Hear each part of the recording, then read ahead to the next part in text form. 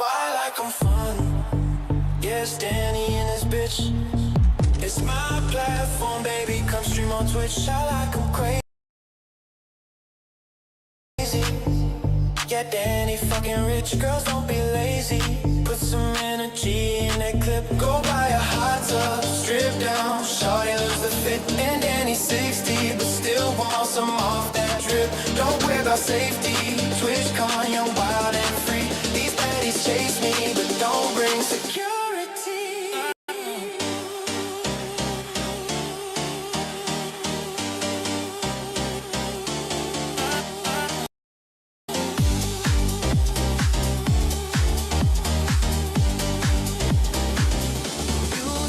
Twitch greedy, cause it's a 50-50 split. And I don't care that you get a 95 on kick. Don't be so needy. Yeah, this is a Gucci coming hit. If you're not happy, you can always leave it quick. Cause we got baddies. That's the most important bit. Come round and blow off. Yeah, right here it's live on Twitch. It's a soft core side. We got the girlies getting lit. Take all your clothes off. Get down and flash your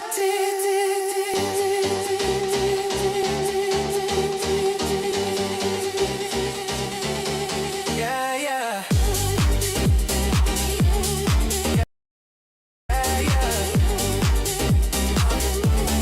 Yeah, yeah. Yeah, yeah. Don't know how Twitch dying. Revenue falling off a cliff. It's not the same now. And lost soul got down and sick. So sad I'm crying. But I got this furry diaper skit on the front page now. Who wanna watch this shit? Say Daddy, baby. Yeah, this some CEO type shit. My life a movie. TwitchCon was off the grid. I'ma watch some streams now. Chill out, cool off a bit. See you in the next one. Gucci marks generated the shit.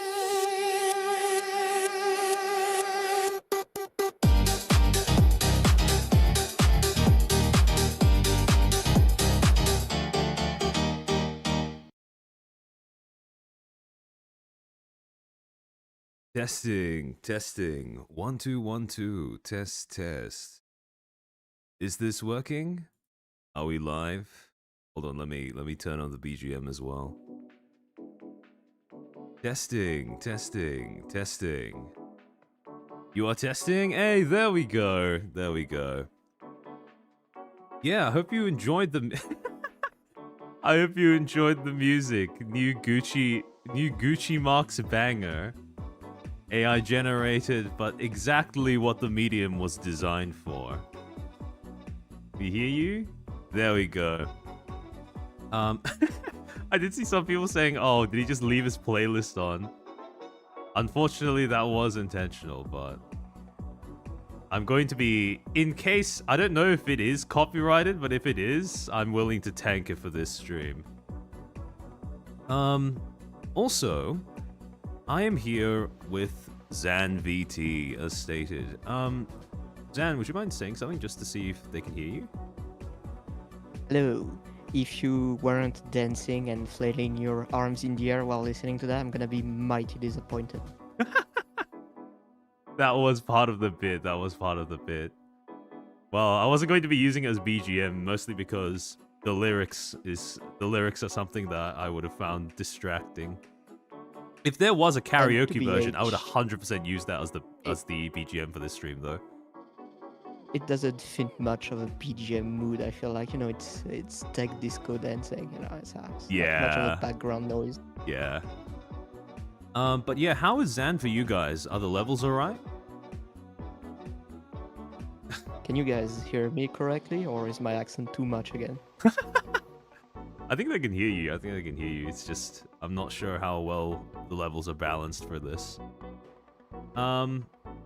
Oh, Alan, thank you for being a Footstool for 15 months. Chairman is distracting us because he's late. Shh, don't tell them that. Tell them that. Maybe boost him a little bit. A wizard always arrives on time. All right. Yeah, exactly. No, it's a wizard always arrives when he means to. All right. I turned Zan up a little bit. Does that work a bit better? Okay. Giving you an example, if I... Oh, Ava, thank you for being a Footstool for 3 months. Your audio is balanced well. Great to catch this stream. Thanks for coming around, and glad to see you here. And Master Aaron, thank you for the Likewise, two. sup, Eva. The Niji streams, we'll get to that. We'll get to that after the planned yapping portion of the stream. Pretty low. Okay, wait. We hold will on. be laughing about it. Don't worry. Yes. All right. There is Still a lot to talk French, about. but will adapt. All right. Frenchman abuse. That's how we know the stream is ready to go. All right. I'm used to it. As are most French people nowadays. Truly a tragedy. All right. So, let me just switch over to the... Alright, so I don't think this needs much introduction. This is not the first stream that I've ever done on Twitch. We've done multiple at this point. I think you all know what these tend to be about, how these tend to go. And, well, this isn't the first time that Zan has joined me either. This is also for a topic that he has been quite vocal about on the Twitters. And before we get started properly, Zan, would you like to just give a little bit of an introduction to yourself to those who are watching this stream who may not have seen our previous collab? Okay, so for those who don't know me, I am ZanVT. I am a PR manager, consultant, and generally, I guess, business consultant in the world of VTubing. And I deal primarily with, corporate, ethical business, drama, I guess. That's a lot of the work as well. And, all of that fun stuff that people don't necessarily think about. Yeah, although Zan is usually in the business of preventing drama, as much as commenting on it. Or dealing with it, I guess. Making Yeah. sure it ends quickly. We could do a whole lot with some more of that in this space, but... Definitely. As per usual when it comes to streams of this subject matter, a few disclaimers to start things off. 1. Do not attempt to harass or contact any of the people or entities mentioned during this stream in any way, shape, or form. A lot of them are going to be examined in a manner that is quite critical, however, that is not a license to go and make their lives miserable. 2nd, all text, videos, and images shown during the stream are included for the purposes of critique and/or commentary and are thus protected under fair use. That is, of course, with the exception of the banger that I played at the beginning of the stream. That one I'm completely willing to tank. 3rd, all information / material shown over the course of this stream was posted and/or addressed by the subjects of this stream on a public platform and/or remains publicly available / traceable. Either Armchair's voice is low or Zan's voice is high. Hold on. Is this a little bit better? Okay, I just realized that my mic settings were a little bit off. Hold on. Let me check the OBS to make sure it's not too much. Does that sound a bit better for you guys? Is the balancing a little bit more on par between us two? At least I can tell you're not on webcam mic, so that's a good start. I'm still working on getting that set up just for the sake of having the scuff aesthetic. So, hopefully this is a little bit better balanced. That's better? Okay, excellent. Alright, 4th, dates may be affected by time zones, maybe off by about a day or so, though I've tried to adjust for the time zone difference between where I live and the US. And finally, if there's something on screen that's, partially covered by either of our Fugis, don't worry. I'll probably be narrating it all out loud during stream, and if not, I will be uploading all of the slides as per usual to my Patreon, link in description below, where you can sign up as a member for free and get access to the slides for this stream, as well as all of the slides from my previous streams and all of my future streams to boot. Alright, so, just to get stuck in, we have a little bit of a recap as to how we got to this point, because I mean, Zan, you've been paying attention to this for just as long, if not longer, than I have, and you probably already. Would you agree that this kind of discussion around Twitch, what it does as a platform, what it fails to do as a platform, is usually kind of cyclical in nature? Very much so. Personally, the earliest I can remember being in contact with it goes back to 2019, 2020, with some of the Alinity scandals. So, it goes back quite a while, and every year, there's a new cycle of Twitch doing bad things. But I feel like, as much as there were problems before, I really feel like it got worse around and after COVID. Like Yeah. it's been accelerating, basically. Yeah. Yeah. There was, like, some of the signs have been on the wall for years now, but it's been accelerating for a couple of years.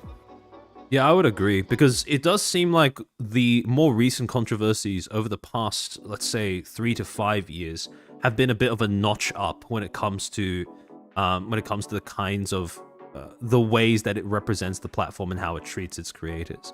Because before, like you said, The best way, yeah, the best way I can describe it is that before they felt like, small event that were unrelated and excluded from one another. It was an incident here, an incident there, nothing like too worrisome. But now I feel like it's become, how could I say this? Like, you can see the pattern now. How it's Yeah. become omnipresent, pretty much. it's gone from being, isolated incidents to being an overall, what looks like a deeply systemic problem, right? Yeah, pretty much. Yeah, and every now and again, even though it's a systemic problem rather than, or at least it's seen as a systemic problem now rather than just being written off as isolated incidents of strange moderation or favoritism or stuff like that. Every now and again, you do get these large controversies where shit hits the fan to such an extreme degree that pretty much everyone comes together in agreement and goes, yeah, this is not normal and things are notably worse than they were in the past. And one such incident is the one that led us to discussing this recent discussion as to Twitch's deterioration as a platform and its incompetence when it comes to protecting its own streamers. And so, to give a bit of a recap as to how we got here, inciting incident, from what I could see, one of many, but the biggest one, has defined, basically cast Twitch in its shadow ever since, happened starting from October 18th, when during San Diego TwitchCon, Emiru, one of the biggest female streamers on the platform, was hosting a meet and greet at the event. And during this meet and greet, a random man was able to bypass security, or at least the security provided by Twitch, and essentially get up onto the cordoned off space where Emiru was standing, and there he assaulted her. He essentially grabbed her, tried to kiss her, and was only shoved away by Emiru's personal security, who happened to be standing behind her at the event, before Emiru was led away by her personal manager.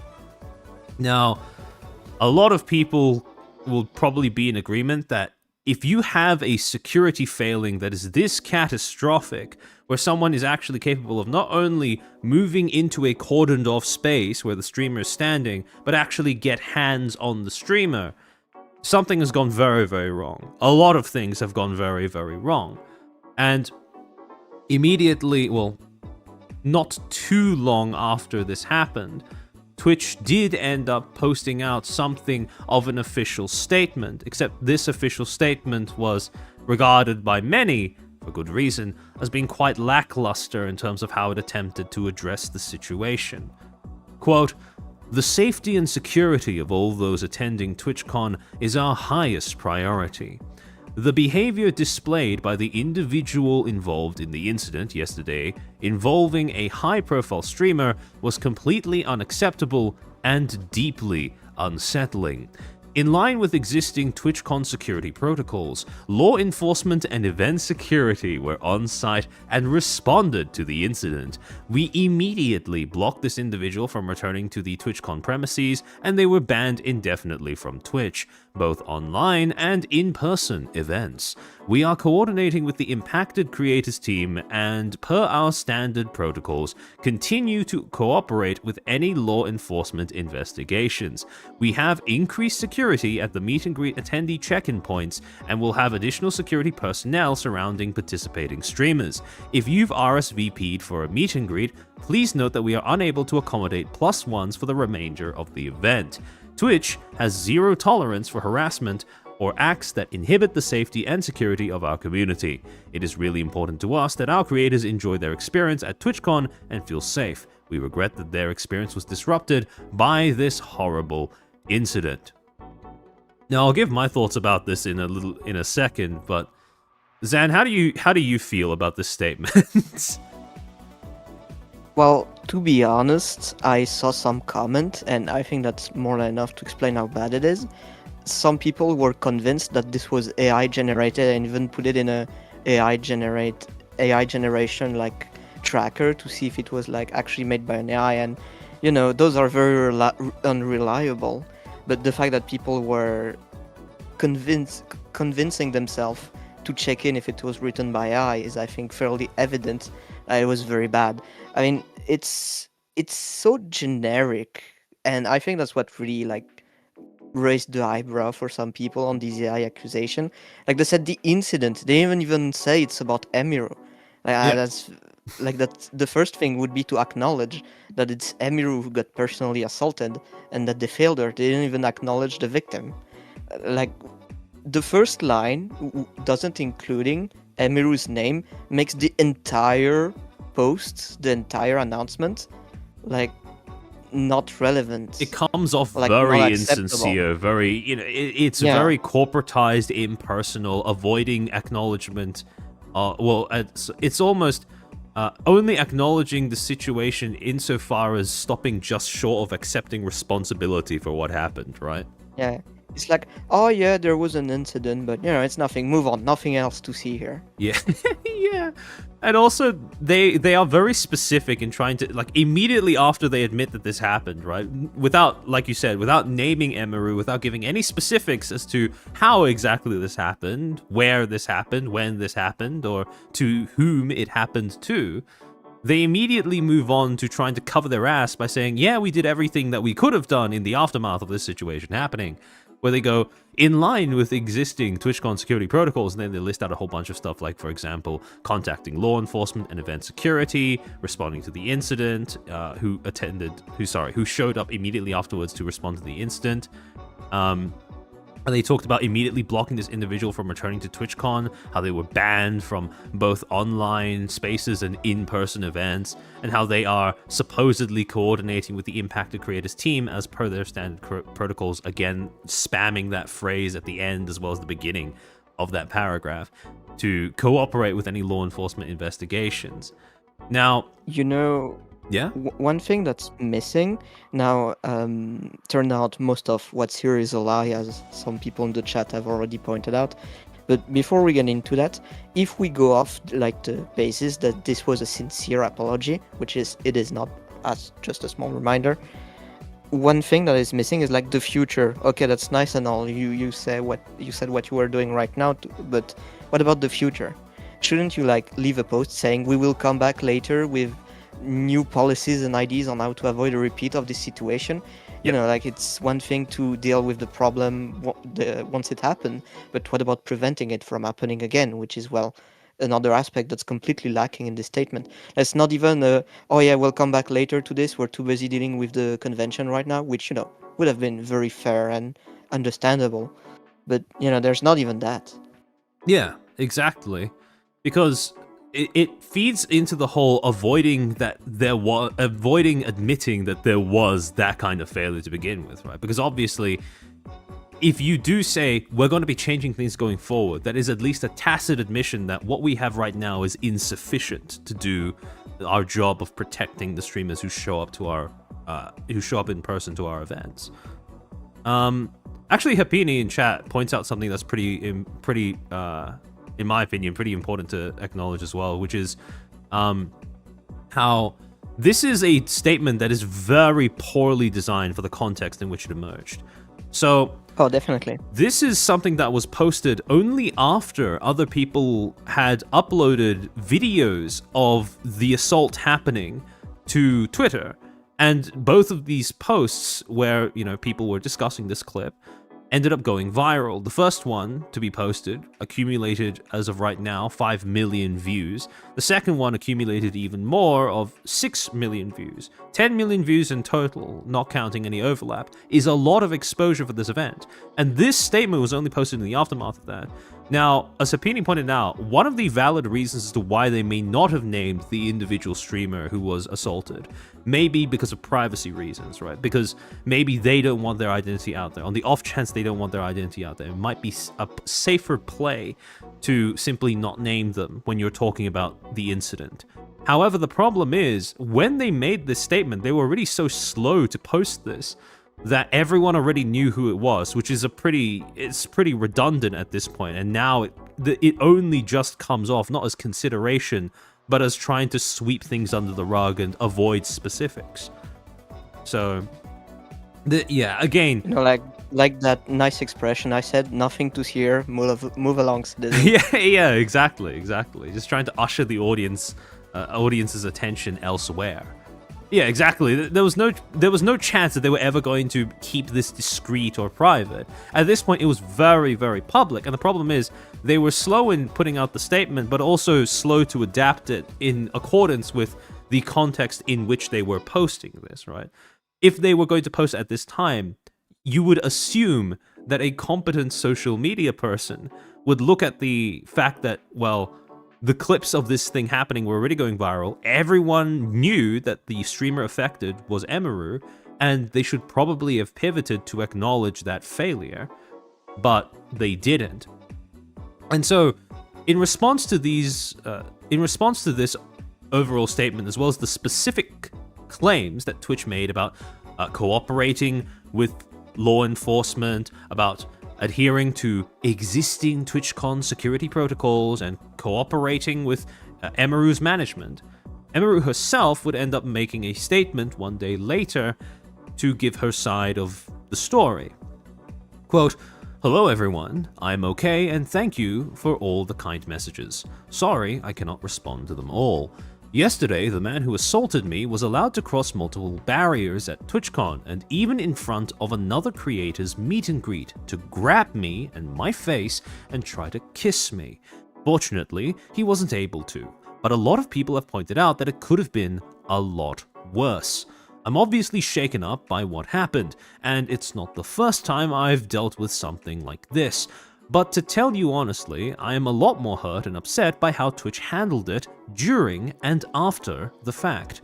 Like I said, I don't understand how he was allowed to make it to me in the first place. The security in the clip who reacts is my own security. It's true, my favorite and usual security guard was banned for holding a stalker's arm to bring him to police at a past TwitchCon. Emaru would end up giving a little bit more information regarding this particular incident later on in a video statement that she would end up making about the situation.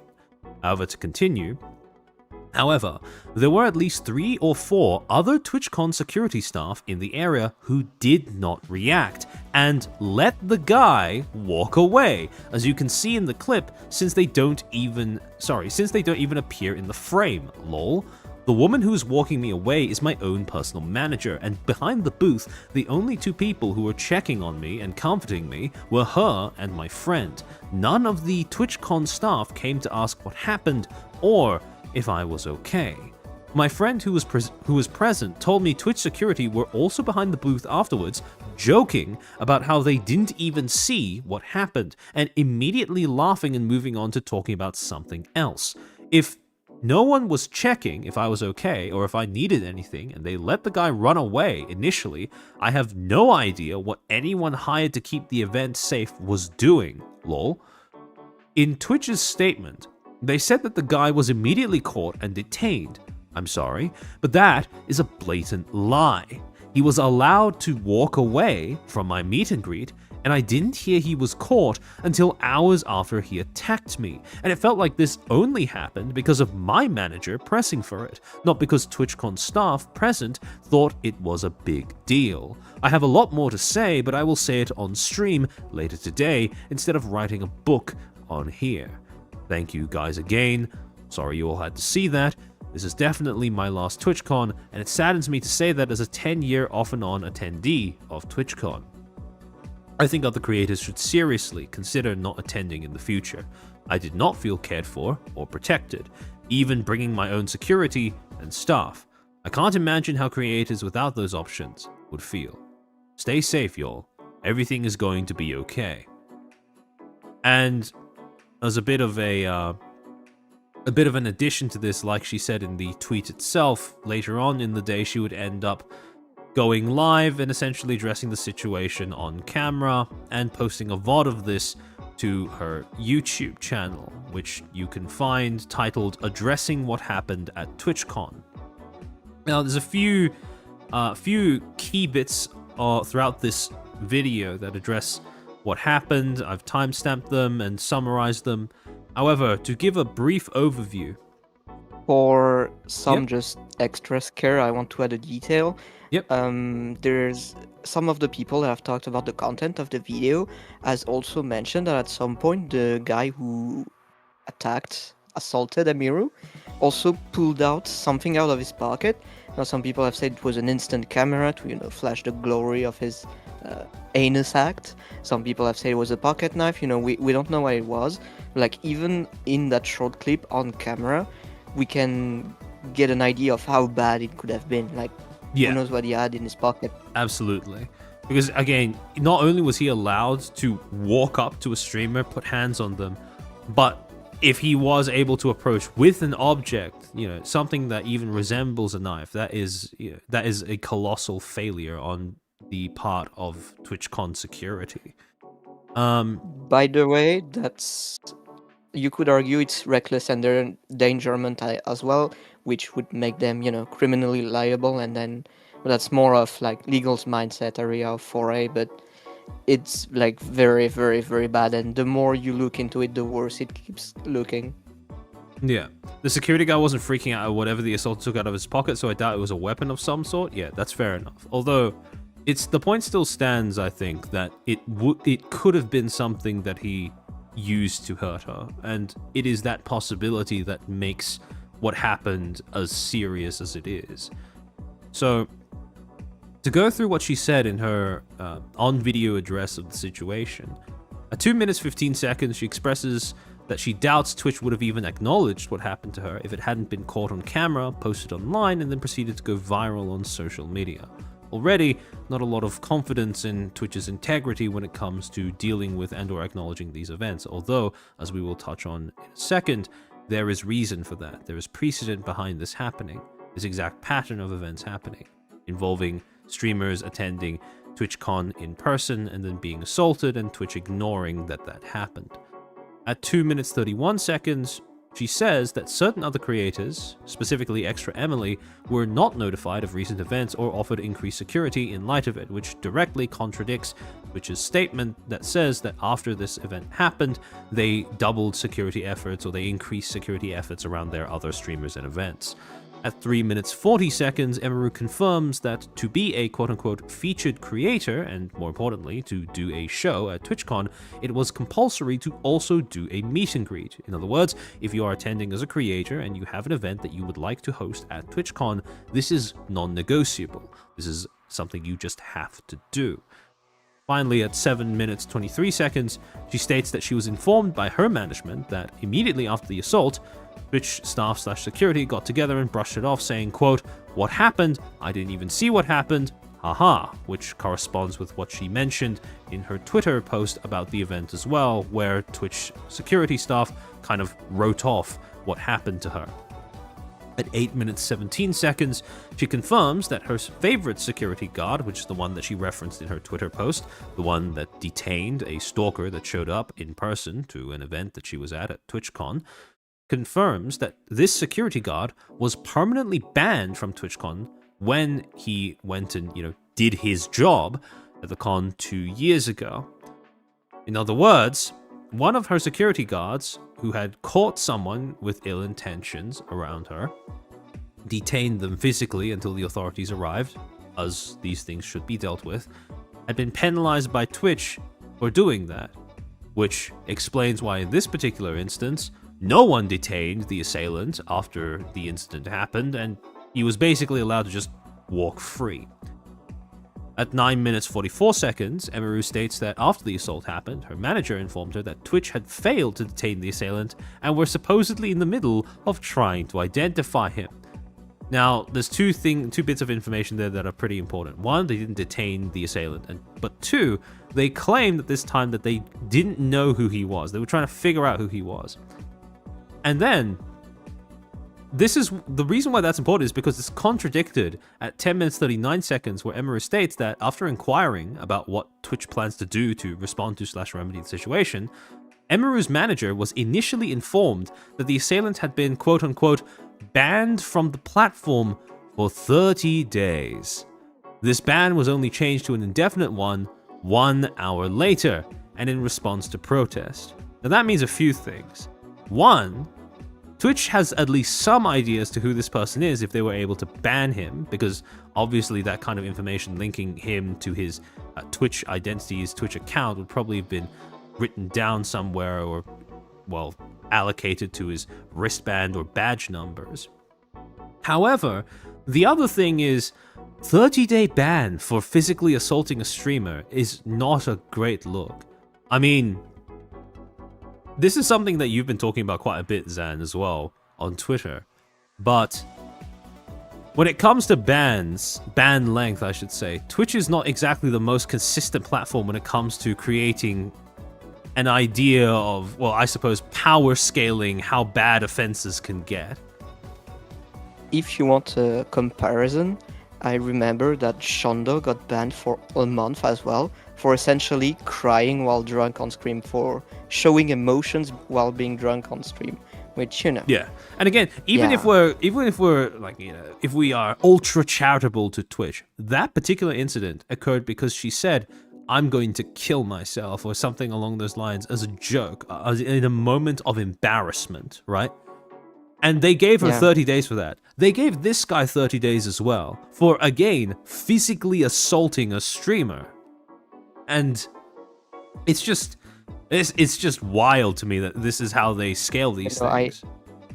I can't, imply that that's how Twitch work, but, it's kind of like implying that telling a self-deprecating joke about how you're so embarrassed you wish you could, just end it, and equating that with, well, someone, I guess you could say, sexually assaulting someone at this point. Yeah. Because, in many places, forcing a kiss on someone is considered, well, sexual assault. Yeah. I don't think that's an unreasonable interpretation of events either. Which is how I've been interpreting it since it happened. Yeah, exactly. And so, in terms of optics, it's actually, I was watching a clip of Pippa reacting to Clancy talking about this in an interview with Taylor Lorenz, the Wired journalist Taylor Lorenz.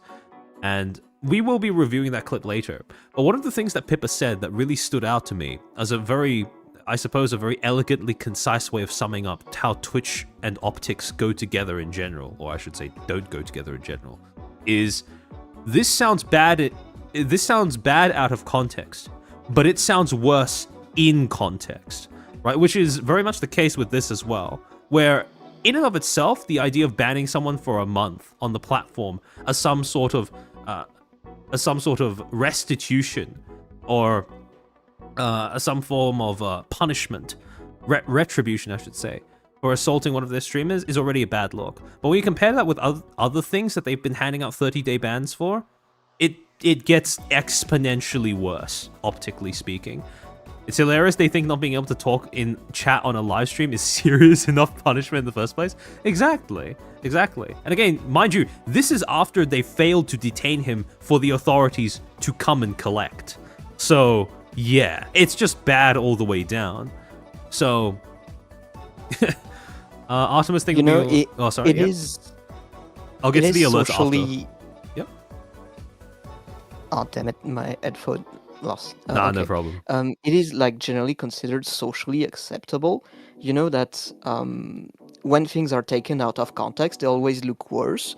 But for things to, when taken in context, look even worse than they are, that takes some mad work actually. I'm actually impressed. Yeah, Like, wow, it's congratulations. I think like in my entire career, even when I follow like the gaming sphere, which is notorious for bad PR and bad corporatization, like I've rarely had a situation when things being in context made it actively worse. Like that's legendary right there. Yep, Twitch has a talent for that kind of thing.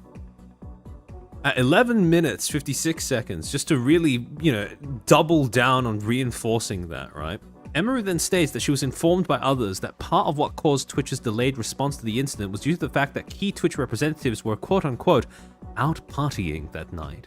Now, if you guys are on Twitter, this would have been around the same time that photos of Dan Clancy wearing a Roblox chain around his neck, partying with other streamers, would begin to emerge.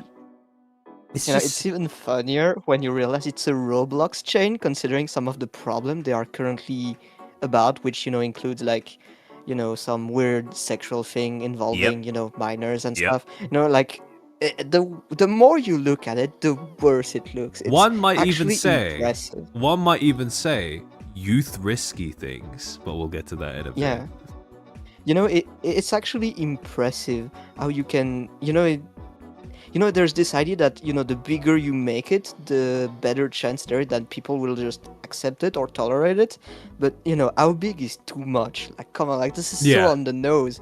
Like if I told people that 4 years ago, they would say I'm a conspiracy theorist. Like, this is how mad the story is. Like, this sounds like once you put the entire timeline, you're like, this is like straight out of like some kind of crazy novel or conspiracy theory. But no, this is real, guy. This happened, and that's just insane to think about. And even worse when you realize that supposedly Twitch is like the biggest streaming platform. Yep. Like this is streaming, guys. Yep. It's so.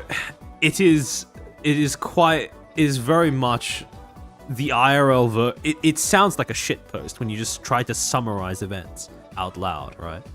No, it's not a shitpost. It feels like schizophrenia. True. It's like a fake scenario someone made in their head for some reason, where they're like White Knight and save Emiru or something. Like, what the hell is this? Like, who cooked? It's just so impressive that you have to. Yeah, that's it. Like, it's so out there that you have to be impressed by the existence of it, of the situation. Yep, Twitch is an anomaly in this regard. However, to tie back, by the way, remember how in Twitch's official statement they talked about how they immediately contacted law enforcement to attend the scene after the incident happened? Well, apparently that was not exactly what went down, because at 12 minutes 23 seconds, Emeru states that Twitch took 2 hours after the incident happened to approach Emeru's manager to discuss the incident, and during this time, the manager in question had already called the police and lawyers on her own. Now, during this, they did show her a photo of the assailant, which showed that he still had his badge and wristband at the time that he essentially, went to the space and tried to grab Emeru. At 13 minutes 53 seconds, Emeru states, quote, "This morning, the 19th, I was told that Amazon flew their global head of something to redesign the whole process and security of the con for the rest of the convention. Why wasn't there someone like that here already? Or like, they didn't do that beforehand? Like, hello?" So apparently, yeah, they had the big guns ready in store to actually, someone who presumably actually knows what they're doing to define what safety security measures are implemented at the convention. But they only thought to bring this guy in after a disaster had already happened. And I mean, this is something that we've talked about multiple times on stream before, but proactivity is always superior to reactivity in the field of, well, dealing with disaster. Then at 14 minutes 37 seconds, Emery points out that a streamer without her resources would not have been able to afford their own competent security, nor would they have been able to publicize what had happened to them with the same effectiveness, which essentially was the only thing that ended up twisting Twitch's arm behind their back and causing them to acknowledge the situation to begin with. At 17 minutes 22 seconds, Emery also states that Twitch only stopped allowing +1s at the creator meet and greets, as we saw near the end of their statement, for the rest of the con, because Emeru's manager got them to confirm that, while meet and greet attendees were vetted, +1s were not vetted. Which, again, is wild to think about. You allow these guests into your meet and greets, but you allow them to have +1s, but you don't bother to vet the +1s as well? Why would you do that? And mind you, this is all without confirming whether the person who ended up assaulting Emeru was a +1 or a guest. Well, someone who had booked to have a meet and greet, I suppose. 31 I sorry. want to say that Twitch actually got, it's gonna sound crazy when I say it, but hear me out. Twitch actually got lucky that they just suffered an assault, because not vetting +1, anybody could have gotten in.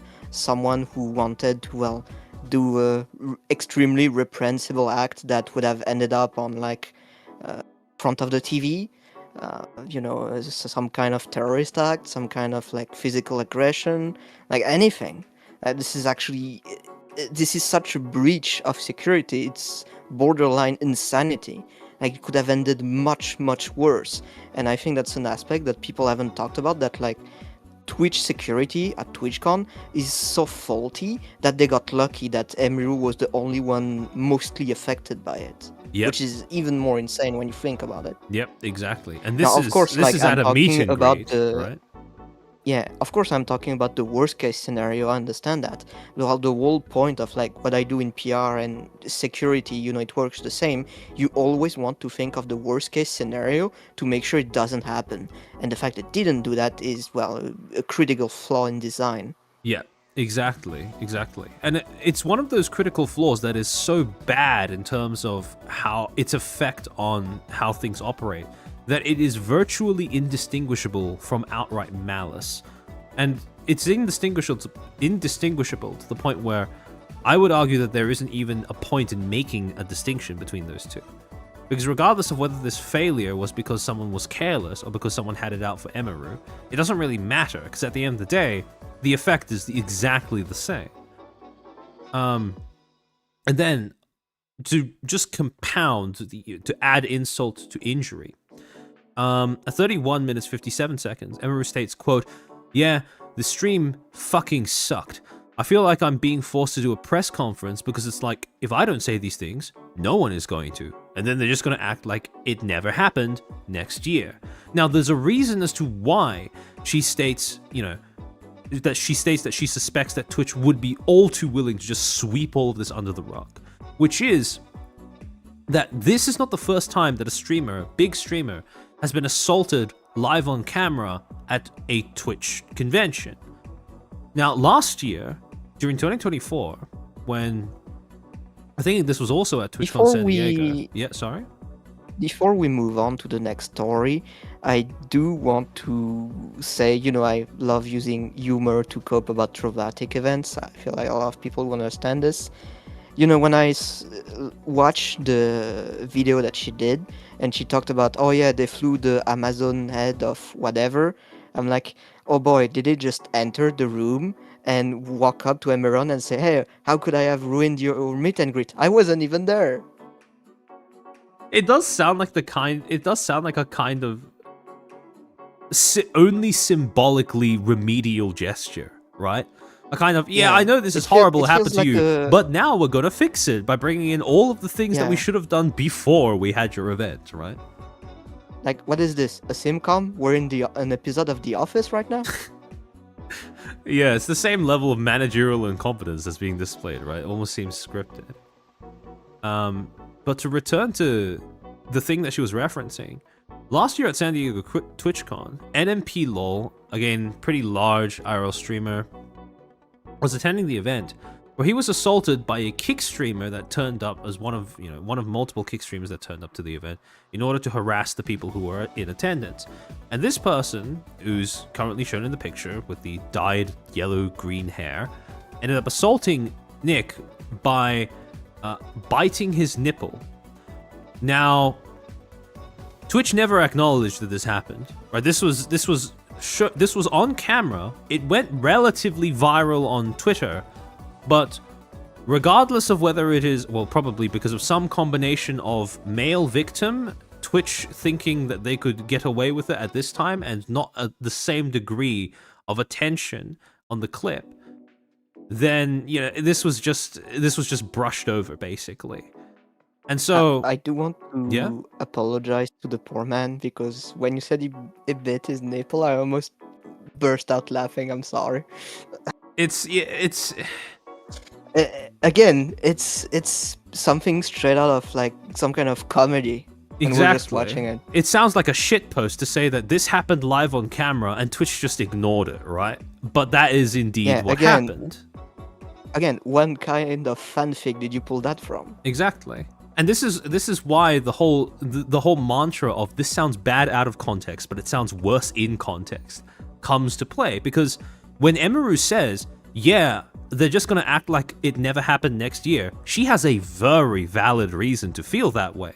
Because of exactly this, how they dealt with this incident when it happened last year, and almost play-by-play. Now, granted, this didn't happen at a meet and greet. NMP was just walking around the con, so maybe you could argue that, Twitch security doesn't have as much of a obligation to keep the assailant off of him physically.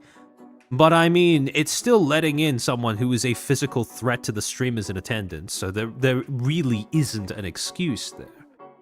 So not only is he a physical threat, he's streaming it for the whole world to see. Yeah, exactly. He's doing it for content, which is extra vile, and it's not just content. He's doing it for the clout, man. Yeah, that's true. You don't get it. He's on his Sigma grind set. Assault other people. Win. Yeah. Surely the best business model. But then, to cap it all off, right? Around 40 minutes 30 seconds, Emiru then concludes by saying that she is going to be pressing charges against, at minimum, the assailant. And then at 41 minutes 26 seconds, she says, quote, I really feel like there's a lot of key people that are responsible that need to be held accountable, because clearly there's been multiple points of failure for this to have even happened in the first place. And you really couldn't be more right about that, because, like we've been saying throughout the entirety of the stream up until this point, you don't implement security measures in that lackadaisical a manner without there being multiple people who either are not qualified for the positions they hold or have failed to live up to the standards for the positions that they hold, right? Multiple people failed to keep Emiru safe in this occasion. And this is not a problem that is unique to 2025 either. So there is an expectation, both presumably among Emiru and those around her, and the public as well, that heads should be rolling because of this. And if I may add 3 things about that. Yeah. I think the first thing I would add is that, while there is no contract signed, when you force someone to do a meet and greet so that they can hold their event, you have a moral agreement. And, it would be heavily implied that in that moral agreement, if you force someone to perform at some kind of event, like a meet and greet, you give them the assurance that you will provide them an environment that is safe and secure for them to perform whatever service of event you want. If any of you have studied like event making and stuff, like that's like year one, some of the things you learn. If you want someone to perform for you in an event, you give them the implied promise that you will keep them safe and make sure that the performance happen in a safe and secured manner. With if they don't, then that's again legally liable to them, which that's very bad. I think the second thing I would add as well is that, hold on, keep going. I forgot about it. I'll remember it later. Oh, okay. But yeah, now Azahara, I feel like they didn't care until she mentioned possibly pressing charges against the assailant and others. Yeah, you're not alone in thinking that, and we'll get to why. Yeah. We'll get to why in a second. But I know. Yes. When Emiru says that, they aren't gonna do anything about it, you know, smear merchant, I'm gonna call them that because, of the context here, could easily dismiss her as, oh no, she's just in shock because something very bad happened to her, so she's rambling and having an heavy emotional response, which, fair enough. The issue, again, as we've stated already, is that it's systemic. Each year there's some kind of incident like this. So again, when you have the context, it's even worse, and any and all of the people who dismissed or thought of dismissing Emeru, well, it makes them look even worse. And by extension, Twitch. Exactly. Oh, Lumi! Welcome to the stream. Thank you for being Footstool for 10 months. Hello to you too. Hope you're enjoying your day. Hope your collab went well. She was in a collab just earlier. Oh, okay. I Playing didn't horror see. games. Yeah. Ah, okay. Very in season. Right. So you do have, so you have this statement where essentially Emeru is now laid out in very, very gruesome detail just how badly not only she was failed by Twitch's security staff at the event, but also how badly Twitch misrepresented exactly what happened in their initial statement in the aftermath of the event. And people's view of Twitch would only get progressively worse when 3 days later, on October 22nd, 2025, Wired journalist Taylor Lorenz would end up posting to her YouTube channel a video interview with Dan Clancy where the topic of Emeru's assault would come up around 4.5 minutes into the video. Now, we're going to be reviewing a short section of this, specifically the context around the mentioning of Emeru's assault. But, well, there's quite a few things about this segment of the interview that stand out. Very fun, 10 out of 10, but Steam cucked us via maintenance. I do want to say, you better buy me a beer for forcing me to listen to Taylor Lorenz again. I am very unhappy about this the whole development. the whole choosing to talk to Taylor Lorenz, that in and of itself is Yeah, a whole like, can of worms or like another stream. again, it's like the thing we've been talking about and that Pipa said. Out of context, it looks bad, but in context, considering it's Taylor Lorenz of all people, it looks even worse. Yep. Like, man, you choose one of the worst people to interview you. Yep, In agreed. this situation, at least. Agreed. Now, there was a short clip of this interview that ended up being posted on the social media, and that people ended up reacting to in an outraged manner to, which was basically when. Oh, sorry, give me a second. Let me make sure that's. Sorry, a We're gonna talk little about bit of the scuff. She should control her audience part. Yep. So basically, there was a Lovely. small segment of this where. Oh wait, hold on. Let me see if I can migrate your Fugi over to this scene as well. Hold on. Oh, that'd be funny. Let's see. Or just put me with the audience. I'm one of them. Oh, there we go. Okay, you're in. All right. Yeah, no, there was a small segment of the stream where Dan was asked, what do you think about one of your streamers getting assaulted at an IRL event? And Dan essentially says something along the lines of, well, it's up to a streamer to curate the more parasocial members of their audience, or something along those lines, right? And that in and of that sounds a lot bad. to say about that after. Yeah. We'll get to that. Don't worry. But again, that sounds bad out of context. But we're gonna see the full context in which he mentions this. Now, the way that topic starts, right? The way that him touching on that subject starts is with Taylor posing an initial question about discoverability on Twitch. And the reason why I include this, aside from just being useful context, is to sort of show a little bit of a pattern in how Dan tends to communicate when being asked about difficult things happening on the platform and how Twitch is run. I feel like, part of what you're talking about TikTok and YouTube, though, is the discovery aspect. And those platforms have succeeded so successfully in discovery. What are you doing from a Twitch standpoint in terms of boosting discovery? Are you leaning into more algorithmic recommendations? Like, what are you doing to ensure that new streamers can find their audiences and build that community? Yeah, So I want you, again, I'm pausing this so that I can really hammer home the point, which is I want you to remember that is the question that was posed to him.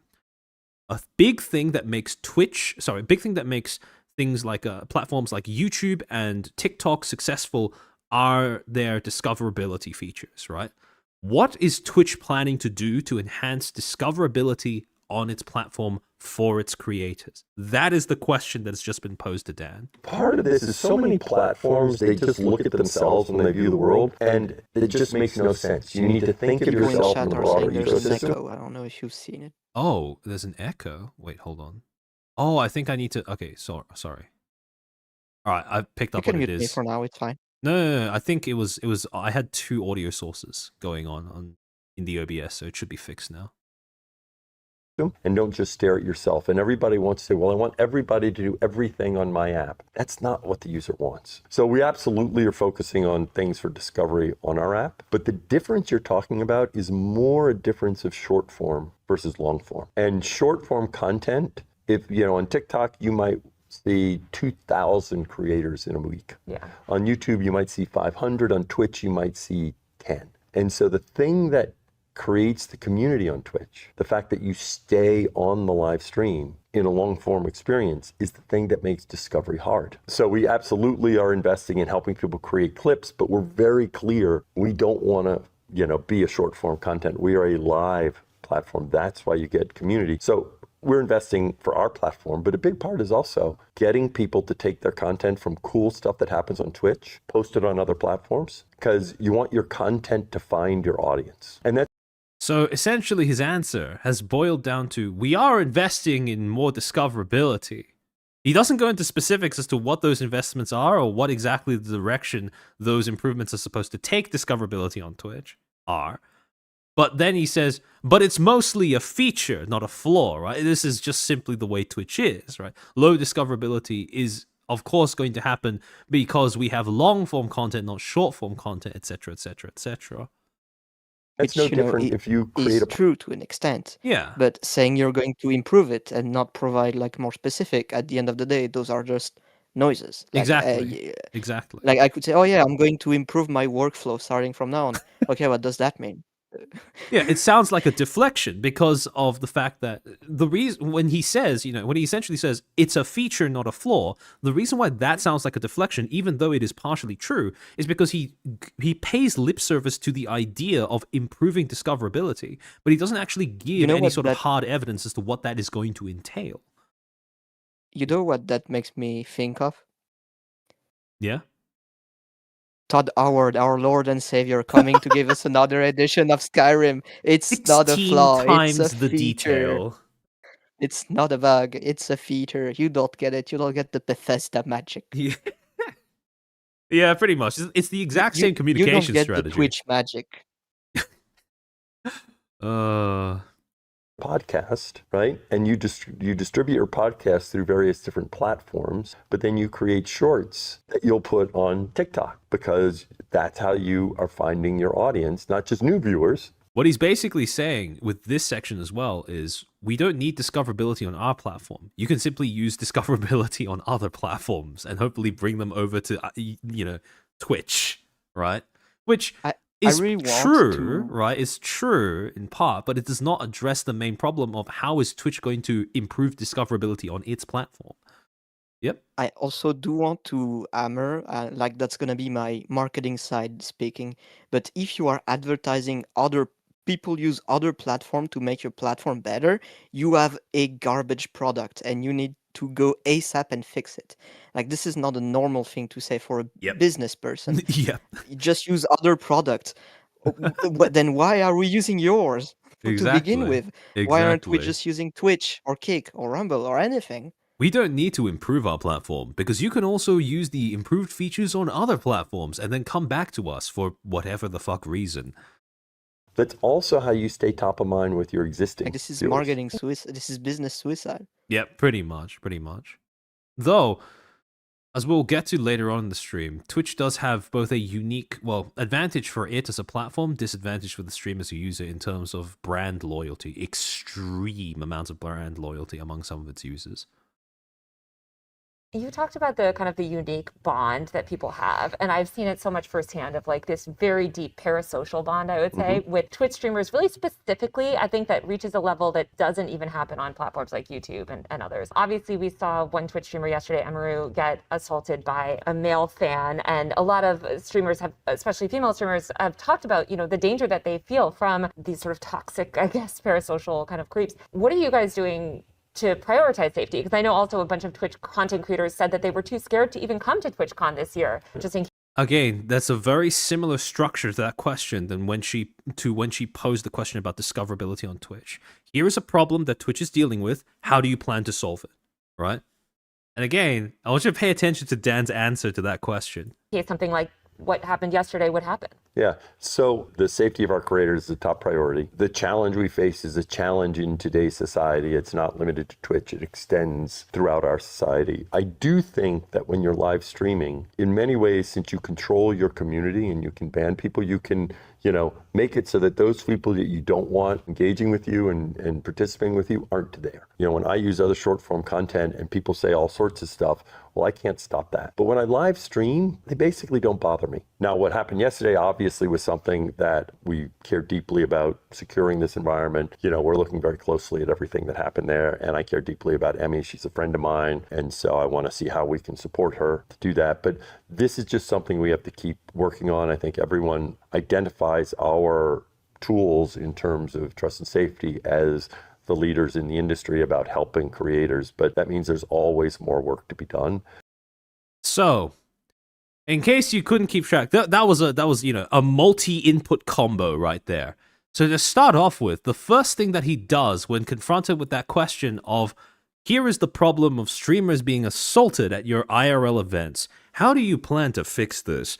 The challenge we face is a challenge in today's society. The first is a deflection where he basically goes, society, right?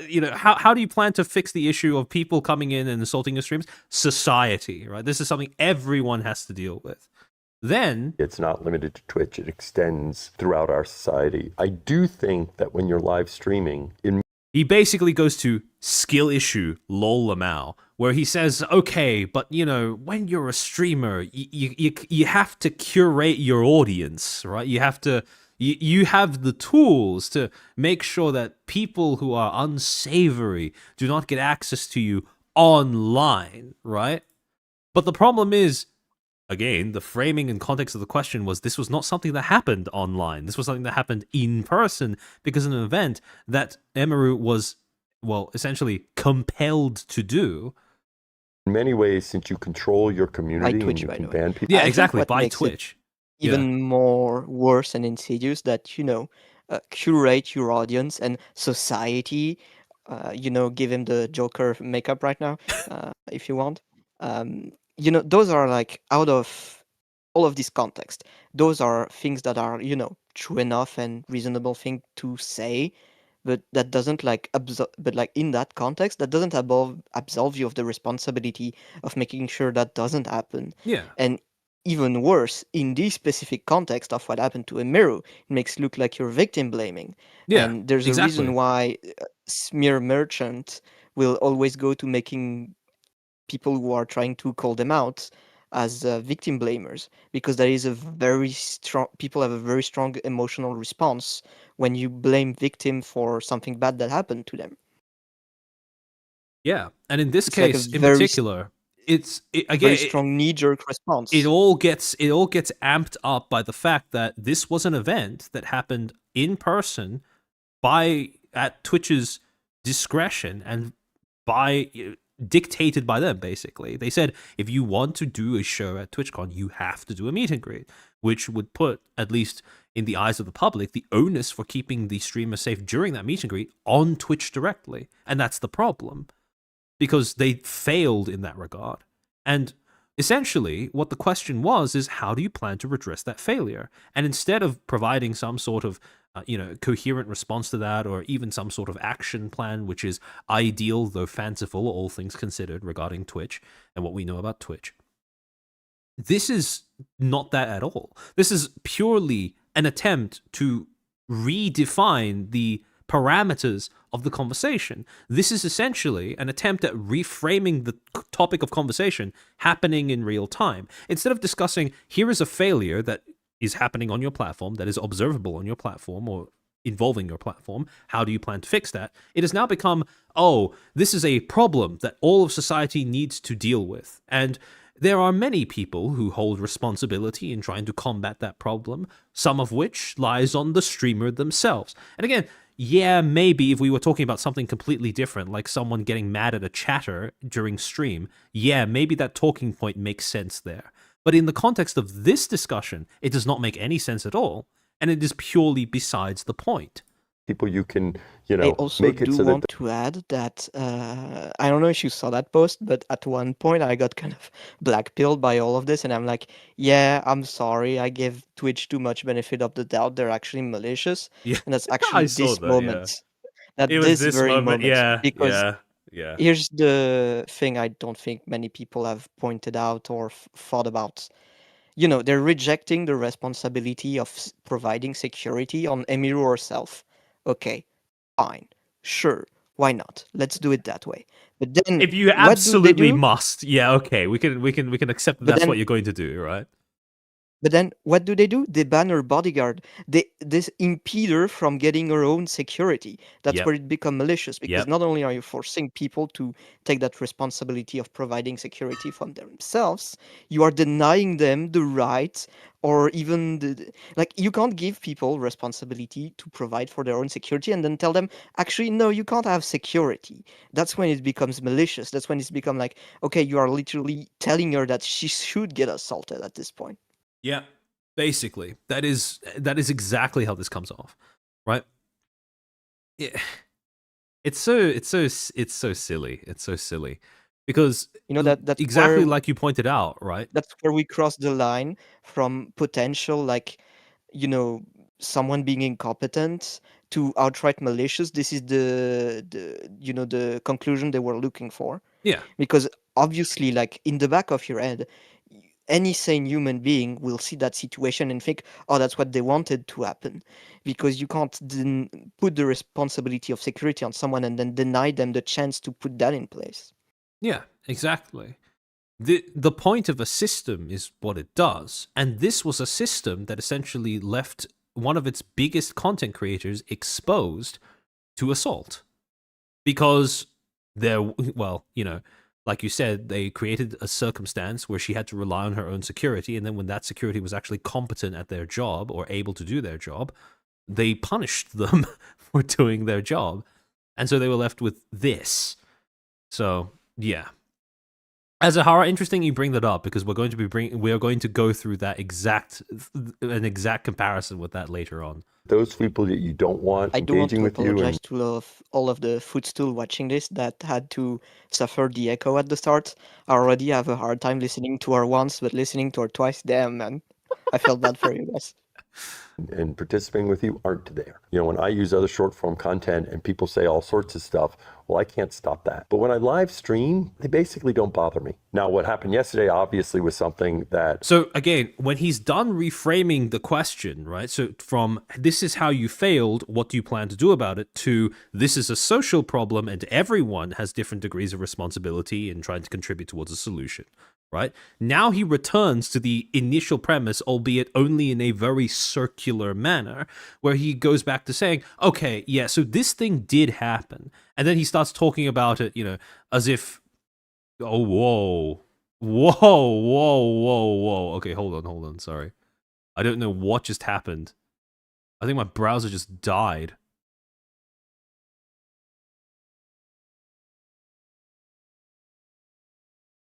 Okay. Wait, Zan, are you still there? Yes? Oh, wait, sorry. Give me a second. Question mark? What the hell just happened with my browser window? It just killed itself. Okay, wait. Oh, I just saw it on stream, yeah. Yeah, it just... Okay, hold on. Let me... What the fuck? Go back to the start, don't take $200. Okay, wait. I don't know what just happened. Guys, start the conspiracy theory. This is Dan Clancy's. yeah. The destroying our stream's getting stream. taken down. The stream's getting taken down. Okay, wait, hold on. Okay. Come on, guys. All right, Rev up it's those it's keyboard. back. Skids a What the post everywhere. fuck was that? Okay. We care deeply about No, securing actually, this do that. environment. I'm joking, guys. Please. You know, we're looking very closely at everything that. Okay, so yeah, he goes This back. is for the bit. Yeah, for the bit. Like, he goes back to the topic, right? And then he says, like, you know, this is, we're going to, we care a lot about the person who was affected. This is obviously something that shouldn't have happened. He goes back to basically paying lip service to acknowledging the entire incident. Happened there, and I care deeply about Emmy. She's You know, a- I care so deeply. So again, then it goes back, you know, after a cursory acknowledgement of the initial problem and the initial thing that the question was about, then he goes into talking about how, trying to essentially optically double down on the fact that he really does care about these streamers, guys. He really does care. friend of mine, and so I want to see how we can support her to do that. promise. But this is just something we have to keep working on. I think everyone identified. And we're not perfect, but we're trying our best, right? Sure, you can trust us that we're trying our best. It's our tools in terms of trust and safety as the leaders in the industry about helping creators. But that means there's always more work to be done because that's the world we live in now. Demi had posted earlier today that I guess this fan was allowed to cross multiple barriers at TwitchCon. Why should, I guess, streamers trust Twitch to keep them safe at Twitch? So there is an attempt here, right? There is an attempt by Lorenz to recircle back to the original question of why should Twitch streamers trust you to keep them safe at IRL events? TwitchCon, because I feel like simultaneously this has been such a secure event to the point that even like journalists have had struggled. Like, you know, it is very secure, but you know, That's a fucking lie, but all right. here's this man that just walks up and is somehow able to bypass all these things. Somehow, it's very secure, but this guy was somehow able to bypass all of your event security. There's something about saying that only a journalist could say those two things in that close proximity to one another and not register how contradictory that statement is. So why should they trust the Somehow platform when Palpatine slip-ups or, Yeah, basically. you know, issues like this have happened? Right. Well, I mean, as you know, I think you toured some of what we do in terms of security. The reality is, even as you do a lot in terms of security in today's world, there are challenges that can present themselves. And again, it's the exact same pattern. At first, he sort of deflects to just expanding the scope of the problem out to where it's no longer a Twitch thing; it's a the world thing, right? The world thing, right? Especially when someone is putting themselves out there, right? And so, you know, we try to work very closely with each creator about what they want to do and what works for them. Again, vague segue back into touching on the initial premise of the question by saying, yeah, we're trying our best without going into any specifics as to what our best or we're trying actually entails. So I don't want to get into any, you know, specifics or details, but Okay, I want you to remember that phrase, right? I don't want to get into any specifics or detail.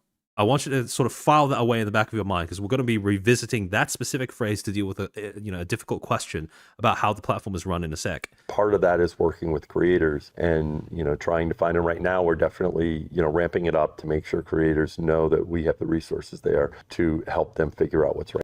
It's very sneaky, but did you guys catch that? What the implication of that last line was? Hold on, let me rewind a few seconds and just play it back. Worlds, there are challenges that can present themselves, especially when someone is putting themselves out there, right? And so, you know, we try to work very closely with each creator about what they want to do and what works for them. So I don't want to get into any, you know, specifics or details, but part of that is working with creators and, you know, trying to find, and right now we're definitely, you know, ramping it up to make sure creators know that we have the resources there to help them figure out what's right for them. Did you guys catch that? Do you know what the purpose of that last little line is supposed to do? What that last little line implies? Not just we're trying to work closely, because that's just generic throwaway phrase, right? Exactly. That's word salad. No, it's not just word salad. It's malicious word salad. Because he's basically, it's the same victim blaming thing that people identified in the earlier section when he specifically talked about Emaru. He's basically saying, I will get we back have to the... that, by the way. Oh, wait, sorry, yeah? I'll get back to that later. You know, the whole curate your Yeah. audience. Yeah, absolutely. But he's basically saying, yeah, we have the resources. We're just waiting on each individual creator to tell us how we should use them, right? It's on them. Essentially, he's implying that it's on them, right? Yeah, exactly. Oh, Mixie, welcome to the stream. Yeah, put the onus back on the streamer. Exactly. That is exactly what this is. Because he's basically saying, we've put a lot of work into making sure that we have resources ready for keeping streamers safe. But it's up to them to tell us how we should use those resources so that we can tailor our response to each individual streamer's needs, right? You know, that's where I also bring up, okay, but then what are the community ambassador for? Yeah, well, You know, okay, that's something that's something else we're gonna be that's touching on another later. topic. Yeah. But it just goes to show that you already have something that you could reach out to get an idea of like how creator would most likely want you to deal with that, and you're not even utilizing it. So what's the It's point? just the only conclusion that you're left with is they don't give a shit and they're just trying to cover their ass. Pretty much. They just Not don't want people to, it's very obvious if you actually pay attention. They just don't want it to become fashionable to not acknowledge. just they don't give a shit. It's actually malicious. Like they profit from it somehow. Yeah, exactly. It is a bit of a 'Cause, funny idea that they need to be told that, yeah, no, Yeah. you need streamers to go up to them and say, yeah, I don't want to get assaulted at your event. Like, that wasn't already a given. Like, hello? Yeah, the giant corpo need other people to tell them Yeah, what they should be doing to yeah. keep their event safe. It's so stupid the way that he just A whips this reminder, out. Yeah. Twitch is owned by Amazon, which is currently like one of, if not the biggest company in the entire world. So, like, oh, small indie company, right? Now, Yeah. I know that, Amazon doesn't give all their money to Twitch and stuff, yada, yada, yada. But still, there's like a certain expectation when you're owned by such a massive company that you would put certain prerogatives, certain things in place. Hmm. There's all that social pressure on you to do things a certain way. Yeah. And well, clearly they don't really care about it. I'm also curious. Do you think that like I've always felt that like Dan puts on this senile old man appearance to hide the fact that he's actually extremely malicious?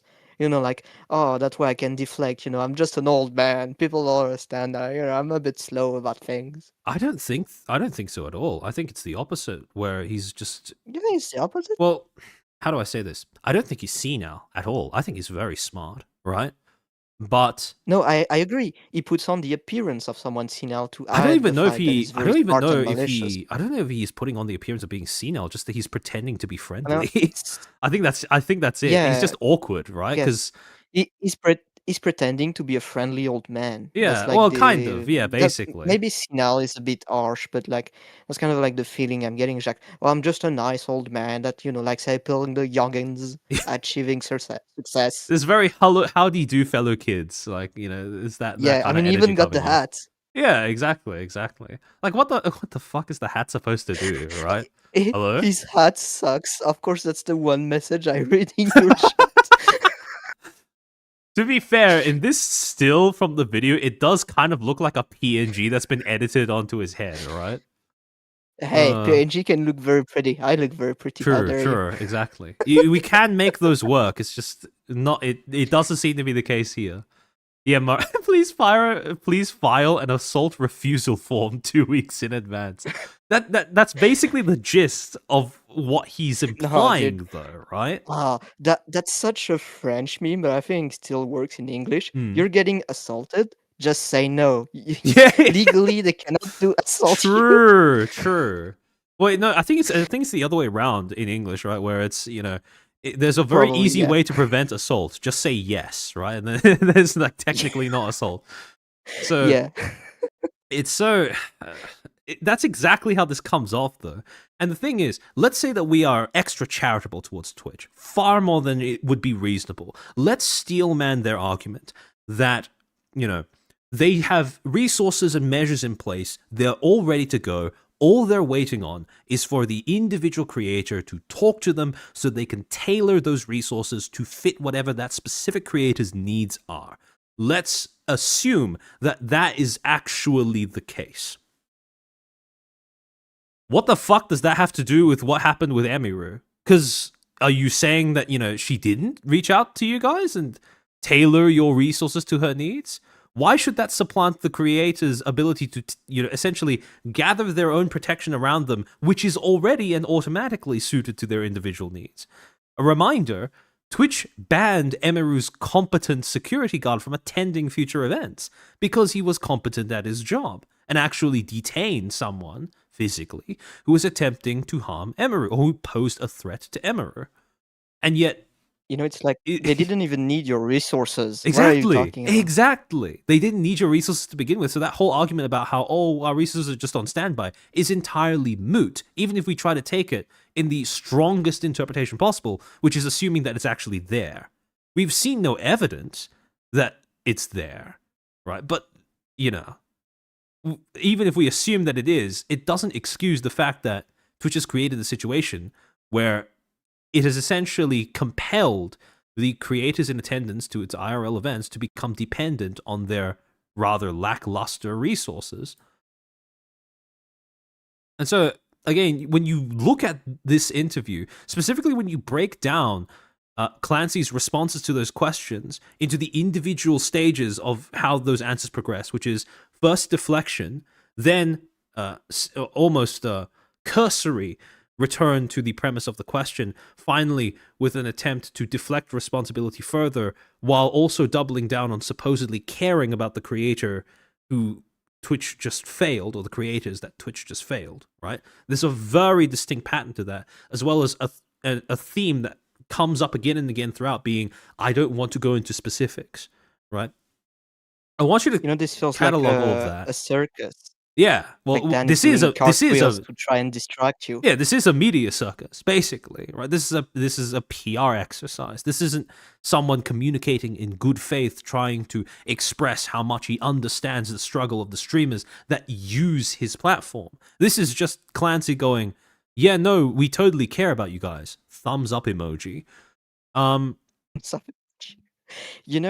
I mean, I gotta give props to Dan. He learned from the best on, how to deflect every accusation against you. You learned from a son. It's garbage, right? But it's garbage that they has have been talent, executed to a competent degree, right? It's No, it's morally basically reprehensible, but it is effective. it's basically a genius, but if he was completely evil. Yeah, basically. Like That's the this is vibe like that I get from neutral this as evil. well, right? Yeah, basically. It's Dan is head clown. Yeah, that's how I'd put it as well. Okay, so now that we've identified that pattern, right? A lot of people who've watched my streams before, especially watched my streams on my previous streams on Twitch, will be very familiar with that exact pattern of responding to a difficult question about how the platform is run or how it attempts to cater to the needs of its creators. Because we have seen that exact same approach towards responding to difficult questions before, all the way back in January of this year, when Dan Clancy did a patch notes episode that featured Giga, where Giga was supposedly asking questions that, VTubers had about the way that Twitch was run, the way that Twitch moderated itself, the way that Twitch would be doing IRL events in a manner that catered to VTubers. By the way, that didn't end up aging very well. And then, Dan would attempt to respond to them in a way that supposedly was geared at restoring a feeling of security and assurance that Twitch actually gave a shit about the VTubers on there. And there's a specific section that I want to highlight to really show how this is something that the pattern of responding that Dan adopted during this little segment with Lorenz it hasn't changed. It's always been there, right? And so, hold on, let me just. The moment starts at around. So this is specifically pertaining to the whole how is the attire policy enforced question that came up. Because remember that earlier on, late last year, early this year, this became a hot button topic because Twitch had formally announced that they were going to be making a distinction between enforcing the attire policy on VR chatters versus how they would be enforcing it versus VTubers. And again, they would also be making another distinction between how they enforce between both of those categories and IRL streamers. And so this was Dan responding to the question of how do you respond to people who think that you're being unfair with how you enforce the attire policies? Why do you draw a distinction between VR chat and VTubers? And it starts at 1 hour, 6 minutes, and 36 seconds. So let me just pull that up. Okay.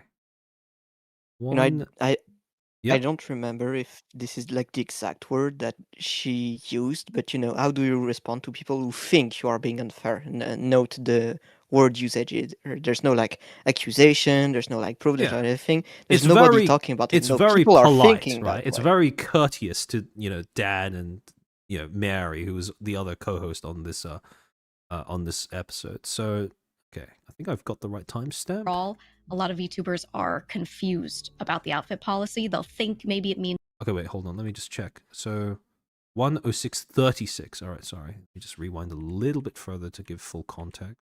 Okay. I think I mean, I was definitely going to say it nicely because I think a lot of it comes from just confusion, people not being sure what the guidelines are, who they apply to.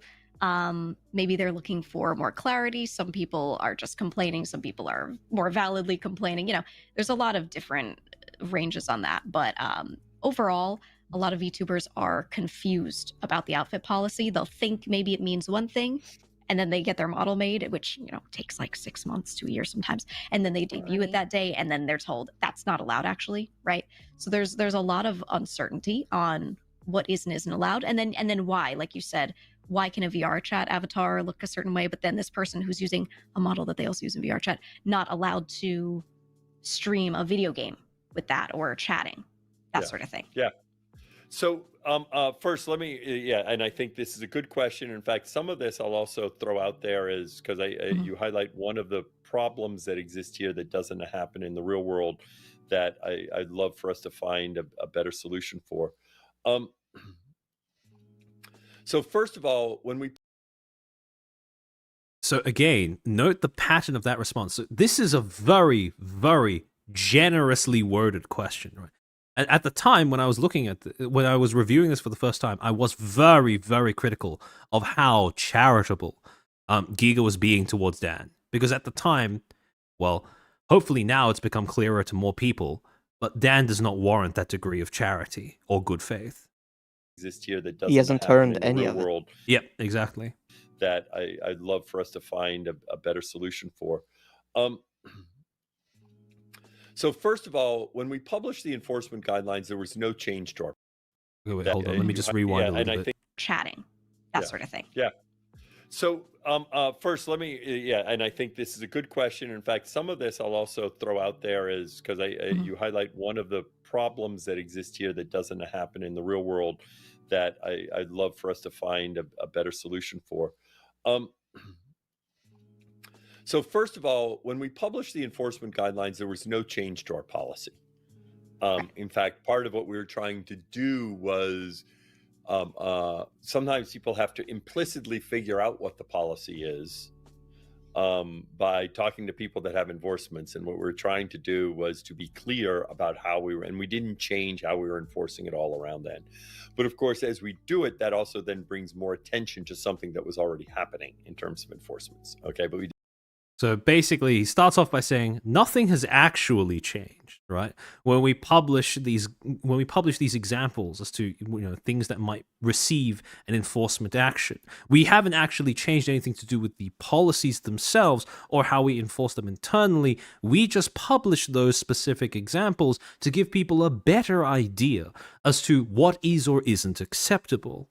Now, the thing that I pointed out at the time, and I will point out again now, is that this action of them publishing these enforcement examples, it has the effect of making the rules more specific or trying to be more specific with how people understand the rules.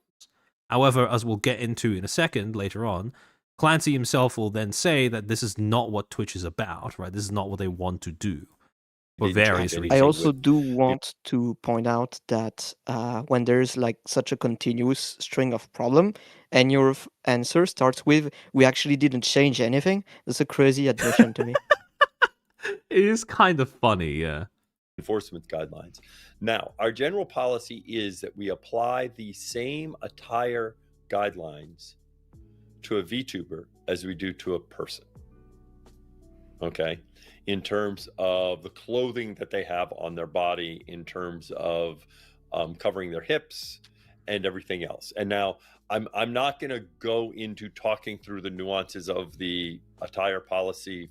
Again, there's that same thing of, okay, this is part of a wider thing, right? This is part of a wider thing that we're trying to do in order to make it so that the platform's rules are a little bit clearer to people.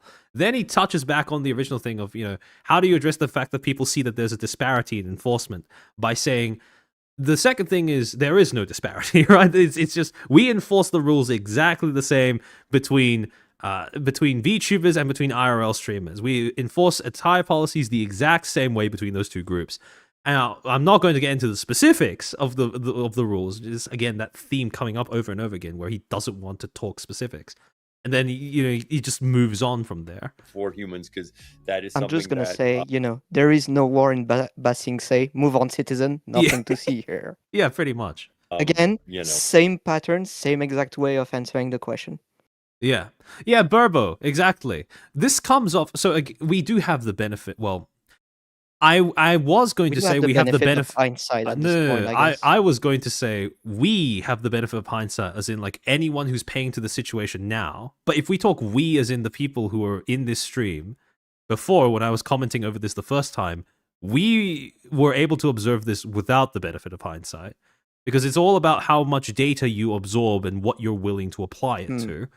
And at this point, I would make the argument it was abundantly clear that Twitch was not interested in fair and even enforcement. It's just become more pronounced since, because you have incidents like someone giving birth live on stream. It's pretty extreme of an example, but not only did she give birth, Dan donated and chatted during the stream, exactly. In the streamer's this chat. was something that he basically sanctioned with his approval on stream. Not just sanctioned, he encouraged by donating money. That's what it's implying. It's an encouragement. Sure.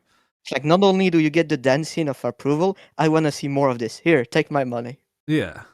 Expert on all the nuances of enforcing the attire policy on humans. It's also something that is nuanced, and you have to be very careful on. And again, that same reassurance of, I'm sure it's very nuanced, right? I'm not going to go into specifics. It's the same sort of thing where he's basically dodging having to give any sort of concrete answer as to how things are actually done, right?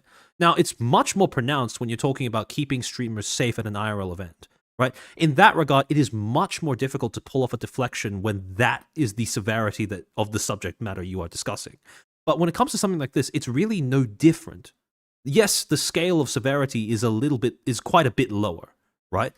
But it's still the same deflection that is being implemented in Dan's response. Try to communicate what is our attire policy for humans. And so the same thing applies to VTubers. Now, the big question is, well, wait, why is that when you don't have the same policy with VR chat? And then, in fact, shouldn't VTubing just be like VR chat? Okay. And I understand why VTubers avoid. That seems unfair. They can have that, avatar in VR chat, but I can't have it as I'm a VTuber. So he circles all the way back to the main thing that the question was about, which is the seemingly arbitrary distinction between VR chat and VTubers. The reason for the difference is, and you highlighted earlier about how VTubers do everything on our site. Okay, VR chat, if VR chat is a game and VR chat has a rating in the game, and when people go to VR chat, they have certain expectations about the type of content that they are going to be exposed to. Again, he externalizes the issue. He turns it into something about society. People have wider social expectations regarding what VR chat is going to entail when they click on the category. Expectations that, at least according to what Dan is about to argue, may not apply to VTubers or content that is made by VTubers. Again, sure, fine, that's great. But what does that have to do with the way that Twitch actually enforces your guidelines? In terms of the avatar, I'll come back to the whole curate your audience thing later. Yeah, I mean you can touch on that now if you want, but I guess it's been like a talking point by many streamers, especially the larger one, and it's very important to keep that expectation. Is that to an extent, as a content creator, you cannot control what your audience does, and that's very important to like keep that in mind at all time. Is that people have their own free will, and you shouldn't like put the responsibility of what some let's call them schizos do onto the streamer that well they may be into. But at the same time, you while you have on your own you have to put incentive in place that people well don't schizo out on your behalf, or you don't have to like encourage it. But like again, I don't think there is any way Emiru encourage people to sexually assault her at TwitchCon, which makes all of dance deflection even worse, because basically it doesn't understand how streaming works, what's the relationship between a streamer and their audience, and how things are supposed to work, at least ethically and morally speaking, which to me comes off as an extreme fault on his behalf professionally, because not understanding such simple moral and social and even context from the industry you're supposed to be one of the top representative of. Again, Twitch, despite being on a slippery slope for like what 25 months now of like constantly losing watch times, it's still considered like the top streaming platform. So you expect its CEO to understand how streaming work, the relationship between content creator and audience, and all of these Yeah. things. But the fact that he's incapable of understanding it makes him beyond incompetent at this job. Yeah. And actually, it's funny that you touch on the whole, like, how a lot of the dissonance in Dan's response to being questioned about how did they let this happen with Emiru stems from a fundamental lack of understanding that what happened with Emiru was something that should have been prevented, because it's not that it's normal, right? It's not that it's accepted, it's not that it should be expected. But it is more so the case that it seems that Twitch has simply not been able to acknowledge just how likely it is that when you get a streamer of Emiru's size, you are going to get a few bad actors in there who are going to look to do something in person if given the opportunity. And that is a risk that should be accounted for when you make them do IRL events that expose them to their audience seemingly without that necessary degree of discrimination against bad actors. Right? So, Which sorry, I yep. do want to add as well on this Yeah. topic, that it is crazy, even more crazy work. And, taking a bite out of the crazy hamburger, that Twitch is a Californian company, which is, filled with like stars. We've known forever that individual fans can react in, let's say, socially unacceptable way toward the people they're a fan of. Do I Hmm. need to remind you that there is a singer from the Beatles that got well, that unfortunately had his life tragically ended by one of his fans in what, the 80s? Like, we've known forever that being a celebrity puts you at risk, and Yeah, while that is not normal, that is a risk that is understood by absolutely every single person with a working brain. And the exactly. fact that you are seemingly incapable of understanding that streamers are at similar risk, just like any celebrity or any public person, Yeah. of like being vulnerable to what bad actor or people with ill intention. Again, what are we doing here? It's How are you not, incapable of understanding this? yeah, it's not embraced, it's not accepted, but it should be prepared for. And the thing is, the onus for preparing for it falls on whoever is creating the event that exposes the streamers to that degree of risk, which in this case is Twitch. And the thing is, this is something I touched on in the first instance where I ended up reviewing this interview between Clancy, Mary, and Giga. The first stream where I went through this, there was a section earlier on in the interview where basically Dan says that the thing that makes me interested in streaming is the fact that it is a medium and technology, which makes a lot of sense when you consider how little he seems to understand about the streamer culture aspect of it. And the blind spot regarding culture, what is to be expected of streamer culture, including some of the more negative aspects that need to be prepared for in terms of purely from a standpoint of providing competent security. That is something that seems to have now bitten Dan and Twitch in the ass with what happened recently at San Diego. But in any case, there's another point, actually. Jacob, thank you for the super chats.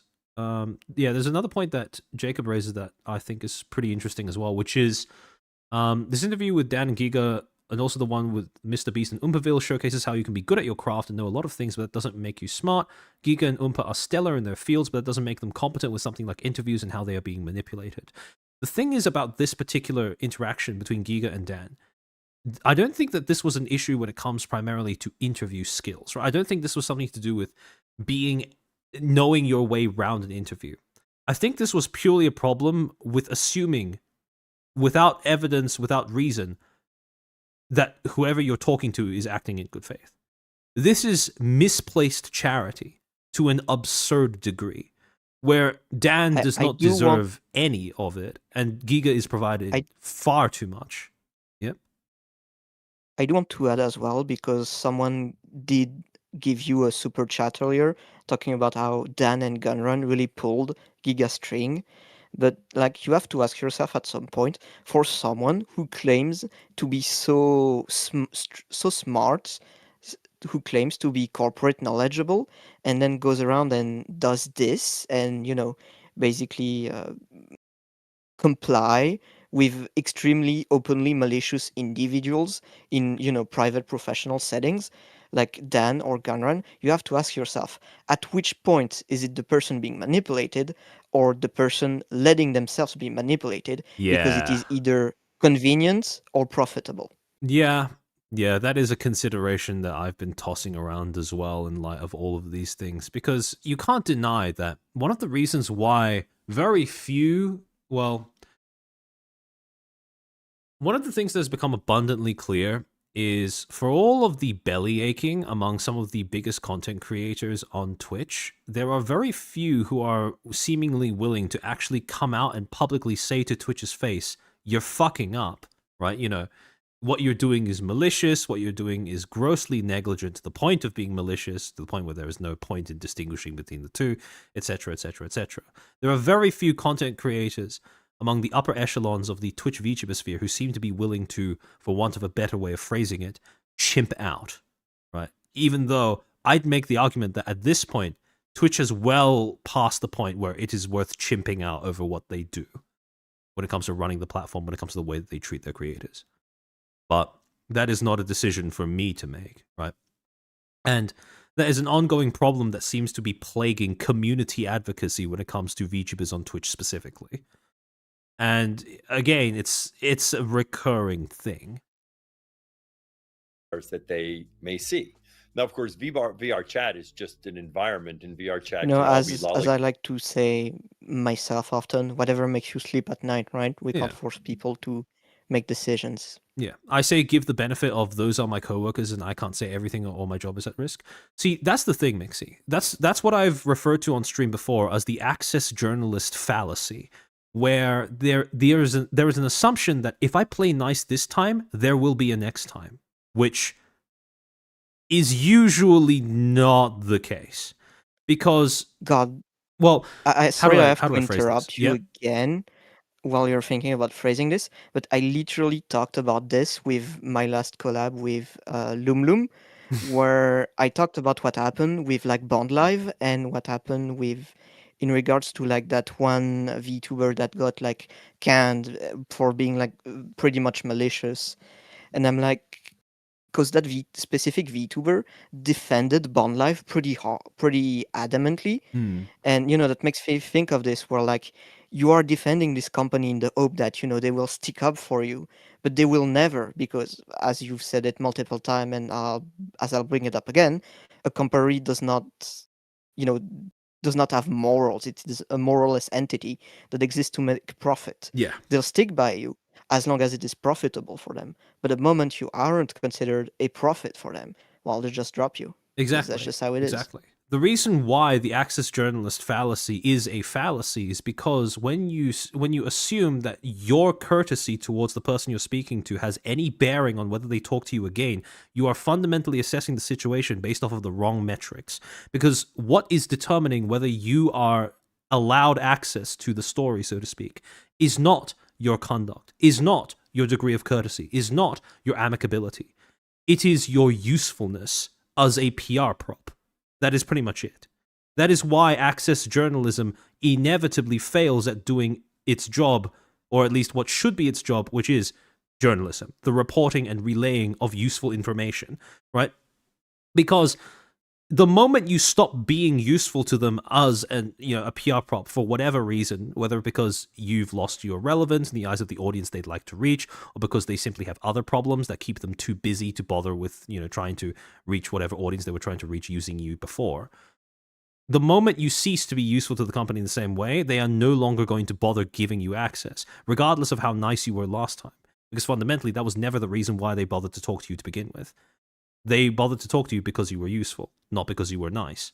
And that is the thing that people fall for over and over again when they are convinced that, oh, if I treat, essentially they get too lost in the sauce and they end up treating a company like the individual people that they're speaking to currently. Right? That's not how it works. They end up tricking it like an investment, like they're gonna get any return later. Yeah, exactly. When that's not the basis that this was operating off of to begin with. No, this is not how the relationship works. It's funny because I have a funny anecdote about this. When I had a couple of classes during my when I studied about like journalism and stuff, and when my teacher, who was like a veteran who retired to become a researcher on the field of journalism, offered like scenarios like that of like, should you be nice to the politician now or reveal all the corruption he's into? I could see the look in his eyes of like, please do not take option A, call him out, this is bad. The PTSD war veteran of, I've been there and I've hated every second of it. Yeah, it's like, I remember in the immediate Shout out to him, aftermath. great guy. I remember in the immediate aftermath of this interview, where one of the, where people were being very critical of how, essentially how much charity Giga was giving to Dan in this moment, right? And I was very much, very vocal in that as well myself. One of the arguments that was presented as a sort of explanation as to why this was the case, right? Why she didn't push as hard when it comes to certain things, was hinged on the assumption that if I'm nice now, they will give me a next time. And let's just say I'm not very confident that there will be a next time, right? Because I think Twitch has bigger fish to fry than whatever is going on between it and its VTubers. When the CEO is getting called into a Senate hearing about extremism on the platform, not without reason, mind you, I think we can say that we've moved on past the, shall we say, the small time plots of the manga, so to speak. There's bigger things at stake now for Twitch as a platform than just VTuber outreach, I suppose. But not to be number monkeying or insulting Giga based on numbers, that's something I don't like. But let's just say that, like, from Dance Clancy point of view, unless you are Kai Cenat, iShowSpeed, and maybe Asan, he's not gonna care much about you because those are the guys that bring in the numbers. And as a company, well, that's what he cares about. It's not even just that. It's the fact that VTubing, by its nature, is a niche within a niche, right? VTubing is a very specific niche within, a specific kind of streamer, essentially. Which is defined by the use of the medium, at least as it exists on Twitch, right? On Twitch, VTubing subculture is very much, it seems to be very much modeled off of just Twitch streamer culture in general, with the only separating feature being the specific medium that VTubing requires. However, with the way that Twitch is moving, I have a hard time seeing Twitch prioritizing that niche within a niche over more pressing matters, which are going to require, like people like you said, right? Kai Cenat, FaZe, as in FAZE, not FaZe Connect, and all those other streamers, the LA group, etc., etc. Like, I very much doubt that Twitch is going to give VTubers the time of day for at least a little while until they've gotten over their current guess PR hurdle of all of this shit collapsing in on them because of the way that the problems they've been having to do with their flesh streamers, for want of a better way of putting it. it's like, girl, you think he cares about you? There was a bit of that at the time. Yeah, there was a bit of that at the time that this interview went live as well, right? Which is, I don't think it needs to be said, but it was already obvious at this point in time. But hopefully, over the 9 months since this interview, it's become uncontestably obvious that Twitch does not give a single shit about the VTubers on its side, and even worse, seems actively antagonistic towards them.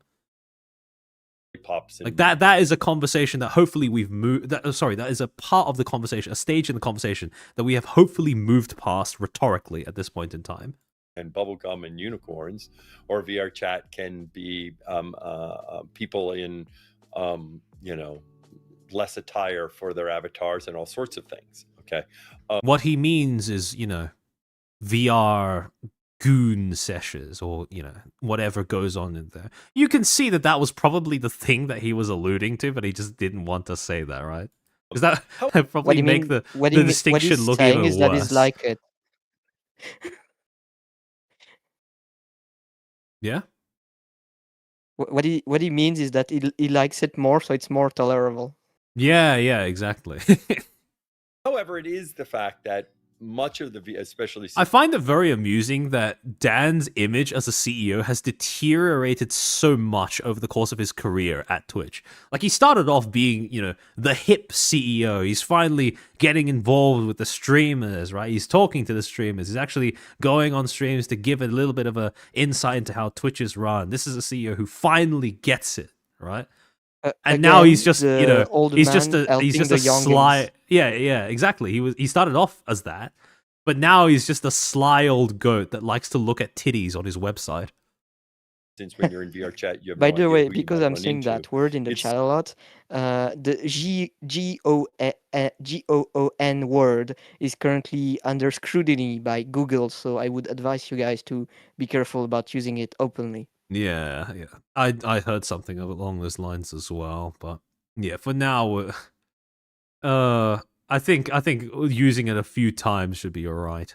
Certainly the case. Yes, that a little bit as a treat, so to speak. VR chat, you learned a given expectation about what you might see in terms of VR chat, and we of course use the game ratings and other things to make sure that users are aware of that. Again, notice how he is externalizing the problem yet again. He's talking about, social expectations regarding VR chat as a platform, and then he's talking about the rating system that exists on VR chat as if that is an explanation as to why, as a medium, it should be regarded in a way that is different or separate from the way that VTubers are regarded as a medium on Twitch as a platform when it comes to moderation, right? Because that was the initial framing of the question. Why is there a distinction between VTubers and VR chat when it comes to making moderation decisions on Twitch?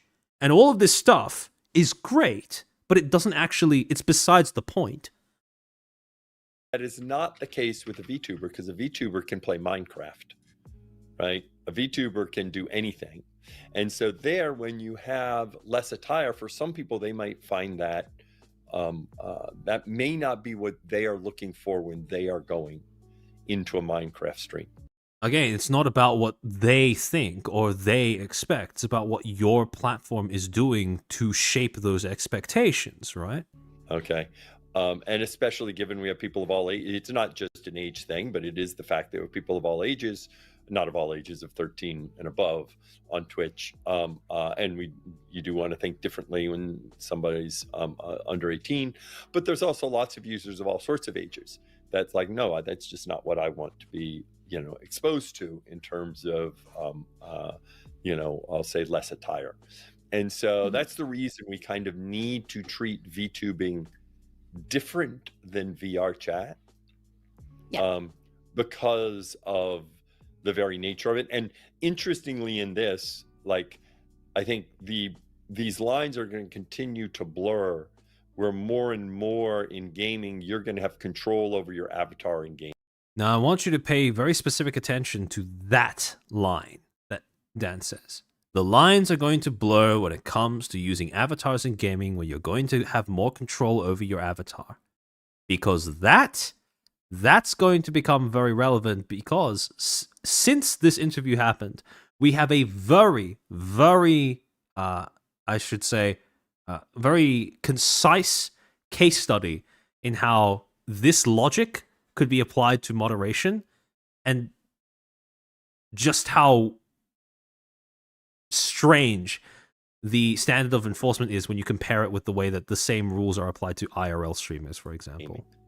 Okay, and you'll have GTA. more and more expressibility. In Yeah. GTA 6, Lord knows what you'll be able to do in your avatar in It's GTA going to 6. question those things, and we might have to continue to adapt our policy to like Right. see how things go, but that is where we're Right. currently standing with it, which is like your VR model, we are comparing to a person, because like a person, which you are, you can change games, you can change categories, you can do all these different things, but when you're in a game, that's a game model. So this is their explanation. This was their answer to Giga's question at the time. Yes, there is a distinction that we make between VR chat and VTubers, but it's a feature, not a flaw. Ignore the fact that VR chatters are able to, switch their models and game and category in the exact same way as they're saying that VTubers are able to. But yeah, it's totally a feature, not a flaw, guys. I we do want consider to them mention separate. as well that admitting that you're selectively enforcing your TOS without like making it clear in the TOS that different type of content creation is treated differently. Again, like this is like openly discriminatory. Yeah, it is. It is. And they were basically saying that. Like, this is why I point out that this is a pattern in how Dan and Co answer questions about how their platform is managed. Because they basically go through that entire loop of initially deflecting from their own responsibility in defining how outcomes are reached, as he did when he started talking about how social expectations towards VR chat as a thing are different, and how VR chat has its own rating system, which factors into enforcement, without wanting to go into specifics about the nuances of that enforcement or the policy that is informing the enforcement. And then when he circles back to the topic, he always doubles down on the same, but we actually care, and it's a feature, not a flaw, right? Yes, we do discriminate. We do discriminate in favor of VR chat against VTubers, which is basically functionally that's what's happening, even if they're not phrasing it that way, right? Functionally, the distinction does favor VR chat more than VTubers, in the sense that VR chatters receive more lenient enforcement than with VTubers. But he phrases that as if it is totally intended, even if the logic is not flawed. Even if the logic is flawed. And the thing is, in the immediate aftermath of this interview, the reason why I refer to this interview as a successful sort of PR building exercise is because initially the reaction among VTubers on Twitch was, yeah, that sounds fair enough. Even though it really wasn't, right? And I can only assume that it was whitewashed because of the manner in which this interview took place. So I'm can I pretty ask sure as well that a lot of the reason why it's what whitewash was that at the time, I don't know if you remember, but like there was still a lot of discussions around the auditions for Vishojo, and considering Giga was from Vishojo, and I don't want to go full crazy conspiracy theories here, but I'm pretty confident in saying that many people also tolerated that because Giga was a part of it, and she's Vishojo, and people want to be friends with Vishojo. Look, Therefore, I must not criticize Giga. I think we can it's safely say that the Twitch indie scene and the Vishojo operation was, I think, at this point, I don't think it's very controversial to make the observation that those two groups were kind of incestuous, right? Like, Definitely. all we need to do is look at the amount of people among the indie sphere who attended the Vishojo parties, who have since said something about maybe observing a certain COO or something, not COO, certain CTO or CMO behaving in a very disruptive manner or unsavory manner, and only brought it up after the claps to say for certain, yeah, maybe the two were a little bit more in bed with one another than reactions post claps would lead people to believe, right? I think that's pretty safe to Always say. consider who you make your bedfellows, guys. Yeah, Always consider exactly, that. exactly. Yeah, we get it, right? Sometimes the champagne is just really that good, right? 2 follow-up questions on that, because I get what you're saying, Dan. Completely agree, right? Because at least when you're playing certain games, you have certain labeling and things, which I assume has a lot to do with advertisers and a lot of these other things, like just knowing, what's going on the platform. What about, let's say, now I don't do this. You can see I'm covered head to toe, but let's say I wanted to get an outfit that was more revealing. I know, for example, I can go into the pools, beaches, hot tubs category and show it off there. What if I wanted to just be like that all the time? Could I, in the future, maybe consider having some sort of label or content classification that lets me do that, so that Right. let's say people want to filter that out, and it's not fully adult content, for example, but I know the nature of this outfit is what it is, and I want to just So again, notice how when they are discussing this, because this is the crux of the discussion, this is the crux of the problem, which is, yes, you will create these attire guidelines, you'll create the sexual content guidelines that are supposed to keep the so-called integrity of the site in terms of the content that people produce.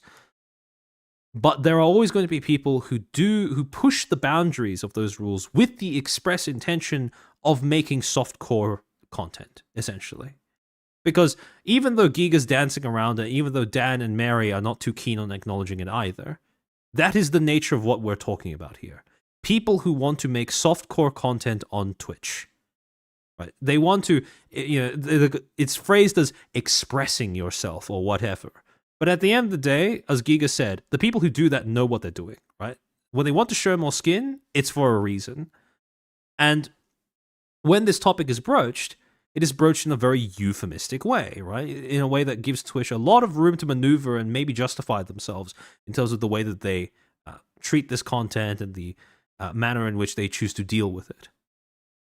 click a button and say, I want to do anything and be in any category doing this, but I'm not trying to be shown to, the minors that might be on the site. Right. Would there be a way to kind of meet in the middle there? I think so. By the way, you talked about the 2 different ways of doing this. One is labeling, and the other is a category. Yes. Okay, and those are Remember, the framing of the question is, what if I want to be lewd? Or what if I want to show a bit more skin? What do I do then? Right? Let's say, for example, that I am going into this with the express intention of doing those things. What do I do then? What happens? those have different pros and cons, and sometimes we do both, right? In other words, so for example, with the attire exception, right, for a human, you need to be in the hot tubs category, and that is applied. And now some people may not want to be in the hot tubs category, but they want to use the attire exception. And it's like, no, sorry. If you want to use the attire exception, you need to be in the hot tub category. Note, and again, this is something that has become a lot clearer over the past 9 months than it was at this point in time, even though it was, in my opinion, pretty abundantly clear at this time. But do you guys actually remember when the pools, hot tubs, and beaches category was introduced to Twitch? And more importantly, why it was introduced to Twitch? Because what Dan is essentially acknowledging here, albeit tacitly, is he knows that the people who are streaming in pools, hot tubs, and beaches in that category on Twitch are not actually interested in swimming. They're not actually interested in, actually going to the beach and having a fun time there and dressing incidentally to their environment. No, they are using that category as permission for how they look, for the kind of content that they are making that is based off of that appearance. He knows this, he's acknowledging this, and yet the conclusion is not how, why does this category exist in the first place again? The conclusion is, this is the category that we invented in order to give people essentially a safe harbor to make softcore content on our platform. Right? Because remember, the reason they made pools, hot tubs, and beaches was because of the whole hot tub meta, so to speak. Hot tub meta came before pools, beaches, and hot tubs, not the other way around. And SMH. yeah, they changed the platform to accommodate streamers who were basically making softcore content, right? And they've continued to make softcore content. And now the entire site has established a precedent where if so long as you play along certain lines, you can get away with that kind of stuff, right? Yeah, Billy, exactly. Dan turned Twitch into OnlyFans Lite. Yeah, that's a pretty accurate summary of You know, the platform's this is deterioration. gonna be cringe, but I have to get that idea out of my head. I was like, Mm. damn, what would lewd armchair look like? And I'm thinking, oh, is that some red cedar wood? Looking good. You know, Noxon's actually drawn a few pictures of. Oh, I've seen Yeah, the yeah, pictures. yeah, yeah, You're yeah. under scrutiny, armchair. Yes, yes. I'm sure you have. I'm sure you have seen this. But yeah. So again, the conversation is already it's there are a few foregone conclusions that are sort of skipped in terms of whether they are actually acknowledged out loud or not. And one of those foregone conclusions is the fact that the pools, hot tubs, and beaches category even should exist in the first place. Because it does only exist to give people license to make softcore content. Not just labeling it, okay? The tricky thing. Oh yeah, Evo also drew a lewd armchair as well. By the way, and I think thinking of something like that is certainly something that we, can be thinking of and are and trying to figure out how to handle this. One of the challenges that we face is as we do certain things, sometimes people find ways to exploit it to an extreme. And the best example is when we made the change in terms of drawing and allow to use the human figure. And then art suddenly became dominated. So remember, the question was originally phrased around enforcement, right? That's the context for this entire discussion. How do you explain the discrepancies in how you enforce the rules on your platform? And yet again, Dan is defaulting back to, so you see, the problem is the streamers, right? Like this is something that streamers do, and we have to pivot around that. We have to move around that constraint, right? Because that is making my life harder. Boo hoo hoo, poor old me. Yeah, basically, right? Dan feet finder clan with a certain amount Wait, of content. actually, I can confirm that Dan is indeed a hater of feet, because if you remember, he said to Shondo that her showing her feet was sexual and bannable. So Dan is a feet hater. Get him, guys! Call the feet lover, guys. Dan is his biggest not op. indeed a feet lover. He is a feet hater. Tell you the thing that in general doesn't work great on Twitch is what I will call hybrid categories that have two very different use cases. And ASMR is an example of one such category. That ASMR has like two very different communities that kind of use ASMR, but it's all and an audience that is different, but it's all within one category. And this is something I pointed out at the time as well, right? When I was first reviewing this VOD. But you know how you stop it from being a hybrid category? You know how you make sure only one interpretation of that content genre wins out at the end of the day? Moderation. Enforcement. If someone's using ASMR in order to create, essentially, sexual content, but with a fancy filter over the top, you ban them. It's that simple.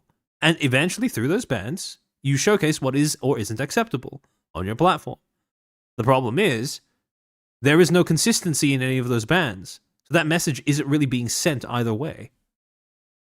Wait, you mean that enforcing the rules accurately and giving incentive to people to act a certain way makes people change the way they act? What? That's crazy, right? A very novel idea for Twitch. So that's my Dan would never. Twitch could never. Twitch could never. About just labeling, because then it can create certain categories might become where 50% of the content in that category is labeled, and now you create what is a hybrid category in terms of the audience that it's serving. You know how so he is right in that you can accidentally create a hybrid category, but you can also kill a hybrid category, again, through enforcement. Whereas hot tubs, it's better because if you take hot tubs versus ASMR, hot tubs is not as much of a hybrid category because there are not a lot of people that are just streaming in hot tubs just because they happen to be hanging out in a hot tub. Really now? Is that why you have so many inflatable pools in the category? at certain phases of the year. Is that why people have cameras aimed up their arse when they stream in that category? Because it's not supposed to be a hybrid category, where people are only using it as an excuse to dress and look a certain way. Really, Clancy? And again, this was a discrepancy that I pointed out at the time, but over the 9 months since, it's become a lot more clear that, yeah, that was a point that he kind of glossed over during this exchange. And that's what they're just doing for the day. I do But I want think to that note, you said arse, guy, point and laugh, is Australian. is Like it's definitely managing. one- Arse sounds better than ass, because ass just sounds more flat, in my opinion. Arse sounds more satisfying to actually say. Expectations, really. We know is you're what you're pointing Australian. out, Let's right? Like, move on. just, okay, that makes sense to me. Yeah. And here's my We also just have like a world of like gamers and they're min-maxing understandably what And this was another thing that I pointed out, but when Kish characterizes the people doing that quote-unquote min-maxing as quote-unquote gamers, no, it's not. It's not gamers that are trying to show as much skin as possible in the pools, beaches, and hot tubs category. It's not gamers who have links to a Fansly or OnlyFans in a link tree page in their Twitch description. That's not who we're talking about here. And Twitch knows that, but they can't acknowledge it. we put I'm out there going to because mention something old people might Yeah. remember. I'm sure some of you guys remember the time when it was the meta to basically have a girl webcam on stream, but like massive, and like the gameplay in just a little corner. Yeah, Some people I still remember do that. by the way. I remember that. I remember that stage of Twitch's lifespan. they are looking for ways to still express themselves Calling them gamers is stolen valor. but stay within our terms of service. I get that. Generally, what we want to try to avoid, though, is having such specificity in our rules that people are looking for ways to circumvent them as opposed So again, this is something else that I pointed out at the first time we reviewed this VOD, but it bears repeating. Kish is saying here that what they want to avoid in the rules is specificity that may give rise to people trying to rules lawyer their way into pushing the boundaries. Whereas at the beginning, Clancy was saying that the reason why it was important to provide the enforcement examples, the enforcement cases that are now listed on the Twitch policies webpage, is because he wanted to provide more specificity when it comes to the way that the rules are enforced, and that wasn't actually corresponding with a change in the way that enforcement was done or the way that the policy was understood by staff. So you have this inherent contradiction between the two, and guess what? The reason why that's easily written off is because there is no insistence that they go into specifics. There is no insistence that they have to actually explain the underlying logic behind any of their justifications of how enforcement's actually done on their platform. There is no attempt at trying to nail them on that, essentially. to what we really want. I can which also is point out make that the opacity around who, how, and why are rule enforcement done is, as Dan would say, not a flaw, but a feature. Yeah, exactly. Why not just make blatant boundary pushing also against the TOS? Thing is, it should already be. It's just not something that's officially part of the TOS. It should be made clear through them enforcing the decisions in the manner that they do. In the sense that if you are a boundary pusher, you get banned. That's how it should work, in theory. Except they don't do that. By the way, I'm If sure I have you a clip wanna of... understand, Yep. if you want to understand why it's not done, you have to look at what would be the incentive for it to not be done. And well, those incentives, when you look at it, are easy to point out. It's so Dan Clancy can bail out his favorite cam girls. Yeah, pretty much. Right. That's part of the it's part of the reason why he's now gotten the reputation that he has. I have a clip of Kirsha talking to a Twitch rep about a rule, and they basically said that they can't tell her what the rule is because if they do, people will just sidestep him. Yeah, no, I think I remember watching that clip myself. But the problem, it all loops down to the same thing, which is they don't enforce their rules, right? They don't enforce their rules fairly, at least, which means that people who are rules lawyers but are attractive to the mod team or Dan, I can only assume, they don't get punished. If they get a ban, it's for like a week. Or maybe, in some cases, very outrageous cases, less than 24 hours. or doing Which I something want to sexual on the say side. That's is not very a, funny that's, because yeah. when you consider the first incident I mentioned being accustomed to, which is Alinity, the accusation, some people have pointed out that the bans coincided with her vacation time Yep. of like 3 days for Yep. like abusing her cat or something, or maybe it was the nipple slip, I don't remember. Anyway, They all blur and together you after know, a while. and people accused the mod team and Alinity of basically exchanging pictures, uh, and or because she was attractive, she got like a like a little pat on the back, sort of. Yeah, we kind of have to enforce something, but we're gonna be nice to you because we like you. Yeah. And considering like that was 5 years ago, seeing it being rampant at this point, I can't help but notice that there's a pattern that's been ongoing for a couple years now with this. Yep. Exactly.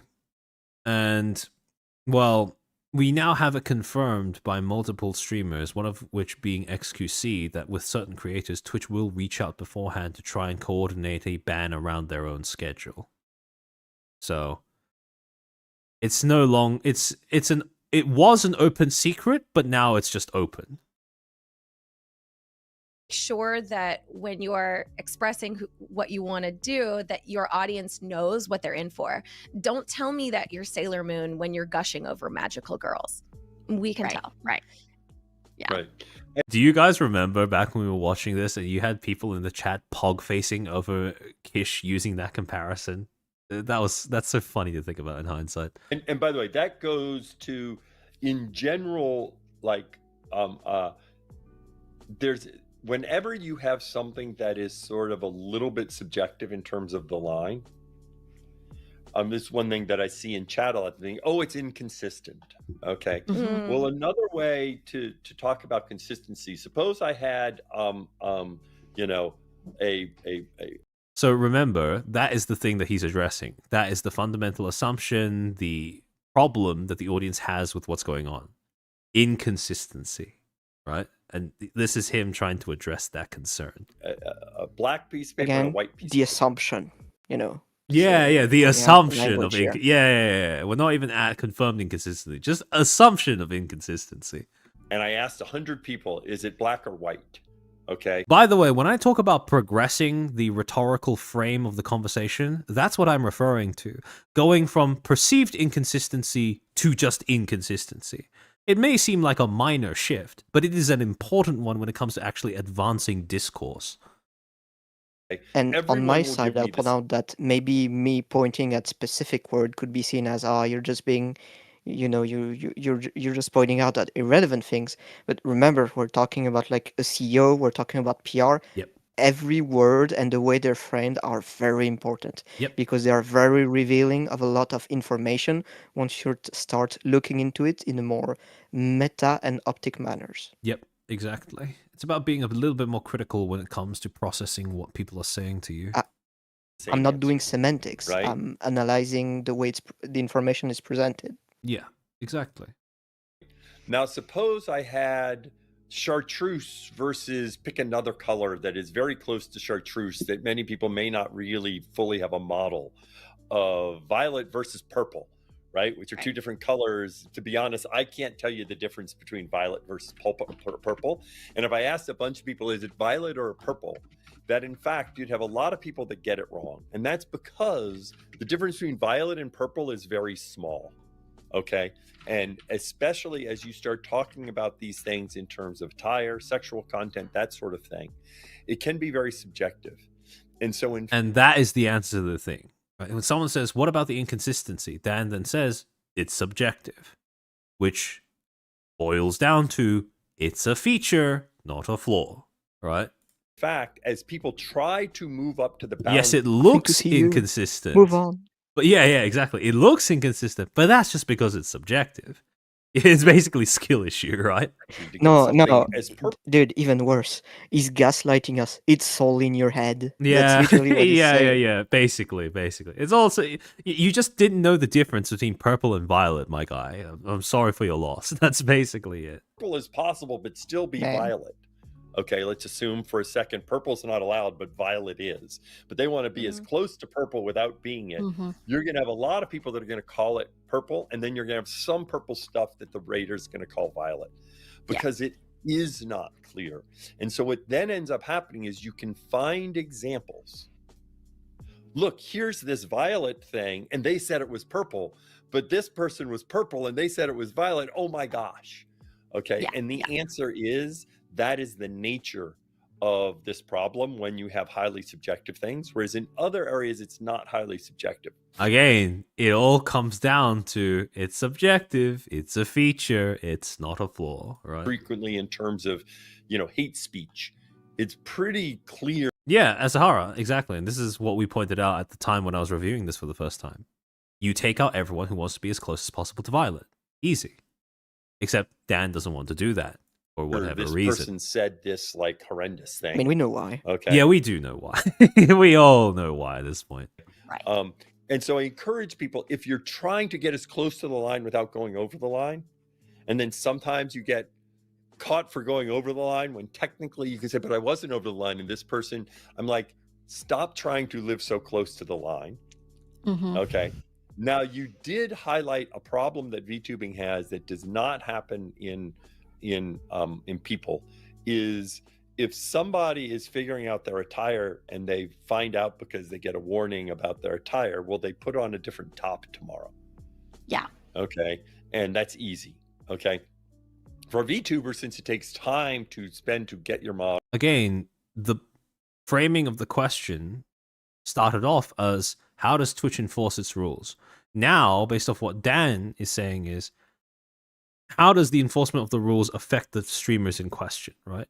The frame is shifted, and yet most people did not register this at the time. And get the attire. It is a very clear and definitive technique that Dan was using. Now, it's much clearer in that 4-minute segment or so from the interview he did with Lorenz, but it was no less present at this point in time as well. He has always had the same method when it comes to dealing with questions, difficult questions, about how he runs the platform. For your model and all that. So is it that we can it's actually like, list well, shoot, them, I just spent. blame society, constantly reframe so much he loses the entire point, Yep. deflect the responsibility onto other, despite being the CEO of a company specifically who is owned by the one of the streamers largest themselves company in the world. Yeah. Specifically the streamer, exactly.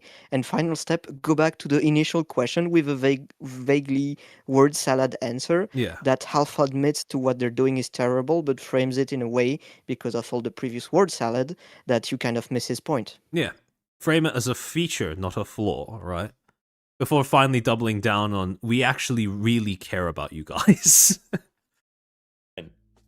A fair amount of money on this. Okay. Mm-hmm. And I wish I would have See, the way that this is packaged is it's meant to sound like he's acknowledging this point out of consideration for the VTubers, right? Oh, you get screwed over by an enforcement decision, or you find out too late that we're enforcing against a certain thing, and now you've lost thousands of dollars. We understand that. We're sympathetic to that. And this is basically lip service to acknowledging that point, right? known this in advance, I wouldn't have spent the money. I would love if we had some way to kind of help with 2D models or other things, kind of make an assessment of, and that may also be the type of thing that maybe VTubers help us with this, right? That in fact, you would get a group of VTubers that, we work with, and then maybe something happens that in the VTuber Creator Club is VTubers, like, you can almost be like, it's borderline. And if it's borderline, I was actually going to suggest that in the Creator Club. Yeah. So what he's suggesting here, at the time I interpreted it this way, I still do interpret it this way, is it sounds like what he's suggesting is a sort of jury of your peers type thing when it comes to enforcement, right? Using the creator clubs as a source of feedback to determine what is or isn't borderline.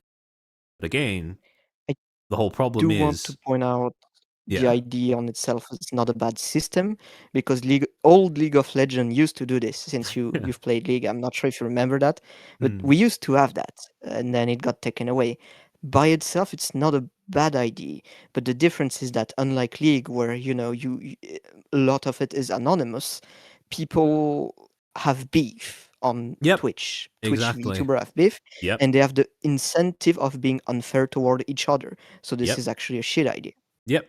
it is garbage because of the crab bucket mentality that infests a lot of Twitch, and specifically Twitch VTubers, and you don't select against that unless you prune. Well, unless you actively select against that, you're not going to be able to prune it out of the so-called jury that you end up assembling, right? And the problem is the Creator Club has very low barrier of entry when it was implemented. Or it had very low In barrier fact, of they entry still when it was have implemented. some Well, very yeah. unsavory individual in Yeah. them that I'm not gonna name because it's not the point of the stream. So Yeah. we I'm actually gonna do. point at Vin Master's comment in your chat, which I think is relevant. Now, I'm pretty sure he wanted to say Giga, but I'm gonna read it like he said it. Giggle does the same thing, blames the streamer, not the platform, which well, she did after an interview of just blaming streamer for not behaving in a way that's like Twitch compatible. Yeah. When the problem is that nobody can behave in a way that's Twitch compatible Because no one has any idea what Twitch compatible selectively is. exactly Twitch Yeah. selectively decide what's behavior compatible depends on the color of the moon tonight. Yeah, pretty much. Pretty much. That in our ambassador group, and we have VTubers that represent the The more I ambassador selection. look at this, the more Giga's following self-assurance is grating to me and makes me mad. Just increases my blood pressure to an abnormal level. I mean, I don't think that reaction was exactly uncommon, especially in the immediate aftermath of this interview. Though, if any of the I think other it's even VTubers worse who now. use... Oh, well, yeah, now we have After the context to V-Shoujo prove that stuff, all of yeah. this stuff was a lie, right? But yeah, no, it's if there were other Twitch VTubers who this was grating upon, I don't think a lot of them showed it. But Man, Camila dodged a giant, enormous bullet by not going to. I mean, Camila was given a kind of lose-lose scenario, right? Either you attend, you Yeah. risk not doing a good job, and people get on your ass because of it, understandably so.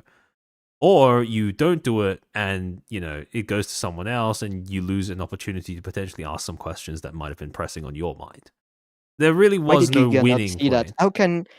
How can Camila, who not to insult her, but doesn't parade herself around as smart or corporate savvy, can see that, and why Giga cannot? Again, it's just odd to me. That's I'd argue that is more of a. See, the thing is, there are, from what I've seen of clips and stuff, because I'm not a regular viewer of either Camila or Giga. There are a lot more clips I see of Camila where she's calling herself dumb and stupid than there are of clips of Giga calling herself dumb and stupid. So it might be down to a whole willingness to accept the limits or something, but that's a part of the streamer persona that I'm not familiar with either one. It is a very Shin, much life skill to understand your limits. Yeah. There's going to be more about this soon, but we really want to utilize our ambassadors as a way to. That said, though, Camila has certainly been way more critical of Twitch, at least on Twitter, than Giga has. Very much. So I can see Camila being a lot more suspicious of that. When Twitch, when a company that obviously does not have your best interests at heart, right, approaches you and says, "Hey, you want to talk with us on stream?" Just because we really want to hear how you feel, well, is right? because Camila shown much more empathy towards some of the people that ended up getting banned compared to Giga, which is in a that too. corporation. So by default, yeah. Yeah.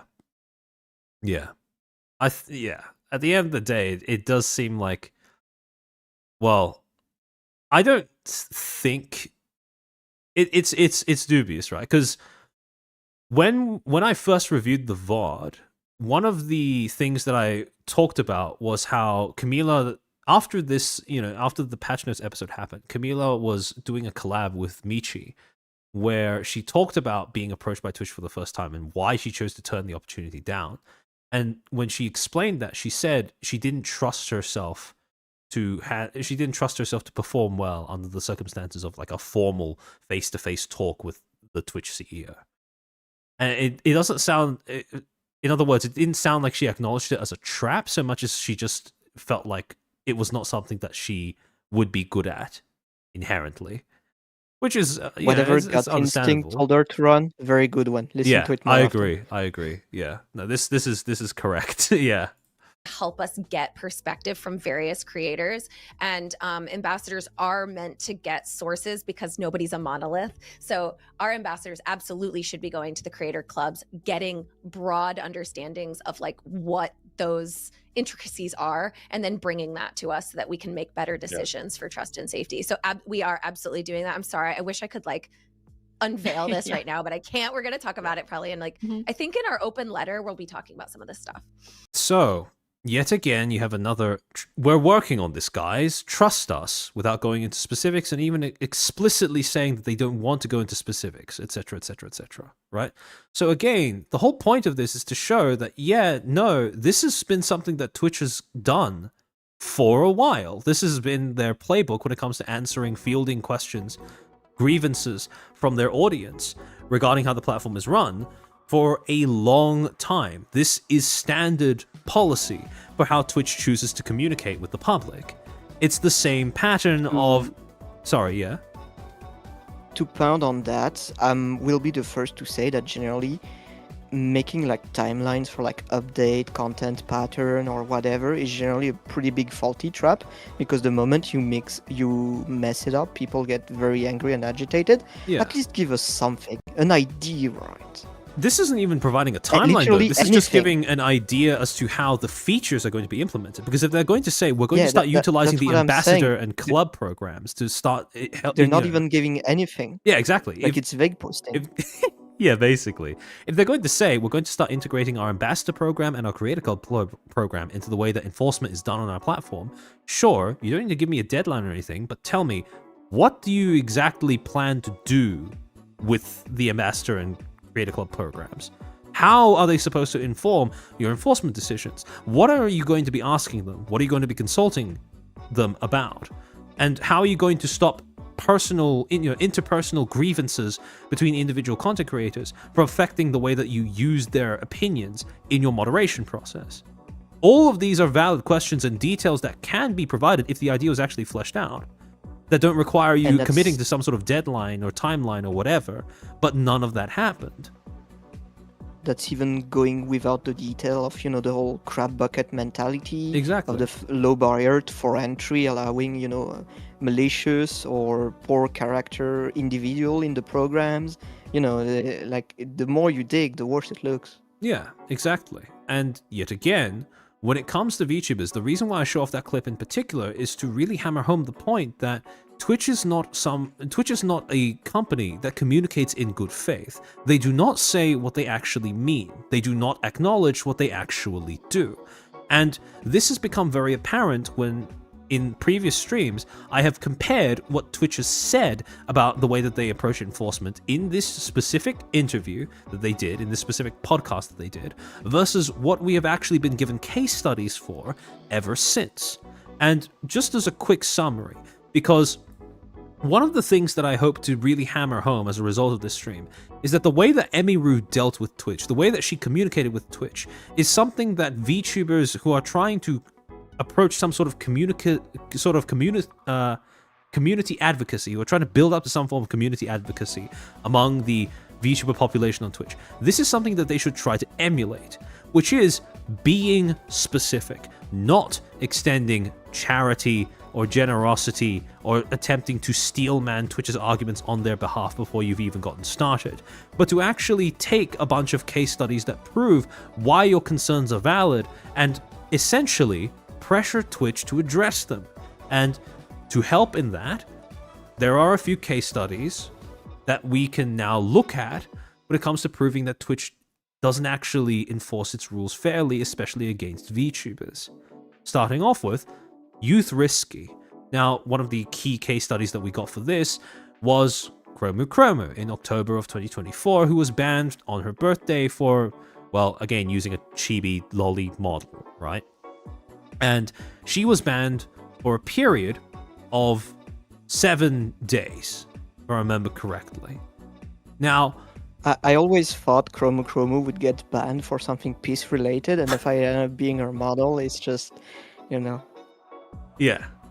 And so on the face of that, right, we have a precedent, right? This idea that Twitch cares about safety of children on the platform. So as a result, they're going to be pretty harsh on it. 1 week ban as a result of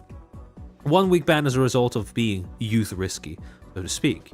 Except the problem is, since then, in March of this year, 2025, we had a case of a 16-year-old streamer by the name of Rakai, who essentially was recorded being, was recorded at a party where a grown woman twerked on his groin. Now, if that isn't youth risky, I don't know what is. The only problem is that Rakai never received any sort of enforcement action as a result of this. He received a ban in June for something unrelated. He received a ban earlier on in the year in January, at the end of January, for something unrelated. But for this particular instance, when he was live streamed, bear in mind he's 16 years old, he is a minor, being twerked upon. This was never something that Twitch bothered to enforce against. And so when you look at the whole youth risky thing, it's pretty obvious that there's it's an inconsistency there. An inconsistency that can't just be hand-waved away as, oh, it's just subjective. Because you have on one hand an adult using a chibi model, and on the other hand you have an actual, living, breathing child, right? Yeah. Not to create a moral panic, but a minor, a sexual act, that's distribution of sexual action involving a minor. Even if you wanted to try and argue that, oh, it's not really a sex act, right? It's just dancing or whatever. Yeah, we know what twerking is, right? We can all tell. And even on top of that, we have another more recent example, which is the diaper furry that was put on the front page of Twitch. And now, this was during early October? Yeah, halfway through October. Yeah. So earlier this month. I am ashamed as a Warframe fan that he was a Warframe player. On behalf of myself, because I can't speak for everyone else, I am very sorry that you had to suffer for that. As you should be. No, but yeah, so this person was banned after after a lot of attention was drummed up on Twitter, a lot of outrage was drummed up on Twitter over the fact that this was very blatantly fetish material that was put on the front page. And it was fetish material that integrated very much childlike aesthetics into it. With the whole diaper thing, with the whole, the child's cartoon-esque aesthetics of the actual model itself. And as a result, people expected that this was not material that was going to be showcased on the front page. This was material that was going to be banned off the platform, let alone being showcased off of the front page. And true to form, this creator was banned, but only for a day. Now, I don't know about you, but when you compare what happened with Chrome versus what this user was doing, I think this user getting 1 day while Chromu got a 1 week was a little interesting when it comes to setting precedents and abiding by precedents when it comes to how severe this supposed penalty, how severely this supposed penalty is enforced. But we have yet more examples. So now I hate you forever, I'm sure, because I know what Twitch worker fetishes are. Well, I think those were obvious for a while, to be fair. But fair enough. The next example, which is something that Dan touched on during the patch notes episode, was the whole thing about, people in gaming are going to have more control over their avatars, and as a result, that's going to create more inconsistencies or more fringe cases when it comes to the way that we enforce our rules. And we would get an example of this in January. Yeah, I remember that. Yeah, you know where this is going. In January of this year, when Saraway would get banned for 7 days.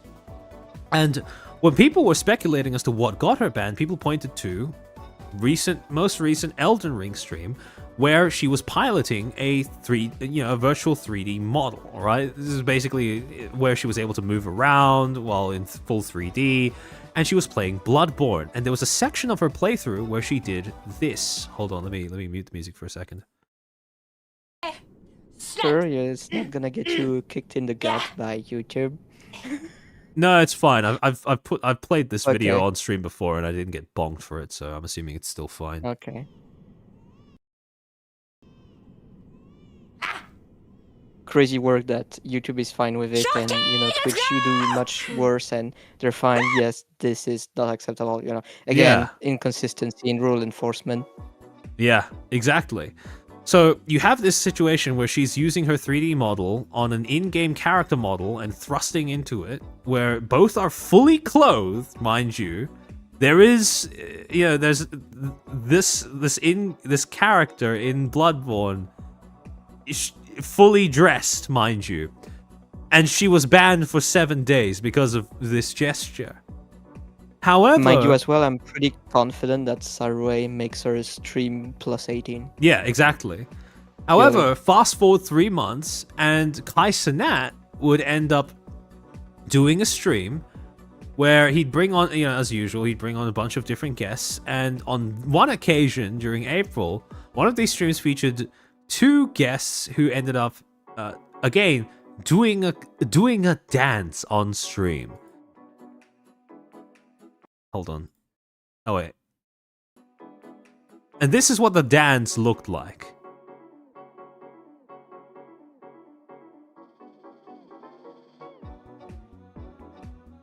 I do want to point out as well that Kai Cenat, had basically a rope on a wooden apparel on strip. Yeah, he basically hanged someone. Yeah, for, like, no, a joke, I but remember it's- that. I know. that. It's kind of strange that he, because it was in the middle of a subathon that was never acknowledged by Twitch. But Nope. when it comes to comparing case studies one-on-one, I think this is a pretty blatantly similar in terms of violation, but much, much worse. Because it's real people, even though, again, you have thrusting motions in both, but one is between 2 actual people, one is between a VTuber and an in-game character. In both cases, they are fully clothed, although I would make the argument that, ironically, in Saraway's case, she was more clothed than both of the participants in this particular case. And yet, for this, Kai Cenat was not disciplined in any way, because the ban that he had received earlier on in April was for something, again, beginning of April, something completely unrelated. And so, you have yet another case study of very blatant double standards. Armchair. Yeah? Call the Yuri fans. This is blatant. This is blatant anti-lesbian talking point. True. Exactly. What do This you is mean Twitch two being women can do anti-Yuri. thrusting motions? True. Saraway should have just done that with a guy. That would have been fine. True. And then to round Sorry off, if you're watching this, you know what to do next time. Then to round this off, we have 2 more examples. First being April, same month that we got that very convenient clip from Kai Cenat's stream, where Matoi Mia would be banned for essentially saying that zoophiles and pedophiles deserve the death penalty. And for this, she would be banned for 4 days. Now, I don't think I need to say this, but that, as an opinion, that's not really controversial. She didn't even say that people should be going out on vigilante, she didn't even advocate for vigilantism. She just said that this kind of thing deserves the death penalty. Right? That was it. And for this, she received Implying 4 days. Implying in a court of law. With, Exactly. Due process, all that. Exactly. By the way, I do want to say, Mia makes great Lumi art. Go check it out. Amen. Amen. As an enjoyer myself. Yes. Agreed. And when it comes to the reasoning behind it, later on we would be told that as per Twitch moderation staff, the reason was because it supposedly violated their hateful conduct policy. Even though the policy itself only refers to instances where that it is a protected group that is being targeted. And to my knowledge, zoophiles and pedophiles are not protected groups. But to go on, in spite of getting a 4-day ban for merely saying that people who commit acts of zoophilia or pedophilia deserve the death penalty, again, no vigilantism or anything, just due process, court of law, deserves the death penalty, receiving 4-day bans, right? In March of the same year, so just 1 month prior, Hassan went on stream and advocated for the death of a sitting senator. He said, well, in this clip, I'll just play it, right? There's about $50 billion estimated that are lost every year in Medicaid just in fraud alone. No. That fraud is not coming from individuals, it's coming from providers. They're not tackling providers. They're not actually going after like false billing. They are trying to cut recipients, okay? It is not happening at the point of recipients. If you cared about Medicare fraud or Medicaid fraud, you would kill Rick Scott, okay? You wouldn't make Rick Scott, former governor of Florida, Rick Scott, you wouldn't make him the current, what is his current office? What is he? He's the Richard Lynn Scott is an American attorney, businessman, politician, Navy veteran, serving as the senior United States senator from Florida, a seat he has held since 2019. And also, I believe this past election cycle, he was literally the fucking head of the, what was it, like the Senate committee or something? Like the Republican fundraising initiatives. Yeah, you have threats, full name, political violence. No mention of due process in any way, shape, or form. Just, you should kill X. That's just what was said. Man, first you The reason show why I'm me saying that if you Wired cared about- journalist, then the February update, then this. You really want to give me an aneurysm? Medicare or Medicaid fraud, you would kill Rick Scott, is because, and not make him a this. prominent part of the Republican Party, is because he, to this day, is still Thumbs up also emoji. known as committing the largest Medicare fraud in U.S. history. So, that was that. So you have two instances where people both say that a certain, let's be very generous here and assume that calling for the death of one specific person is the same thing as calling for the death of a demographic of criminals, right? Let's say on the off chance that advocating for the death of a senator who, is, let's say for example that this is a senator that has been accused of committing fraud, right? Because at this stage, that's basically what this is. Then we go into, we should, he's not even saying he should receive the death penalty. He's just saying you should kill him, right? If we pretend that they're on the same scale, one received a 1-day ban, the other received a 4-day ban, or at least a ban that ended up being 4 days, but was initially set for 30, right? Mia's ban started off as a 30-day ban. Hassan only received 1 day, and that 1 day happened to be on a day that he wasn't going to be streaming anyways, because that was on his break. So, yeah, when you look at these two cases side by side, it's kind of difficult to come to the conclusion, or come to any other conclusion besides just the fact that, yeah, there's a little bit of a double standard when it comes to enforcement. And then finally, yeah. I do want to kick a counter argument that I can see some people making already, that, you're cherry picking. Here's the thing.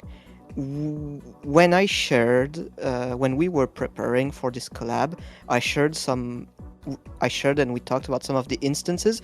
We had too many to include, and we had to pick very specific ones that were extremely blatant. Yeah. Because we are not cherry picking. The amount of cases that we could compare, we could make an entire 12-hour stream about it, comparing each one. This is not cherry picking. This is just the most egregious one that really hammers home that point. Yeah, exactly, because these are very easy points of comparison because of how similar these supposed offenses are in nature to one another, in terms of what's being said, how it's being said, and more importantly, also how much they line up. As all of these are from this year and not including previous years. Exactly. I picked them deliberately because of the fact that they were recent, as well as being similar in nature to one another. However, on top of that, though, yeah, choose your handle, as you pointed out. 30 days is also the initial ban, well, the initial length of the ban that they gave to the guy who assaulted Emiru. So you're gonna tell me that saying that zoophiles and pedophiles deserve the death sentence gets you the same amount of penalty as assaulting someone in real life? Really now? That's the moral standard that your site is setting for people with its enforcement decisions. This is real. Again, it's the line from Pitbull, right? It sounds bad out of context, but it sounds even worse in context. And then, to round the whole thing off, we have the fourth and final example from January of this year, when a VTuber by the name of Eros was indefinitely banned for unloading a gun, or sorry, for showing an unloaded gun on stream, right? No warning, first ban, indefinite length, etc., etc. And yet, in the same month, just 2 days earlier, you had another streamer, IRL streamer, Extra Emily, right? Funnily enough, the same Extra Emily that was mentioned by Emaru when she said that the other Twitch streamers who were doing meet and greets weren't offered extra security immediately after the incident with her. Where there was a stream on Miss Kip's channel where Extra Emily took out a gun. It was unloaded, but it wasn't very clear, and then started waving it around and pointing it at people. Now this is what the clip looks like. Well, let me just play it. There it is. Wow. Holy YouTube God, Jesus daddy is Christ, passing by there, okay. this is a video of an unloaded okay. gun. Chill. Yeah. Here's the magazine. I mean, even then, There's another Eros was two showing it to magazines. show like the craft of it and stuff. Like this is Yeah. like blatant waving at the camera in a threatening manner. Exactly. Like, come on, like you can't reasonably compare the two. And by the way, I don't know if you remember, but I made an exact joke about this because I think it was in February where they made like some kind of like April Fools, where they made like a fake video to make like Extra Emily CEO and etc. And I put that clip, and yeah, I thought it was funny. Fair enough. I Hang on, mean, can I find it right now? can you, I'll can you try whip looking it at out? Hang on, I'll try. All right, I'll show it afterwards. Sorry, clips. What's this? A magazine? No, they're all clips. Oh, what's a magazine then? It's different. Oh, okay, I don't know what I'm talking about. And then you go bloop, and you go. Oh shit, Emily fucking There's God! nothing in here. Nice. I've got a lot Okay, I of gun got it. tooting streams. Do you really trust me to make sure that the gun is properly put away? Huh? There could be like Not just an gonna lie, extra you can bullet very in there. much tell when I'm being pissy. Hold on, let me pull it up. Yeah, Noxon, that's very funny. Can you whip it out? Chairman said to Zen. Hey, ladies and gents, Extra Emily, the new Twitch CEO, takes someone else at gunpoint, point it at their face, and waves it around dangerously. Potential crime. Drive while on her phone and runs a red light, then claims she does it all the time. Actual crime. All of this on stream. Cooked. Yeah, no, Extra Emily is rather infamous because of the fact that she streamed while driving, and ran a red light while doing so. You're going. I'm not putting my hand on the trigger. I'm not that stupid. I think. A reminder that Twitch Chad, is would a she get a plus 7-day 13 ban? platform, and yeah, she's waving the gun. Yeah, like that at the camera. Yeah, she didn't receive a ban for this, by the way. So you have on one case someone who is very obviously just holding up a gun in order to showcase it, no finger on trigger, very obviously unloaded, and you have this instance where, again, the gun is unloaded, shown to be unloaded, no finger on trigger, but in this case, Emily's just waving it around at the camera, not trying to showcase it in any sort of educational manner at all. And so, between the two of these, one received a 7-day ban, and the other received no enforcement action at all. So, I do want to point out she received a 7-day ban, but originally it was an indefinite ban. Keep that in mind. Yeah. Eros's ban was originally indefinite, right? Not 7 days to start off with. The only reason if it got Eros didn't have a large platform, she might have never been unbanned. Yep. And the funny thing is, the large platform in question was Twitter, not even her original Twitch, which speaks to how awful the appeals process is. But use another platform instead of ours. Dan Quincy quote 2025. Yeah, that's true. That's true. Why are streamer homes so empty? It's part of the lifestyle, I can only assume, right? You know, to show people how cooked this is, I've had discussion, you know, I've managed some VTubers, I've talked with plenty, etc. You know, I'm around. With some of them that I've talked to that are on Twitch and that have been banned or that I've had friends that have been banned, most of them have said to me that some of them don't even use the Twitch system anymore. They go directly on Twitter because they know that Twitch will use bots and will immediately reject the appeal. This is how terrible it was, that people are incentivized to take to Twitter first before anything else. It's the same thing with YouTube, to be honest, where although to a little bit slightly lesser degree. But Yeah, no, it's absolutely a pattern that has emerged I mean, because of Twitch's own the incompetence. fact that it happens on YouTube as well doesn't change the fact that it's terrible. Yeah, pretty much. So, at the end of this, I think it's pretty clear that when it comes to VTubers, there is very obviously a little bit of an inconsistency in terms of how they enforce things. Although you can maybe make the argument that it's not so much a VTuber-specific thing as much as a big creator, small creator thing.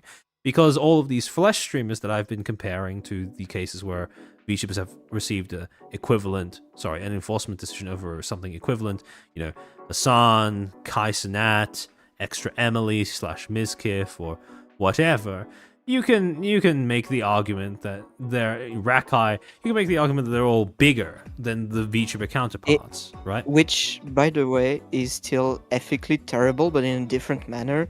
Instead of we're discriminating you because you're part of a niche we don't like, it's we're discriminating you because you don't bring us as much money. Yeah. You know, equally ethically terrible for different reasons. And at the end of the day, there really isn't too much of a point in distinguishing between the two, at least in my opinion, because when you're advocating, you're not trying to advocate for all of Twitch. You're trying to advocate for just VTubers. You and yours. In-group, out-group, friend distinction, right? So, when it comes to all of this stuff, it's useful to have these case studies on hand just so you can point to them and go, yeah, the enforcement isn't just inconsistent as per audience perception. It is just inconsistent. It's not in our heads. It's a fact. It's real life. Yeah, exactly. It's a fact. Stop gaslighting us, Dan Clancy. Yeah. The reason why precedents like this are important to point out is because they advance the discussion. Instead of debating and quibbling over whether the inconsistency is real or perceived, we can now move forward to talking about, well, it's there. How do you plan to deal with it? Which is the point that should have already been hammered home before. As an example. Yeah, it should have already been. It should have already been the case before, but now there's very much less excuse for it not to be. And so, while we're on the note of VTubers getting dealt a rough hand by Twitch, this leads us rather elegantly into the next topic, which is the fact that TwitchCon wasn't just a shit show for Emiru. It was also a shit show for multiple other VTubers. Because when you look at some of the things that has happened to other VTubers as of San Diego TwitchCon, the first is that you had quite a number of creators, large and small, who had gifts that they received from their fans at events that were, happening at TwitchCon. But all those gifts were thrown out, allegedly, by Twitch staff. BB, I was informed that the gifts people brought for me at TwitchCon's meet and greet were thrown out by con/venue staff. I spoke to each of you about how excited I was to open your gifts, and I know you took the time and effort.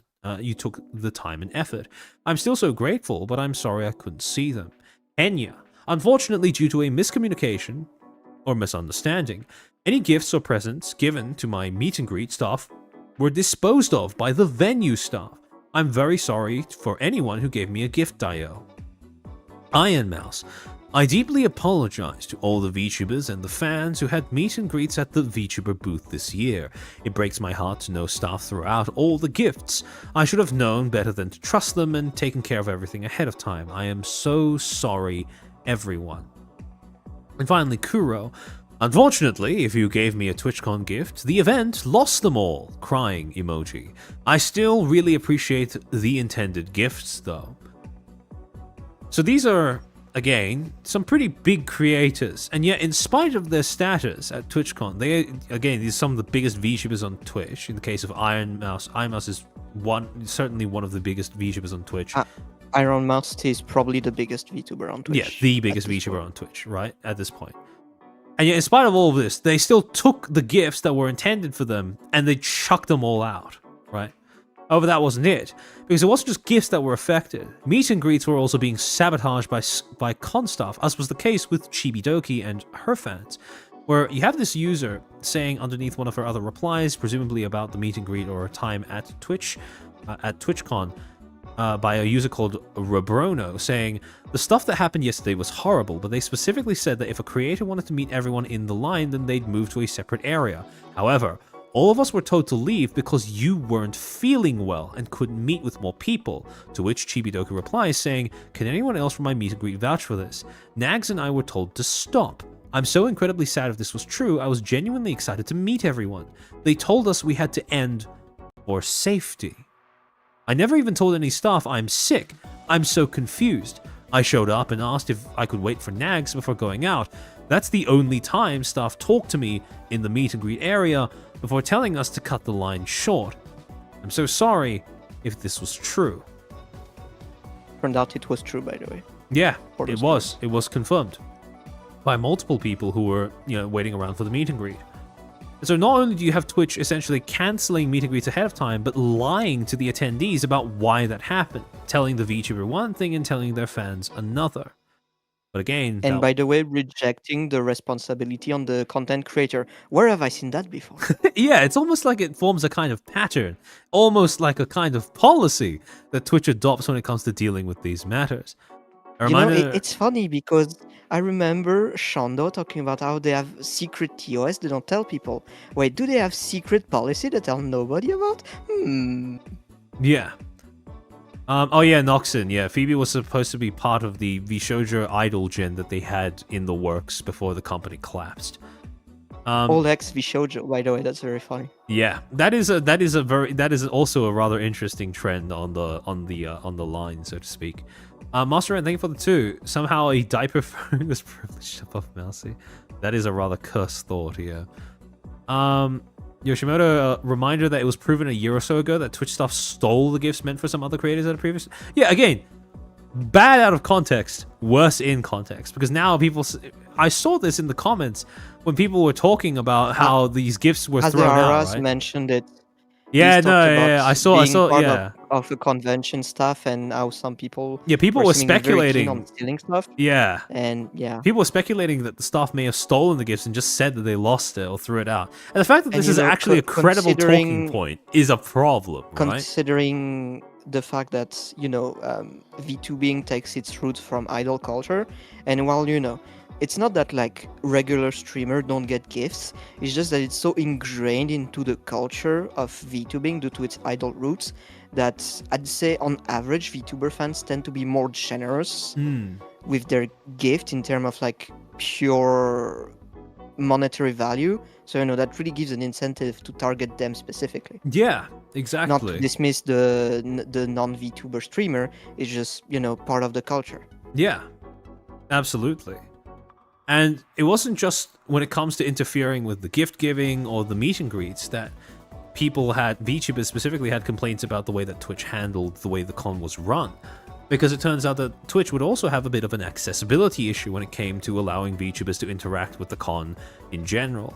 Bo Sheep posting saying, I saw a TwitchCon security guard giving one of the mobile VTuber robots a hard time. Sir, I don't think they're a threat. To explain, they went outside for the VTuber meetup, and during the meetup, they closed the entrance to that end of the building. The escort found an unlocked door and tried to open it to get the robot back inside, and the security guard stepped in front of the robot and denied. And on top of that, you have people being asked to demask even though they were VTubers in very public areas, such as outlined in this post by Camila Bombette, saying, security at TwitchCon tried to make me remove my mask every time I came into the convention. Every single time. I put my foot down and they kept saying comments like, OMG, we are doing this again and we don't have time for this. I understand you have a job to do, but I will not be bullied into endangering myself. Now, generally speaking, I can understand if security would like to see your face to confirm that you are actually the person who ordered your pass into TwitchCon. However, that being said, it's certainly not out of Twitch's resource capacity to have a little bit of a separate area for people to do that if they happen to be faceless content creators. And on top of that, if it wasn't for the fact that Twitch has proven themselves to be so abysmal when it comes to handling security and the safety of its guests at its cons, well, it would be a lot easier to write off this particular complaint. But given the circumstances we exist in, yeah. Yeah? I will mention as well that while we included these 2 examples, when we prepared the collab, we had multiple, so it's very much, again, a pattern of behavior. Yeah, these are just the most, these were just the most convenient examples to showcase the crux of what we were talking about. And when it comes to accessibility, it turns out this wasn't just something that affected the VTubers. Because during the one of the award sections for TwitchCon San Diego, you had an award being presented on a stage, right? A trophy that was being presented on a stage for the Twitch Rivals Minecraft event, for one of the Twitch Rivals Minecraft events. And the winner of that award was wheelchair bound. And in spite of that, there was no ramp to access the stage. It was all stairs and steps. So, yeah, not a great look when it comes to accessibility, especially not with how much they like to tout themselves about, you know, caring about their creators and stuff. Yeah. You know, especially when they talk about inclusivity and they have multiple time render to handicapped people through non-profit and stuff like that, and then they do this, you know, it's like, you don't really care, you know, it's all performative, it's all for the brownie point of like, we care, we don't actually genuinely care. Yeah. I don't know how it is in the States, by the way, but I know that in France, if you are running an event, you are legally obligated to find a location and to accommodate a solution for people who are wheelchair bound or with disabilities. Like you cannot organize an event, you'll get fined if it is discovered that you do not have those accessibilities. I don't know if that's the case in like certain states in the US and stuff, but like to me as a French person, that's very much horrible and would warrant a cancellation of the event before it even happened. Yeah, that's fair enough. I mean, it wouldn't surprise me if California had a similar law, to be honest. But yeah, no, this was a blunder of colossal degree for Twitch in terms, not just in terms of optics, but just in terms of function, right? And just for those who are watching, the tweet reads, "Hey, at Twitch, this is Scar. He is a disabled Minecraft streamer who just won a Twitch Rivals event, MCC. But unfortunately, he was unable to get on stage due to it being inaccessible. The Twitch community would appreciate if you were able to make the venues accessible for everyone." Very polite way of essentially telling Twitch you fucked up big time when it comes to accessibility. Dare I say, overtly polite. Yes, Hello, geek. overly polite. Yeah, I think that's a pretty accurate way of describing it. But yeah, gigantic blunder. By the way, from what I recall of the gift thing, it was a picture from Twitch staffers posted on X that clearly had the name of a creator on some of the gifts. Oh, okay. Oh. I see. I mean, yeah, not a great look. That sure's not gonna help fight the allegations. Yeah, for sure. And again, on top of all of this stuff, the throwing away of the gifts, you know, throwing away in quotation marks of the gifts that were essentially passed on by fans to their favorite content creators, in addition to the accessibility issues, in addition to the whole the accessibility issues to do with both how VTubers were into the con, the sabotaging of meet and greets, at least one meet and greet as reported by Chibidoki and her fans. Of course, we also have to equalize in all other things when it comes to Twitch fuck-ups, because Emeru was not the only streamer that reported being assaulted while at TwitchCon. A VTuber by the name of Ricky VT would also, report on a similarly harrowing incident occurring regarding him. Quote, "Thank you to everyone who reached out to ask if I'm okay. I'm safe and resting now. I most likely won't be attending TwitchCon into the foreseeable future, nor will I be around the area for the rest of my stay. As a CSA survivor, what happened last night deeply affected me, and it's been really hard to process.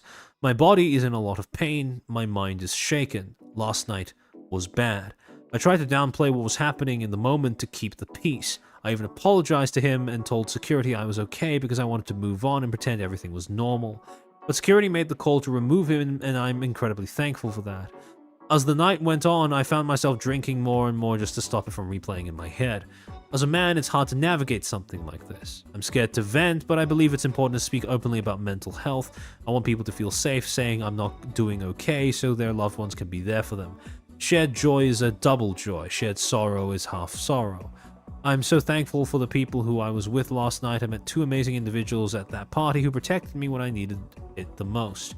And I can't thank them enough. Sadly, I came to this con alone and I didn't make it home safely. Moving forward, I'll make sure to attend future conventions with someone by my side. The security and the event host were incredible. They checked on me, apologized for the situation, and took action even when I was conflicted. Because of them, I felt safe and seen. I want to thank them for being there and helping me. I have a lot of trauma tied to conventions, especially after what happened last year at TwitchCon, but everyone reached out to check on my safety. It means the world to me. Hoping moving forward will be hard. I was at the invite-only after party. I did not know the creator/guest/man who did that to me. I just want to heal right now. Thank you all for being here. I'm going to do my best to have better days ahead. Few concerning things I'll about that. say Yeah? 2 things, I guess. First one, shout out again to Emeru and Ricky. That's, I think, very brave to talk so openly about this in the manner that they both did, in their own way, you know. I think that deserves a mention. And the second one is, since it happened at a private event that was part of Twitch, they have different security. And I do want to point out that this is important, and that whoever was running that party clearly had more understanding of how security should do their job at TwitchCon. Yeah. The second thing, though, is the fact that Ricky mentions that this is not the first time that something has happened. Yeah. Because he mentions, what happened last year at TwitchCon. So there is a pattern.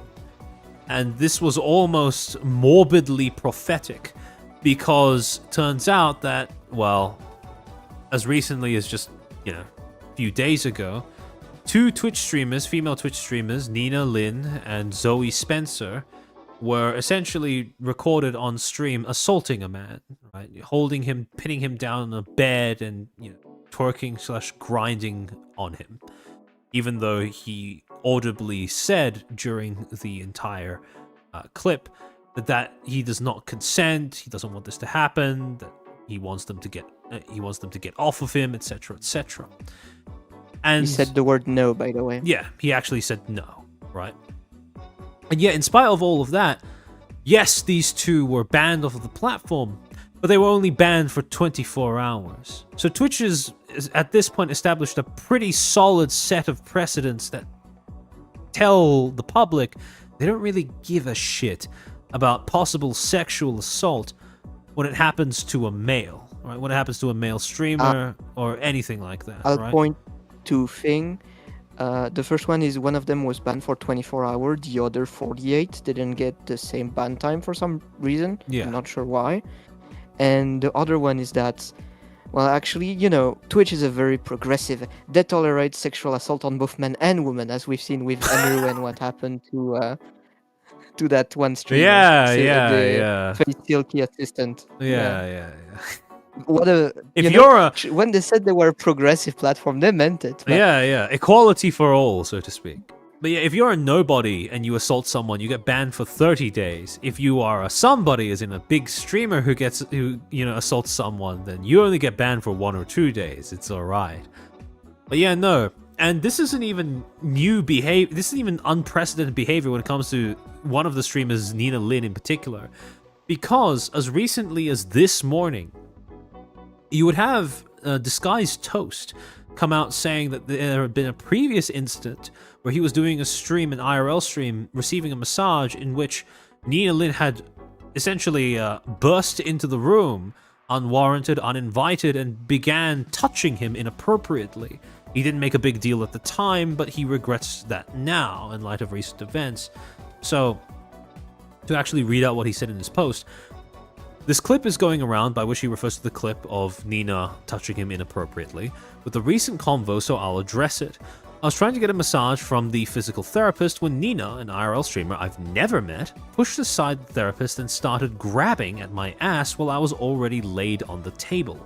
I felt pressured to go along with it because 3 IRL streamer cameras pointed at my face, and also being at a sponsored event. I did not want to escalate the situation. I was extremely uncomfortable the whole time. Definitely should have said something in the moment and regret not doing so, and honestly a little ashamed of myself for not speaking up, because I just know if I ever spoke about it again in the future, people will say, well, you should have stopped it then. Note, I don't agree with the quoted tweet using derogatory terms to describe Nina. I just wanted to use it as context.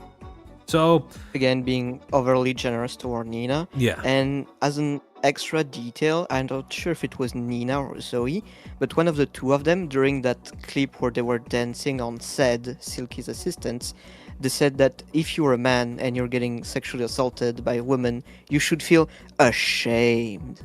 which is Yeah. definitely a very what a good thing to say. That definitely makes you a good person. Yeah. Again, imagine trying. Imagine how that would be received if the roles were reversed, so to speak. But yeah, so at this point, it's pretty clear.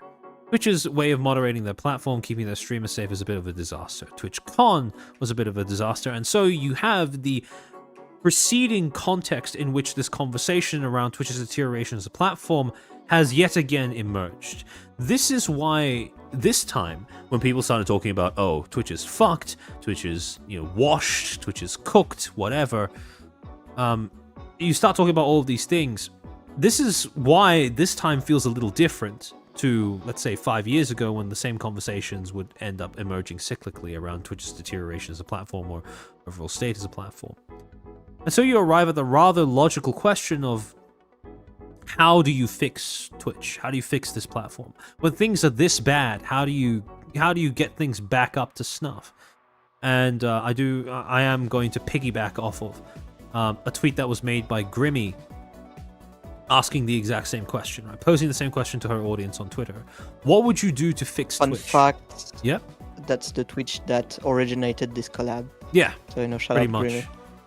Yeah, what would you do to fix Twitch? I'm genuinely interested in people's suggestions. We've seen a lot of rough stuff, but what would start turning things around in your opinion?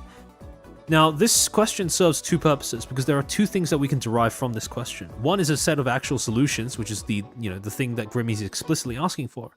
But yet the other, and I would argue equally important thing, is a set of concrete indicators to sort of observe, that we can use to observe if/when the platform actually does begin moving in a better direction. Because if we have an idea for solutions, we can also develop a more concrete idea when it comes to things that Twitch can do, or things that when we see them can be a sign that Twitch is actually turning over a new leaf, or actually taking the problems on the platform seriously. And so, as a result of this, I hit up Zan, we had a bit of a conversation, and we eventually settled on 10 different solutions that should be able to function as, 10 solutions based off of both our own opinions as to what's going on at Twitch, based off of our previous observations as to prior controversies, not just through this year, but previous years as well as what from what I could see in the replies and quote tweets of this post from Grimmy, what are some of the more popular suggestions as to how to fix Twitch as a platform. And it starts with number 1, which is firing Dan Clancy. Now, initially... Do we need to explain this one? Yeah, okay, I don't think we need to explain this too in depth. This may sound like a meme, this may sound quite extreme, but we are 100% serious when we say that Dan Clancy is not fit for his role as CEO of Twitch.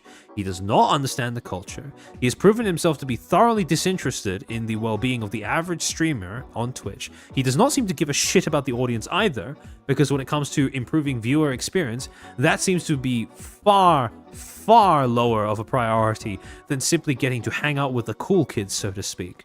And when it comes to protecting certain streamers from the consequences of their, shall we say, less than stellar content for the health of the platform. So overall, I guess what I could add from my point of view as a PR person is that, obviously his reputation is kind of cooked and his public image is utterly destroyed and has been in jeopardy for quite a while now. So he's a terrible physical image and representative of the brand. Yeah. Get someone else. Yeah. Dare when I it comes say, to... don't let the CEO be the figurehead anymore. Get a real PR person to be the face of the company. Yeah. But maybe I'm asking for too much. That's probably too much. But however, you are very right when it comes to the CEO being essentially the embodiment of what the company's brand is. And Dan, while he does embody what Twitch has become, it's not in a good way. It's flattering. It's No, really, it's not flattering really at all. bad for the reputability of the platform that he is supposedly leading, right? So as An a result, old man who watches women younger than his own daughter shaking their tits and let's ass on say, not stream. very. I was gonna say not very much clothed body on stream. Yeah. But if you wanna say it that way, you can. Yeah, exactly. Also, just a bit of a side note. I like the way that you say cooked instead of cooked. It's actually a That's pretty the French. I'm sorry. pretty interesting difference because Rima doesn't pronounce it that way. She does say like cooked. She's cooked. not French. She's French Canadian. That's Yeah, not the same. gatekeeping the French once again. No, it's just not the same. She's just Canadian, but a funky Canadian. Fair enough. Okay, she's not here to defend herself, but yeah. No, I like the way that French people say cooked. I find it to be a very fun way of saying the word. Yeah, yeah, exactly. Yeah, Twitch is most certainly cooked, guys. Yeah, it is very cooked. It is very cooked. But yeah, so that's the first thing. And this is one of the other more important ones because of the fact that Clancy's continued presence at the platform actively inhibits all of the other solutions that we are going to suggest going forward because of the fact that the way that he runs the platform seems to be so averse to any sort of tangible change. He seems to be just there to keep things the same as they have been for a while, and he seems actively invested in keeping the company exactly how it has existed for the last few years since he came into the position of CEO. Dare I say, it feels like Dan Clancy is treating Twitch like his own personal fun box and castle. It does feel that way based off of the way that he interacts with other creators.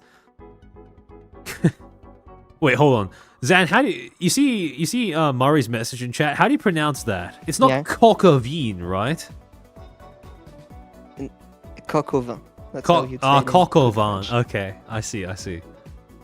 Cooked like coq au vin, not cooked like poutine. By the way, yeah. why would you cook cock with wine? Why would I'm you- a bit confused. Hold by on. Say why. that phrase. Say that sentence again. Why would you? Oh, okay, shut up.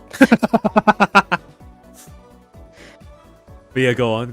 I'm Why would doing you cook it in terrible wine? French English mixing. Yeah, I'm kind of. a bit Why is lost with crossed it. a little bit. Yeah. It's fine. Yeah, why would you cook it in wine? Adds more flavor, obviously. I mean, I don't know. You cook red meat with wine, not white meat. I've seen some people try to cook chicken with wine before. Now, I can't say it's turned out great, but the sentiment was certainly there. I can tell you, it's not French. Yeah, probably. I guess maybe with some white wine, but that would be in the sauce, not in the chicken itself. Yeah, exactly. I have seen some people add it to like stews and stuff that have white meat in You them. can. You can, but because it's a mixture, you exactly. You just don't cook the chicken in wine Exactly. itself. exactly. You make a sauce with wine. Yeah. But You can deglaze with wine though. That's very good. That is true. Yes. I cook chicken with NyQuil. Truly, a feast for only the most ballerest of men. Truly, this way I will become the supreme autistic person. It's the most autistic way of cooking chicken. Yeah. White wine works. Yeah, I guess it does, but it's not something you does, see but very often. in a Right? sauce. Yeah, in a sauce. You In a don't sauce. cook it in the wine. Yeah, exactly. It has to be reduced wine, not just like dumped around the chicken while it's in the pan or something, right? And then people call me unhinged for biting into raw onions. Okay, that is pretty Unhinged. unhinged. If you eat raw onions like apples, there is probably something diagnosably Yeah. wrong with you, right? I have been diagnosed with autism. So Okay, yeah, official diagnosis, not the social media Yes. meme diagnoses, right? No. Yeah. No, I have gone to an expert who said, you might want to proceed with further meetings for autism. I see. But yeah, no, I Unfortunately, mean, I am currently too poor to proceed with those. it's okay. We'll get there eventually, surely. But yeah, no, I was going to say, eating a raw onion like an apple is, I think it's a few. You know the purple one? That's the one. What? I've seen people eat white Yeah. onions that way, but not purple ones before. What? Yeah. That I has just love to. onion. Nah, you are actually cooked. You are actually cooked, like properly. No, Is this a it French tastes thing? good. I swear. Is No, it- it's not. It's a me thing. Okay. Okay. Yeah, no, raw onion was an Australian Yeah, we had a prime minister in the past who would eat raw onions like apples as a kind of thing. I'm sure But we'd those get were along only well. white onions. Those are white ones, not red onions, not purple onions. So that's a little extra unusual. I was gonna say eating things like in terms of weirdness when it comes to consuming produce, I'd say that, you know, you have eating things like whole limes or whole lemons. That's already, you know, a little bit of an eyebrow raiser, but kind of understandable. Then you have things like eating a banana with the skin on, which is extra weird. And then right find it above very that, funny. I think, sure, but it's still kind of weird. But then above that, I'd say eating onions like apples. I'd say that I'd put that near the top at the very least. Yeah. Purple onions is it a bit sweeter? Really? I thought if you eat them raw, I feel like the flavor is still strongly like sour. No? No, I'd say white onion are sweeter, definitely. I'm gonna give that a try at some point. Maybe see if you have some sort of secret. This is some sort of secret thing that's actually it's secretly underrated, but I don't have high Well, hopes. you can combine that with a cup of red wine, obviously, and garlic actually makes pretty good with onion. You are just eating all of the seasoning, but just in a meal. I've never heard of anyone doing this before. I swear it doesn't taste that bad. This is I mean, like at if least I someone put decided to seasoning in make my like pasta. Imagine if I just eat the pasta raw and then eat the onion and the garlic on the side by itself. I don't do That's that, such but a that'd be funny. cursed Maybe I should idea. try that. This really is if someone was preparing a marinade and just got distracted in the moment, decided to eat all of the ingredients separately instead. Yeah, that does sound very autistic, actually. Yeah. But, are we okay? That's a good question, actually. Oh no, dude. I'm different. Yeah, you It's actually, okay. you really are, actually. You really are. Like, before I'd say that as a I'm meme. Kind of as a meme. I'm a but, bit like, special. Ooh. I now want to taste the raw onions. Don't do it. Don't do it. Do The it. novelty will wear off quite quickly, I'm quite certain. Do Purple it. I onions want burn to a bit more see- from personal I experience. Yeah, want- exactly. Tomorrow, I want to see a new Twitter hashtag popping off that is eating raw onion challenge. No, Come on, guys, we can do it. no, don't do that. It's not going to be good for you. You're not gonna like it. You don't understand. I'm here for the mischief. I wanted to make it fun. Fair enough. Fair enough. But yeah, so that's the first solution that we'd implement: firing Dan Clancy. No meme, no joke. Not a meme, by the way. Yeah, actually, yeah, he does not seem fit for the role at all. The second one, though, is a reworking of platform TOS and an overhaul to how moderation is done. Now, from this, mostly what we are referring to, is the whole secondary rule sets that moderators seem to use at their discretion when it comes to making enforcement decisions. If you remember, back in September of last year, when Shondo went through her entire thing of being banned for saying, "I'm going to end myself in Minecraft," or she forgot to say in Minecraft, that's why she got the ban. She came back and she said that from her conversations with Twitch staff behind the scenes, she had been told specifically by a Twitch moderator that she had been banned in accordance with a secondary secret set of rules governing how people with lolly models are disciplined. Now, obviously, if we are to move forward, we are either going to have to make that rule explicit or ideally abandon it altogether. We are not going to be using secret rules that are only implemented at the discretion of individual moderators. Second thing, in order to enforce consistency when it comes to moderation decisions across all different content niches and all different users on the platform, remove all distinction between VR chat and VTubers regarding how attire and sexual content policies are enforced. I am okay with there being a slight difference between how IRL streamers and how virtual streamers have enforcement done when it comes to attire and sexual content. I am not okay with that distinction existing between VR chat and VTubers, because purely on a mechanical level, making a distinction between those two makes zero sense. And finally, It's purely favoritism. yeah, it is purely just favoritism. There's no other utility, no other function to it. It's blatant. Exactly. And finally, a new system in order to not just increase transparency, oh, that's pretty much a meme, but to at least enforce the consistency on the moderator side of things as well, by identifying how individual moderators are making decisions.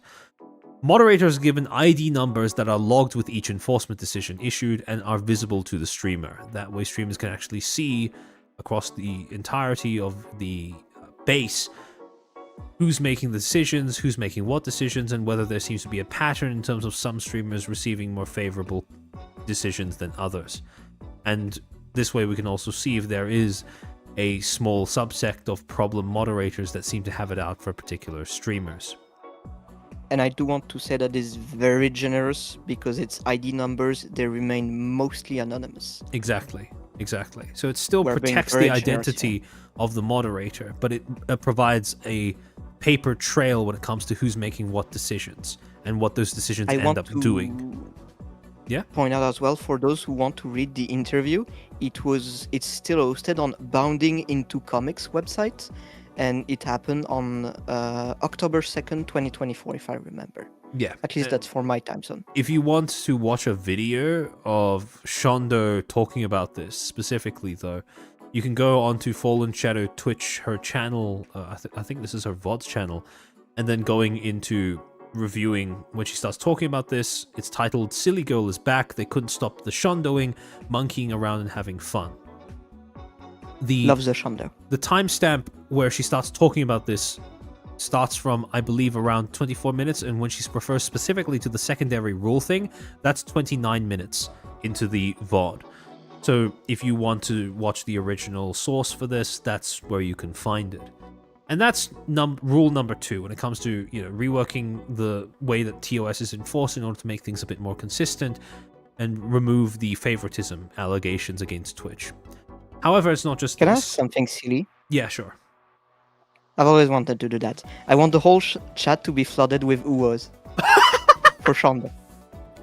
I always wanted to do that. Shondo posters. This is where you get the chance to really let loose and go full uo in the chat. Come on, Archers is allowing it. You have a few. You have the power. You have a few seconds to get it all out of your system. Go for it. I'm going to be taking a sip of water in the meantime, so my throat doesn't die.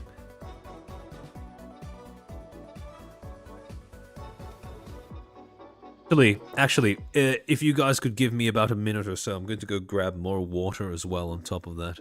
No, it will not. Drink as well. Zan, I entrust you to overseeing the UO posting. Oh yeah, it's gonna be pretty funny. Come on, guys, keep going, it's not here. Have some fun. While we're talking about a very serious topic, I feel it is important to bring some humor into this because, it's still supposed to be entertaining and, we laugh away the pain. We trauma, we bond, we laugh away the pain. It doesn't mean we aren't taking this seriously, but just, we gotta get some joy out of a horrible situation or else, what's the point? Let's hope for a brighter future, alright guys?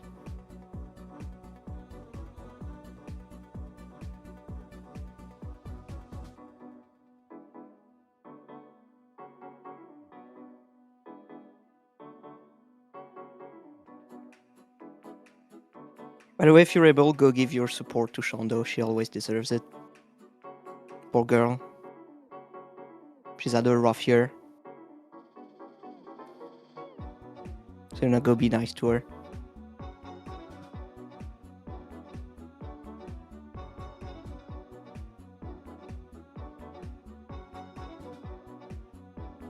Alright guys, I think that's enough. He's gonna come back soon. Sorry, I have to put a stop to this. I'm worried of what I've unleashed.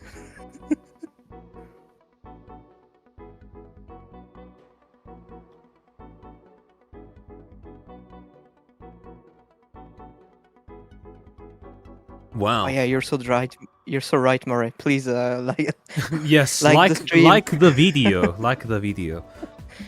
Yeah, so nice to see so many people tearing up in joy over the fact that Shondo was released from prison. And that Shondo is cute and funny, and we love her. Yes. All right, so to move on from the second solution, the third is also falling in line with trying to increase the consistency of how the platform's enforcement decisions go, as well as trying to undo the culture of, well, let's just say the culture of rules lawyering that has built up around the platform because of how they've done things in the past. And so, solution number 3 is to remove the pools, beaches, and hot tubs category. A lot of these solutions are some of these solutions are going to be quite extreme in terms of the amount of change you're willing to make, but I would make the argument that this is indeed this is the kind of change that you really need to make if you want to make strides when it comes to improving not just platform function but platform culture as well. Remember that pools, beaches, and hot tubs was a category that was initially created in 2021 specifically to accommodate the hot tub meta, to accommodate lewd streamers, OnlyFans peddlers who are trying to push on the rules. This was a category that was essentially, and as is still the case, at least as tacitly admitted by Dan Clancy himself, this is supposed to be a safe harbor category for people looking to make softcore content, essentially. And so, if you want to improve the platform's current state of being, if you really want to make strides, you are really willing to make significant changes. I doubt this will ever actually happen, but if we're talking hypotheticals, this is high up there in my opinion. Get rid of this category. The only purpose it serves is to symbolically signal that rules lawyering is okay so long as the moderation finds you hot. That's pretty much it. And in addition to this, when getting rid of the category... Sorry? Cooked. Yep. I also have 2 things to say about this after, I guess. Yeah. And also, yeah, essentially, once you remove the category, the other thing you want to do is get rid of the bad actors who were previously infesting this category from your platform. And to that end, I'm going to say that the other thing that would be ideal to do is do the same thing that I did, I think at some point around halfway through last year, where you conduct a review of the top streamers in this category who have received more than 5 or more sexual content penalties since the category was introduced. Any streamer who has received 5 or more sexual content penalties, regardless of the length of those individual penalties, is banned off of the platform indefinitely. Because that is a sign, even after an entire category was created in order to try and accommodate their attempts at introducing softcore content to the platform, if they still get 5 or more penalties, they are actively trying to push the rules. And if you want to discourage that kind of behavior, you need to start enforcing a cost on that kind of behavior. That's what this serves to do. Now, further in line with trying to increase consistency and undermine the allegations of favoritism that have been leveled at administration moderation. Add something to this section. First, legalize nuclear bomb, destroy this category, it needs to go, eradicated forever. I don't want to see it, I want to hear about it, I want it gone, I want it destroyed, fought, be gone. And I guess the other part, I actually forgot. Damn it, I'm an idiot. It's fine, keep going. Okay, when it comes back to you, just let me know, and then we'll get back to it. And so, the next solution, solution 4, is implementing a new policy around staff/streamer interactions. Now, if you remember, back in early January, a spot of controversy cropped up because of the fact that one of the FaZe Clan streamers had been banned off the platform, and yet what looked like another popular streamer called Jason the Ween, after he heard about his friend at FaZe Clan receiving a ban, he called up Dan Clancy's personal phone number directly and asked about trying to reduce the length of the ban. Shortly after this phone call went through, the streamer in question, FaZe Lacey, then was unbanned. All of this was caught on stream and posted onto Twitter, where you had people essentially pointing, laughing, and complaining about how this was pretty blatant favoritism among the streamers. Why bother going through the appeals process when you can just call up the CEO's personal phone number? And in this post by Zach Bussy saying, "Why bother with the appeal system when you can just call the head of trust and safety, Dan Clancy? For years, Twitch has been accused of uneven application of the rules and favoritism for top streamers. Well, now it's just overt and public." Now, Dan himself would end up addressing this 2 days later, but his reply would largely be lost in the weeds of, the replies of the original tweet. However, he would say, "For clarity, I did not do anything. Jason told me Lacey's account had been hacked. I told him to get Lacey to contact his SPM, which, I believe that this is Stream Partner Manager, which Lacey was already doing. Lacey was talking to them while Jason was talking to me. Twitch was already working toward bringing the stream down and to re-enable the account." So this is after Lacey got hacked, right? So Twitch banned him shortly afterwards, and then this is Clancy suggesting that he try to talk to someone, staff at Twitch, in order to get the stream taken down and then reinstated after the hack was remedied. So zero special treatment from me. Now the problem here isn't... Right. Yeah, exactly. Right. Yeah, no one's going to believe that shit, especially not given the way that Twitch has been enforcing things in the past. Obviously, things like the Hassan happy birthday video don't help either. However, if you really want to make the argument about, surely there's no favoritism, whatever, no special treatment, the call didn't do anything. The problem is the fact that one of your top streamers on your platform has the CEO's personal phone number to begin with. That should not be happening. Because that makes it really, really easy for those accusations of favoritism to stick. Purely talking about optics, PR, making sure that the company doesn't suffer any, injury to its reputability that is unnecessary, unwarranted. It's not a good idea to give out the personal details of staff, contact details of staff, to any of the streamers. Because there's literally no reason to do it, and obviously exactly. when you look at what potential incentive are, favoritism is pretty high up there. Best case Conniving, scenario, any kind of things like that. Best case scenario, it is a tacit admission that your appeal system, your moderation system, is so fucked that they need that to circumvent it in order to actually get shit done. Worst case scenario, you're trying to groom one of the streamers into a personal relationship with staff on the basis of, that kind of worker-employer type relationship, right? It's not great either way. So, Also, I remember what I wanted to say about the previous section. I don't know if you want to go back to that. Sure. What was it that you wanted to add on? I think there's quite a cognitive dissonance between, it's already evident, but even more into it, between what Twitch is trying to be and what Dan Clancy is trying to make it. Dan Clancy trying to make it his own personal playground with all the, skin Playboy at home, girls. basically. Yeah, Playboy at home.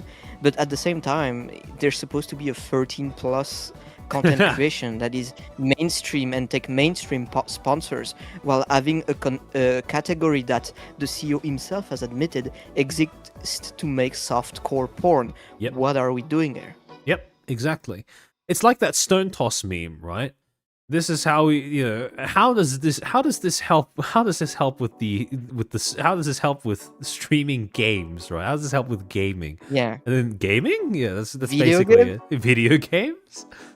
But yeah, Twitch hasn't been about video games for a while, to be fair, but there's quite a difference between, there's a little bit of a line between, okay, let's introduce just chatting and IRL content, versus let's have softcore porn on the site, right? I know some people hate on just chatting. I think just chatting is fine as much as, it's attracted some lowest common denominators, cringe sellers, smear merchants, politic bread tuber. I understand why you'd think that. But, at the same time, gamers also want to just yap. So I think it's perfectly fine to have that category. But what excuses is there for the pool beaches and hot tubs category other than I want to oogle at booba all days? Yeah, exactly, right? You don't need to go to Twitch to do that. And realistically, there's only one demographic of people that don't have the option to do that on a site that is perhaps more purposefully built in order to accommodate that, and that is literal It's children. because it's banned in their country. Well, yeah, literal children and people or who have it parental banned in their control country. as well. Exactly. And the fact that Twitch exists for this purpose it's not good for Twitch. It's not good for the audience. It's not good for the culture it's of not the good platform for either. dare I say, it's not good for society. Hey Dan, you love talking about society. Why don't we talk about that? Yeah, exactly. You love to blame exactly. society for things. You're certainly not contributing to making it a better place by keeping this category up. Exactly. There's no point in selling Also, softcore porn on a streaming site, right? yeah. Also, you have to think about like, I think that one of the things that's like blatant and that can encourage like other content creator to speak up is if you talk about content wise, like, right, what content would you make in a just talking stream? Well, you would talk about something, so very open there. Video games, well, it's self-explaining. You play video games, but what content can you realistically make in pool, hot tub, and Pools, beaches beaches. that you can't do on just chatting, because that's essentially what those stream are. Exactly. Generally, they're just chatting. Yeah. The reason is simply because I can be half naked. Therefore, it is a stupid category. Exactly. Like I said, it literally exists for the purpose of trying to accommodate people who are not interested in abiding by the rules anyways. So, yeah. In terms of... Dare I say, some of these women don't even speak. They just sit there half naked. yeah, they sit there on their phones and maybe they like jiggle around a little bit, and that's about it. Yeah, swimming techniques. Yeah, that's certainly what goes on in pools, beaches, Okay, and hot tubs. I'm gonna say something a bit wild. Sorry for the increased blood pressure, but dare I say, even a webcam girl is more entertaining and interacts with her chat more than some of these girls in the hot tub and bitches category. Oh, I agree. I don't think that's unhinged at all. Even cam girls are more entertaining. Yeah, because at the end of the day, they're still expected to put on a show. The only show that those Twitch thoughts are expected to put on are, showing their tits. Sit there. Yeah. Sit there and look pretty. Pretty much. You're counting grains Or of rather, sand. Or rather, sit there and look fuckable to Dan Clancy. I mean, we all know who the target audience is, right? I think it was pretty clear when Clancy tried to show off the stories feature on Twitch. So I remember that. You guys should too. I think everyone does. Hopefully, everyone does. Because I would make the argument it's very eye-opening when it comes to understanding the, shall we say, the underlying philosophy behind how Twitch is run and moderated. However, in order to explain in more detail how this new policy around staff stream interactions would unfold, one of the rules is that all members of staff are going to be prohibited from giving their personal contact details to any streamer. This is pretty self-explanatory. However, in niche cases, exceptions can be granted for couples on the condition that the relationship is declared internally and the staff in question is barred from any enforcement decision regarding their partner. In other words, if their partner is, some sort of moderation decision needs to be made regarding them or their channel or what their content or whatever, the staffer who is their partner should not have any input in that, any involvement in that. And the relationship has to be declared at least internally. Basically, avoid conflict of interest. Exactly. The rule. Pretty much. It's wild to me that they don't do this already. No, they don't. Really, really fucking stupid. However, it's a problem, very much. Yeah. Next one. Pretty self-explanatory. I want to point out, we very much make the insistence on personal contact, professional contact. It's fine to have like a call line between some of the talent and the Twitch itself, but it needs to be in a professional setting. Yep, exactly. Not someone's personal phone number. Exactly. And then you have, staff restructuring and layoffs. This one's pretty obvious. I think a pretty safe starting point. Which is happening. Yeah, it's happening right now. Good reason. Yeah. But not for a good reason. Ideally, I mean, an easy starting point, everyone who was in the Hassan Happy Birthday video, I think letting them go would probably be alright to do for the company. It would certainly go a long way towards restabilizing the impression that no one streamer has an abnormal degree of pull among Twitch's staff. And the second one is whoever came up with the idea / implementation, or at least initial implementation, for the knock feature on Twitch. That was a feature no one asked for, no one wanted, poorly implemented, absolute shit show to start off with. I think now... Yeah? Interrupt you because there's an interesting question in chat that I want to react to. Demon Among the Angels said, how many streamers are dating moderator for that to be a rule? You don't need any moderator to be dating to that rule. That just need to be a rule just in case to avoid any potential conflict or interest, or because relationship can happen after they've already become content creator. Like, it's one of those things where you don't need a precedent to set that rule, because having that rule from the very start is just the right, smart, and best thing to do from any optics wise. It is a rule that is designed to be proactive, not reactive. Exactly. Prevent the problem before it happens, ideally. You know, in case of emergency breaks. Exactly. Exactly. Mythology. You know, you put extinguisher in a building not because you want it to caught on fire, just in the case that it caught on fire, you have something to save it. Exactly. And that's the same function here as well. So you have staff restructuring and layoffs. This is pretty self-explanatory as well. And in addition to that, you also have the next part, which is scrapping the ambassador program and creator club. Now, this is the one that may attract more protest than others. However, I would make the argument, and I'm almost certain Zan will agree with me on this, which is that in their current states, neither the ambassador program nor the creator club are functional or even distinct in terms of how they operate. They don't have a purpose. To give Armchair some leeway, I did mention that when we prepared the collab a lot. It is a personal pet peeve of mine. Yeah. Although direct your frustration at me, I'll deal with it. I mean, no, it's fine. I'm okay with taking ownership of this opinion as well, because this is something that I've expressed on stream before, which is the ambassador program is a sham. It doesn't do any. It has no purpose beyond simply accumulating privileges for the people who are a part of it.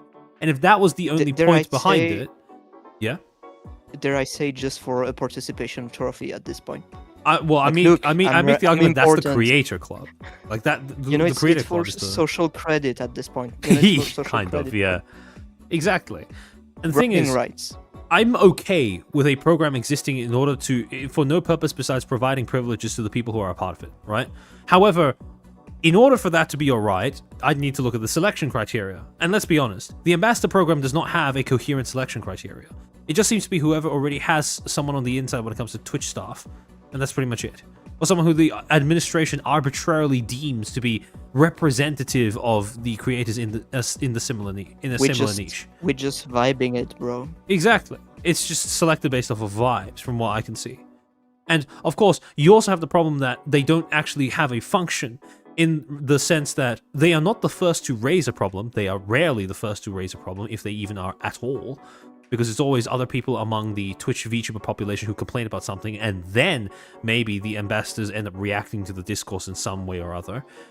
And even in the case that they do end up agreeing with some of the complaints or thinking that they're important to present, one of the things that has become a recurring theme is ambassadors saying, we don't actually have any influence on the inside. So if that's the case, what is the point? Why have the program at all? And dare I even say, there are no incentive for the ambassador to speak up for you and defend you if you're a content creator. Exactly. Because due to how the relationship, the power play, and how it's structured, they have no incentive to put their neck out there for other people and lose what flimsy privilege they gain from being part of the ambassador program. Exactly. Which generally is just allowing them to make content earlier than other content creator, because they have early insight into future updates. That's literally the only incentive I can see, and despite how flimsy it is, some people really like it, and they will do absolutely nothing to speak up for other people who are proportionally disaffected by Twitch poor decision making. I will also point out that there was that whole incident that I know made a lot of people agitated, when one of the ambassador that was announced seemingly liked to roleplay as a deer. Like she was a human playing a deer. Yeah, I remember that. Now, I very much think that everyone should be free to do whatever they want and play whatever character they want on stream. But is that representative of the Twitch streamer and the audience in general? I think even generously saying it's a niche among a niche among a niche among a niche is fairly generous. So again, how is this person representative of anything? Exactly. It doesn't. You want succeed. a furry? Get someone else. Yeah, Get it doesn't Sonny succeed Chufa, consistently. even though I don't like him. Yeah, it doesn't succeed consistently when it comes to representation, and it doesn't succeed at all when it comes to function. So in that regard, what is the point of the program? This is a question that's Hold on, not I even... gotta. I actually said Sonichu Fox. My apology, I meant Sonic Fox. I just created an ungodly horror mixing Sonichu and Sonic Fox. I am deeply sorry if I put that into anyone's head. French people, am I right? I'm But then sorry. you have... Then you have... So again, if this program serves no function, it's basically a meaningless token that's designed to sap away, deflect people's attention from how fucked the site is, right? And in that regard, I feel like scrapping the programs altogether is the logical thing to do, at least in their current state. You can reinstate these programs later on. You can reestablish the Ambassador program or Creator Club later on, but do it after all of the other problems have been fixed. After there is actually a chance at dialogue and with function in mind when you're trying to get these programs up and running. Because it does not seem like that was the case when these programs were first initiated. At all. And so, in addition to this, the next thing... Do you want to hear obviously- something funny about the ambassador thing, actually? Yeah? I did talk to a couple of Twitch streamers about the possibility of creating some kind of... You know, I'm French, so of course I'm gonna be... Yeah, we need some kind of, you know, like... syndicate or group of... VTuber to represent VTuber in general, you know, very French thing to do. Isn't I know. Syndicate already a VTuber group? I think I remember Syndicate being the name of Midas's... Yeah, it is. Yeah. As well. Yeah, but she's very cool. Yes. Go check out Midas. But I meant more as in, you know, a group of workers. I get union, you would call Yeah, it in yeah, English. yeah. Though I Yeah, was very just much- joking, though. Way. I very much teased the idea of a union, and I was first and faced of that crab mentality that you talked about, where like, oh no, I don't like X and X, I don't want to deal with that and stuff, and you know, that idea pretty much died in the water very fast, Yeah. as I tried to touch if people would be interested.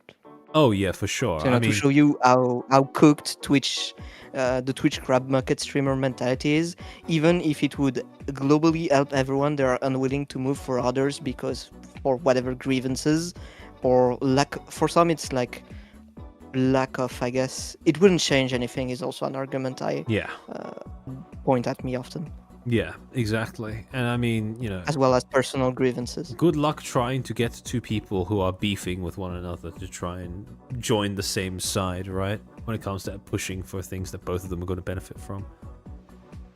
Sorry, I wanted to give workers of the workers of the world unite for a second. This is and it didn't work out. exactly Well, why my the bad. French Revolution failed, by the way. Man, I'm gonna kick your ass after this room for this. But yeah, so you have basically just cutting the fat, right? Getting rid of something that's utterly meaningless and pretty much vestigial in its function as of right now. And in addition to It's that, token. yeah, it's basically just tokenistic. And then once you have all of the platform dynamics sorted, you know, behind the scenes things sorted, then you can start moving on to improving IRL events. And this is where we get to suggestion number 7, solution number 7, which is to revamp security at all in-person events. Now for this, we don't actually know what the fuck, you know, Twitch is. We don't actually, you know, we're going to pull a Dan Clancy. We don't know the specifics of what they're going to do. But whatever the fuck GamerSubs is doing, because they Thanks, seem to be Dan. getting a lot of a lot of positive press from all of the VTubers attendees involved in all of their, you know, their booths or what events or whatever at TwitchCon. Whatever the fuck GamerSubs is doing, just copy them. Don't give a shit what it is. Just do that, right? And so yeah, that's number 7. Or, dude, even better, outsource your security to GamerSubs. I don't even deal with True. it. Get a bunch of people who actually know what the fuck they're doing. Give money to GamerSubs and say, you do security, I take my hands off of it, any problem, that's your responsibility. And considering how much they love to, you know, give responsibility onto other, and considering that it is very much an incentive for GamerSubs to get it right, because it would be a massive PR boost for their brand, well, it would actually be a very good solution. Exactly. Outsource it. I think it would be good for both parties, to say the least. GamerSubs, hire me, I give you good PR. Sure. Next one. Again, to do with IRL events. Solution 8. conduct a review of partnered event organizers. Now, this specifically is referring to the people who host after parties that bear Twitch's name, or the Twitch's name and branding, as well as the name and branding of their events, as in TwitchCon after party and the like. People who host these, they need to be held to a standard of responsibility towards their guests. It's very simple. And this is especially relevant in light of how you had VTubers reporting that they were getting roofied last September at the Blurp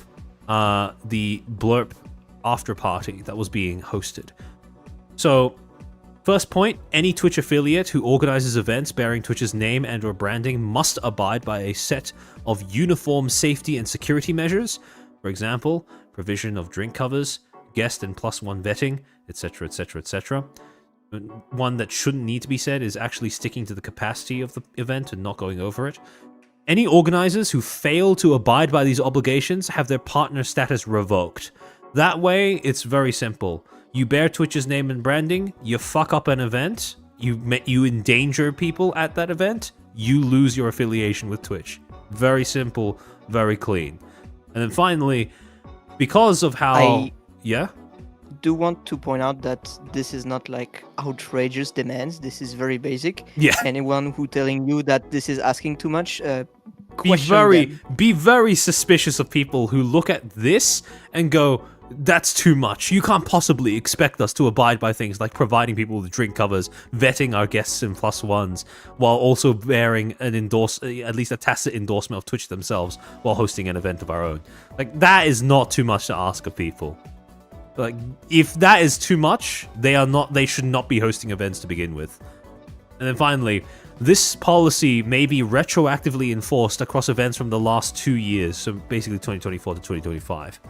I say this mostly as a way of trying to restore trust in this system to begin with, because of how badly it was violated when you had multiple VTubers, like Hades from Mythos and Emuki, reporting that they had been drugged while at this event.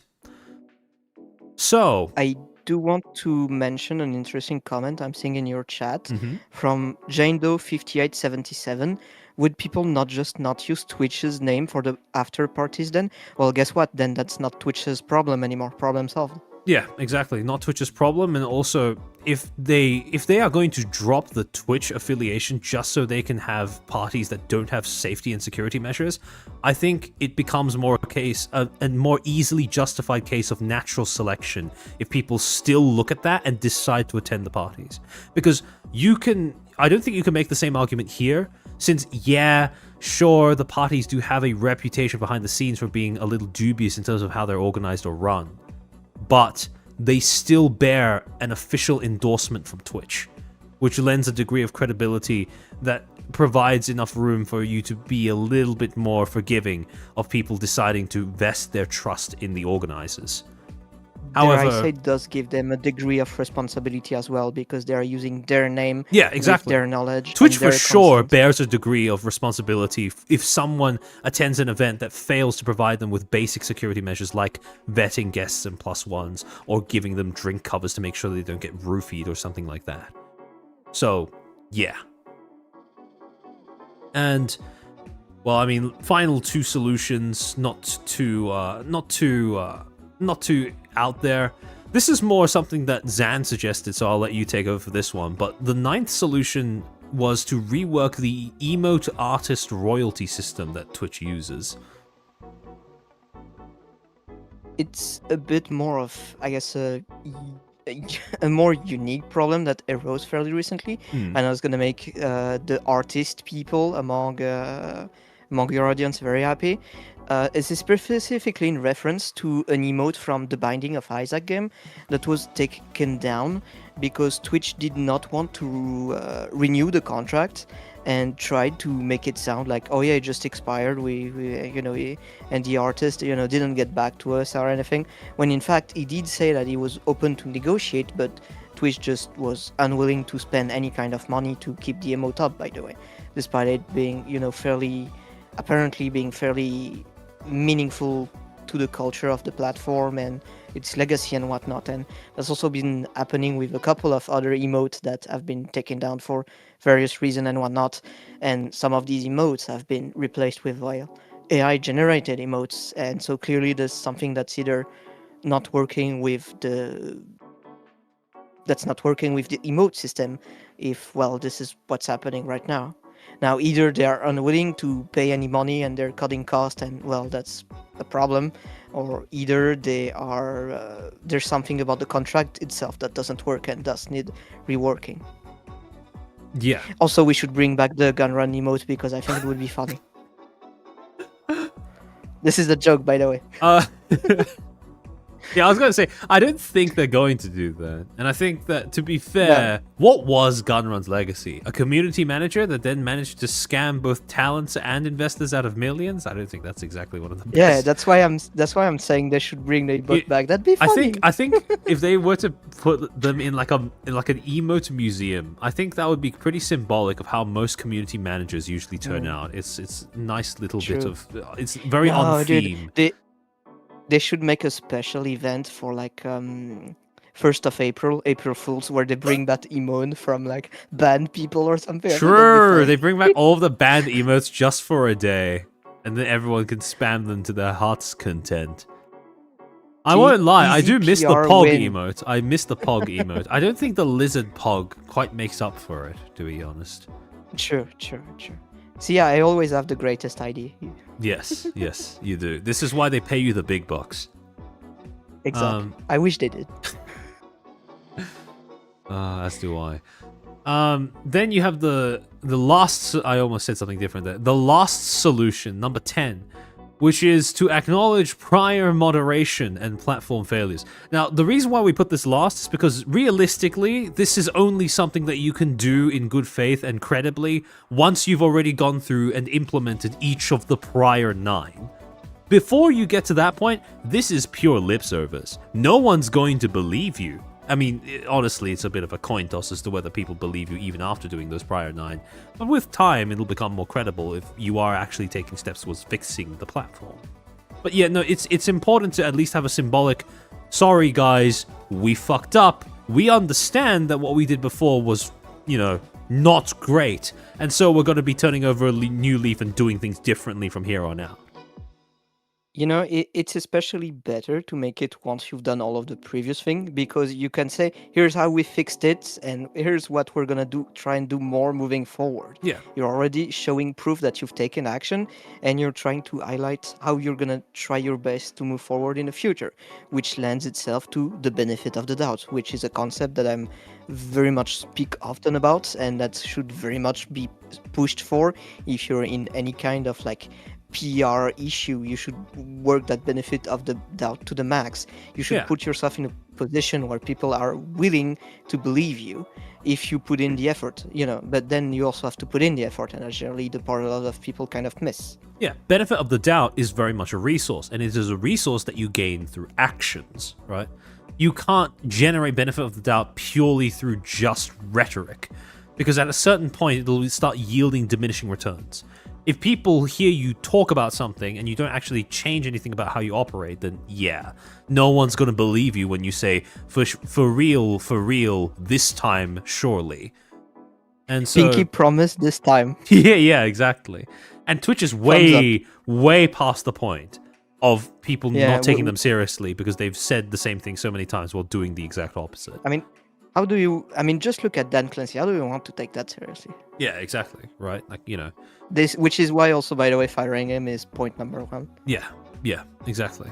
It is because there is both no optical and functional. Good faith.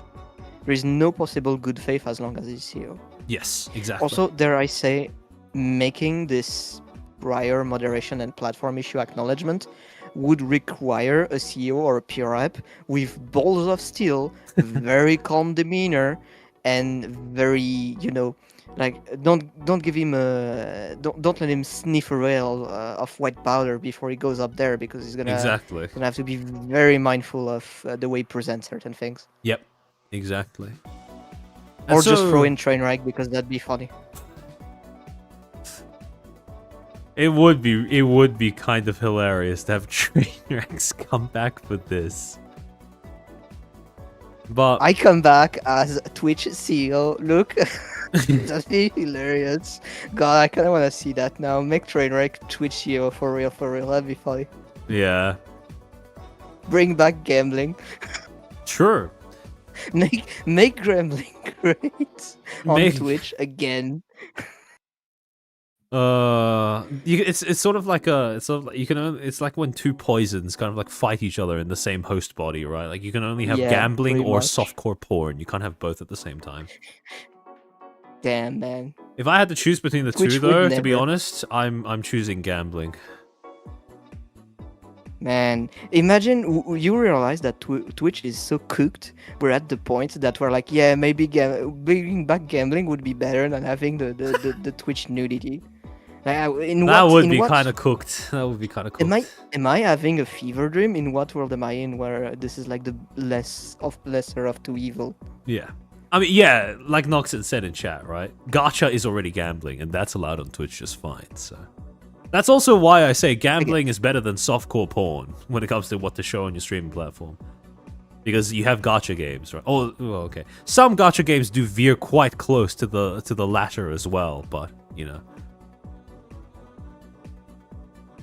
And so, with this, we now have the 10 solutions, the top 10 solutions that we would try to implement if we were to actually attempt to fix Twitch.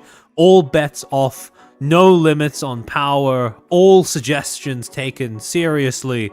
These are what we would try to do. This is what we would try to do in order to Also, fix all the in platform. good faith and rather reasonably. Yeah, exactly. We are not just saying this for the sake of saying it.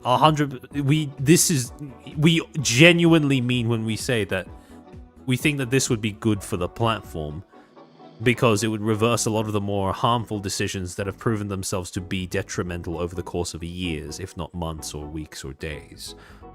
However, all of that being said, it's fine and grand to have these possible solutions, but at the end of the day, the more depressing thing, although pressing and depressing, pressing in the sense that it's important to acknowledge before we go further in this discussion, is that when it comes to suggesting solutions to fix Twitch, fix the way the platform's running, the way the platform's moderated, they're all moot points at the end of the day. But that may sound harsh, but, well, that's just simply how things go. And the reason for that is because so long as Twitch's current heads are still in place, nothing will change about the platform. Any of these suggestions will not be taken seriously, and if they are quote-unquote implemented, it will purely be aesthetically.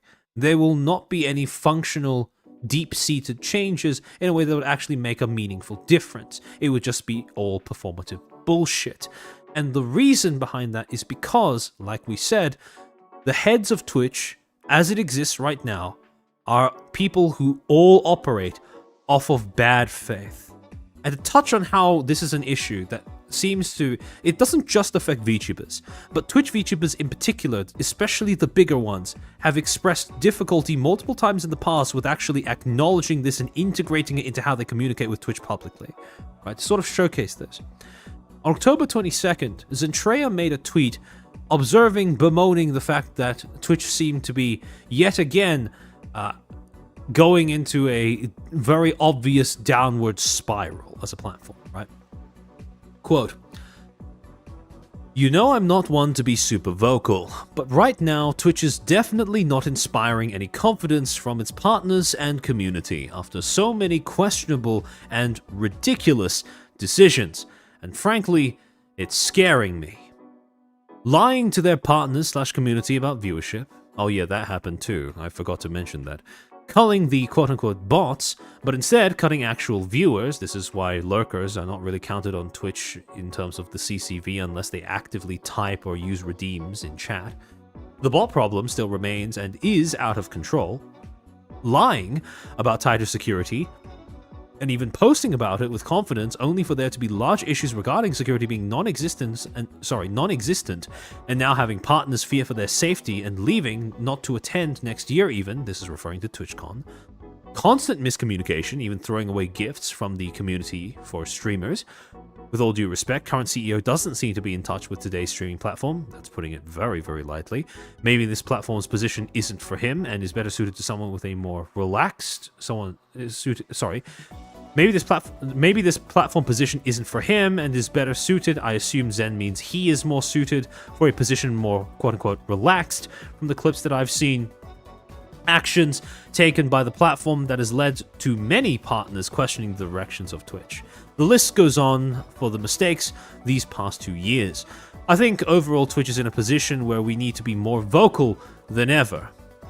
And this is where people like me start to take issue with the statement.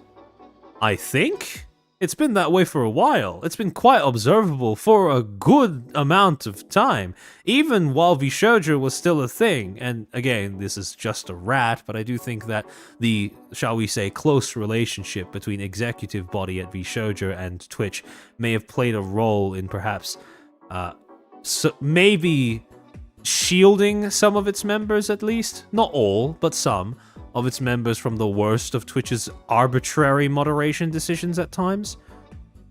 However, it has been a problem, right? Yeah? You know I'm not one to be super vocal. Haha. Yeah, well, yeah.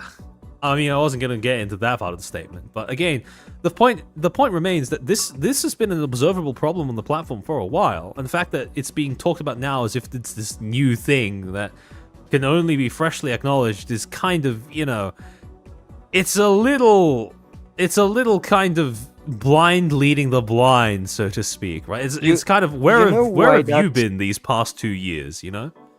You know why that especially irks me? Now, I want to say this is purely me having a knee-jerk reaction and me feeling a certain way, and not what Zentreya meant at all. I want to make that very clear from what I'm about to say. But there is one thing that if you've seen some of my posts, especially toward people at Pokimane, you would know that I take big issue with classism, and I have an extreme bad reaction to anything around that sort of topic. And when I see a statement like that from Zentreya, it just reminds me of someone high up there in the glass tower who doesn't see the problem because the problem is only affecting the poor little people down there. Which, you know, in this analogy would be small VTuber being mostly affected.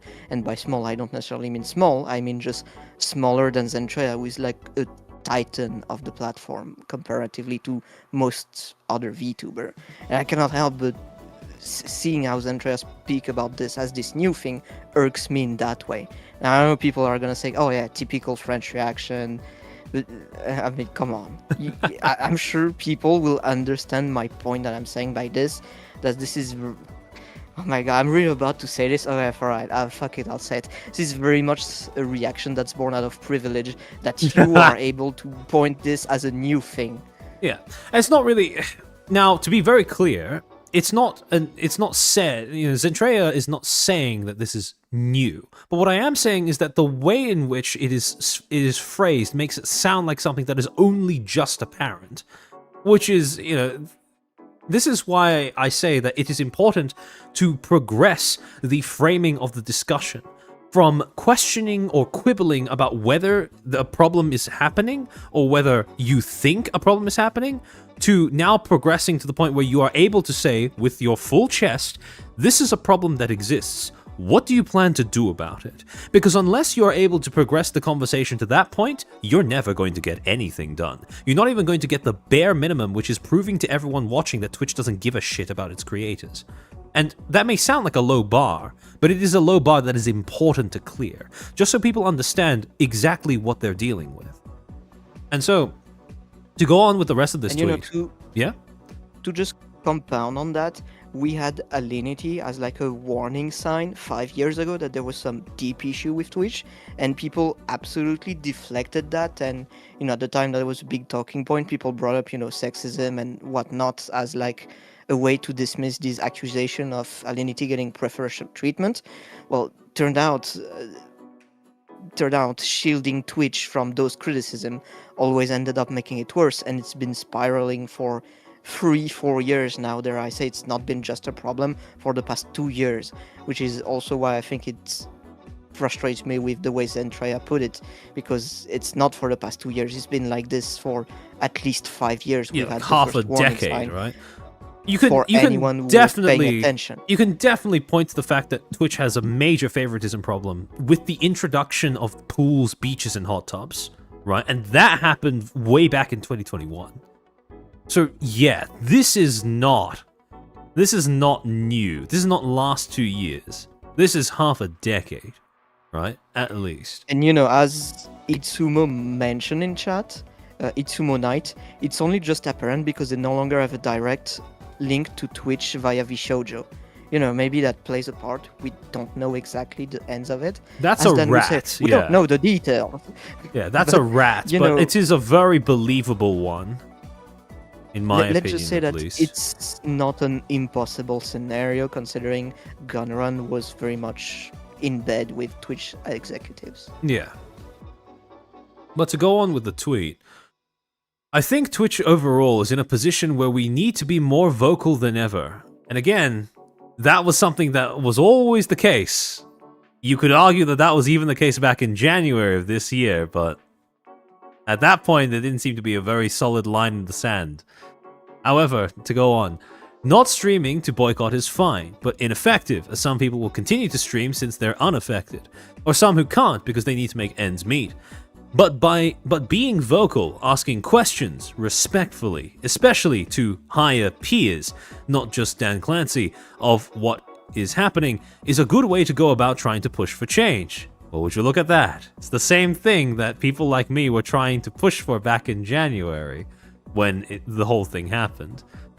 Especially it's a bit with late now for that. yeah, exactly. Like I said, that was the one that was basic. Let's be honest, right? That was the one chance that VTubers had to actually get someone in a call with Clancy and in front of everyone watching, basically try to make him say something definitive in either direction. Either get him to at least tacitly admit he doesn't give a shit about everyone, or to try and commit to something in terms of actually helping the creators, right? But that didn't happen. There was the assumption that there would be a next time, and that next time has yet to materialize. So I think I say this with a And will yeah. and will most likely never materialize because there are other priorities at the moment. That being, you know, that whole summon to Congress thing about terrorism. Yeah, I mean, look, I don't want to write it off entirely because there is always going to be an opportunity for bread and circuses, right? And if there's one thing that Twitch understands, it's circuses. So there is potentially a point in the future where Twitch yet again feels the urge, the seasonal urge to try and convince VTubers that they're not completely at odds with, you know, how the platform is managed. But I don't see that happening for at least a while. Not until their current hiccup to do with extremism is fixed. But, yeah.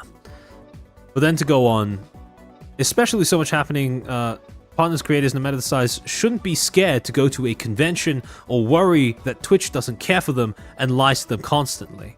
No, no, no. We are way past the point of worrying about that. It is confirmed.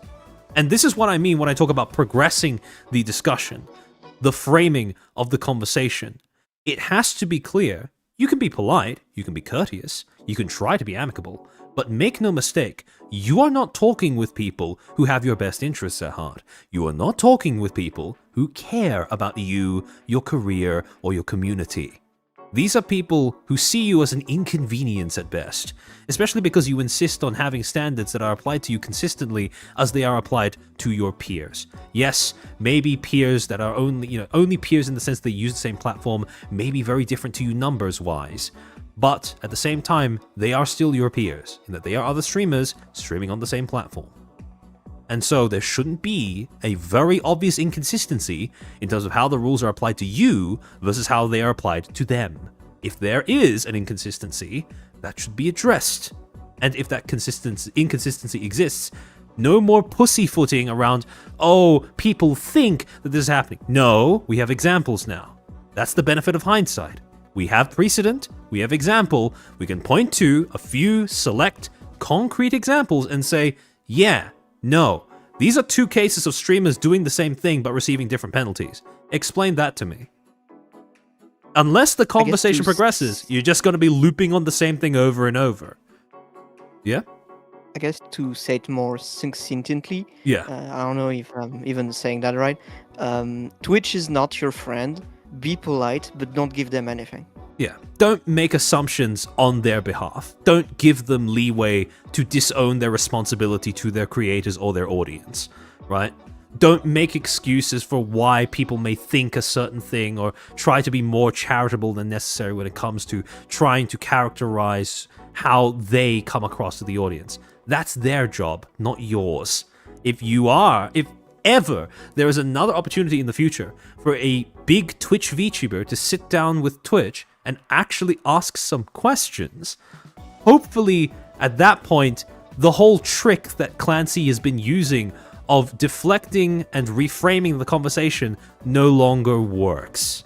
I cross my fingers that that's going to be the case. To be completely honest, I'm not overly optimistic, but it is possible. And hopefully now it's going to be a bit more difficult for Clancy to just, worm his way out of having to give a definitive response, right? But in any case, there needs to be a shift in mindset. It's not, it's not worrying, right? It's not worrying about whether the platform hates you or whether people don't like you or whether VTubers are being discriminated against. We can put that to bed, right? It's time to move the conversation to the next stage, which is, yeah, it's happening. Why is it happening? How do you plan to fix that, right? It's the time for courtesy and charity and good faith is kind of over, right? You can't communicate with Clancy and the like as if they are people with honest intentions when they choose to talk to you. Especially not when they're having a public conversation with you. But to go on, I don't want to see a platform go under due to negligence and incompetence and put hardworking creators who love what they do put their livelihood in jeopardy. Well, I mean, if you don't want to see it, you could try shutting your eyes because it's already happening, right? Like, again, this is part of what makes this part of the statement a little irksome to read for me, because there is this idea that there is this idea in how it's framed as if it's something that is happening in the future that we could maybe take steps to prevent now. No, it's already happening. It's been happening for a while. And when you say, platform going under due to negligence and incompetence, I mean, Twitch has been kind of losing relevance and numbers in the streaming platform competition for a while. It's still, make no mistake, Twitch is still the biggest streaming platform out there, but it is steadily losing its market dominance over time. And as time goes on, things like lacking features for advertisers to properly segment different content offerings they want to show their ads next to, stuff like labeling content in a way that allows advertisers to avoid certain types of content when it comes to promoting their products, that is critical infrastructure that Twitch still lacks and is lagging behind the competition significantly when it comes to, how it's implemented, how it's used, etc., etc. So there is already negligence and incompetence plaguing the platform. The platform is already beginning to I wouldn't say as dramatically as go under, but certainly losing its integrity and hold on the market because of that. And put hardworking creators who love what they do and put their livelihood in jeopardy, that has already been happening. It's just that usually it happens to creators who either don't have, some sort of corporate backing, who are not that big, or who only ever get heard of when they complain on Twitter about getting handed a very outlandish enforcement decision. Can I be allowed one petty jab, please? I'm invoking my card. Go for it. When was that talk when Shondo got banned for a month? Yeah. I think that's fair. I think that's a pretty fair thing to point out. She literally said, I lost my livelihood and etc. Okay, Zentrea, you're saying that now. What about when that was happening to Shondo? Now, you could say, of course, she doesn't have to, but it's very funny that she's using that exact argument now when a year ago she certainly didn't ban an eye about Shondo. Is it a bit petty of me? Sure. Does that make it any less true? No. Yeah, and I mean, it's not. I'm not saying, by the way, I'm not saying that Zentreya is attempting to imply that this has never happened up until this point or whatever. No, that's not what this is at all. However, what I am Yeah, saying is that that would be a there are pretty certainly psychopath way better. of saying things. Yeah, there are certainly better ways of phrasing this. Even as something as simple as saying, "I don't want to see a platform go under due to negligence and incompetence, and continue to put hardworking creators who love what they do and put their livelihood in jeopardy." Just adding those two words, "continue to," that would have changed the way that this read drastically. When it comes to acknowledging the fact that no, this is a problem that has existed for a while. It's not something recent, and it's not something we can quote unquote prevent. At this point, it's not a problem to prevent, it's a problem to solve. And unless you get into the mindset of, okay, you know, it's time to fix the problem, right? If you're still in the stage of quibbling or questioning whether it's there or it's just in your head, you're not going to get anything done. You're not even going to, like I said before, get the most basic thing done, which is prove to everyone watching you that the people in charge don't give a shit, right? And so then ends with tagging Twitch support, and Clancy. Your creators and community want our voices heard, and clarity, honesty, and a clear goal for Twitch, our platform, and its future. Praying emoji. Gain. He knows this. Am I am I too French? Whenever I hear someone mention the Twitch community, I have this irky knee jerk, you know, physically. That I don't think that's a French thing. I have much the same reaction to people referring to content creation spaces as community. There's too much of a crab bucket mentality in order for it to qualify as community, in my opinion. It's lacking in that sort of shared sense of community. Sorry, that's a bit circular of a definition. Shared sense of values. Yeah. Yeah, exactly. People don't share values, which is, you know, the basis of a community, and there's too much incentive for people to act with hostility and antisocial behavior toward each other for a community aspect to be any relevant. Exactly. More often than not.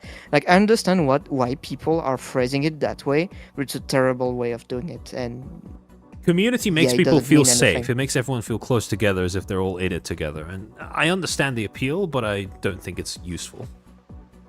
No. Considering how often we get drama about a VTuber backstabbing each other, it's very much untrue. Yeah. So, again, this post, I picked this out because it is a perfect example of why, in my opinion at least, VTuber advocacy on Twitch is in shambles. Because people are too busy questioning, or, you know, too busy or too polite questioning whether this thing is actually happening. You know, surely this is a recent phenomenon. I'm sure Twitch means the best, but when in reality, people should have been chimping out a while ago, right? We are far, like I said, we are far past the point of prevention. It is now the time for solution. And solution is going to require being a little more disagreeable when it comes to getting those in charge to acknowledge that there is a problem to begin with. And you know, if anyone still tries to dismiss it or give the benefit of the doubt for one reason or another to Twitch, just think about the fact that, again, Twitch told Emiru that she's obligated to run an event, and then Twitch declares proudly that they have the resources to provide security. They're just waiting on content creator on how to tell them. And then what do? They ban the security bodyguard of individual content creator and create an environment where they are very much vulnerable of sexual assault, as we have seen with Emerald. It is very much malicious. There is no benefit of the doubt that can be given in any manner. Yeah. And to put it in a way that is perhaps a bit more brusque, perhaps a bit more callous. A lot of VTubers on Twitch need to learn their place in the streamer hierarchy. By which I mean, if Twitch is going to be that negligent and hostile towards one of their biggest flesh streamers, a pretty woman who streams on the platform, when everything about the way that they've been approaching enforcement tells us that it's a pattern at this point, that pretty women who stream on the platform, you know, IRL with their face, receive, you know, favorable leanings as a result of moderation and administration's own personal biases or whatever. If that's how they treat Emiru, how do you think they're going to treat someone who is just a VTuber? Right? How do you think they're going to treat someone who maybe doesn't even have an audience the size of Zen's? It's time to get a bit more real about the place that VTubers hold in Twitch's creator ecosystem, in my opinion. Because, frankly speaking, the amount of charity that has been extended towards Twitch up until this point by VTubers, it seems to be, how do I say? Delusional? Not just delusional, but outright contrary to natural selection, right? It seems to be a product of, failing the natural selection test, right? Yeah. To really pound on that fact, I guess, Emeru is consistently top 5 female Twitch streamer. Yeah. Very often top 1 or top 2. And this is how they treated her, despite her being pretty much an icon at this point for Twitch. Like, Exactly. she's literally one of the most influential female streamer, especially on Twitch, if not the most influential of Twitch. Generally, when people talk about, their flesh Oshi, and it's a female streamer, they talk about Emiru. That's how important she is, and that's how she was treated. And dare I say, if you want an example that's VTuber, just look at how they threw all of Iron Mouse's gifts. Yeah, Despite her yeah, being literally exactly. the biggest Twitch streamer that's a VTuber. Yeah, Iron Mouse is the biggest VTuber on Twitch, right? They've done numerous events where they've glazed her and the impact that she's had and how positive she is for the Twitch community, yada, yada, yada. And at the end of the day, she gets her gifts thrown away all the same. So, it's time to be a bit more, Even meaner, someone who used to be relevant at Twitch scammed her out of $500,000. Yeah, I mean, So, not even her, the charity that she was Yeah, partnered the charity. with. Yeah, what the fuck? So, it's depressing. It's not great. It doesn't feel great to Twitch is not your acknowledge. friend. But, yeah, no, I think that's an understatement, right? I think at this point it's fairly clear that Twitch is actively antagonistic.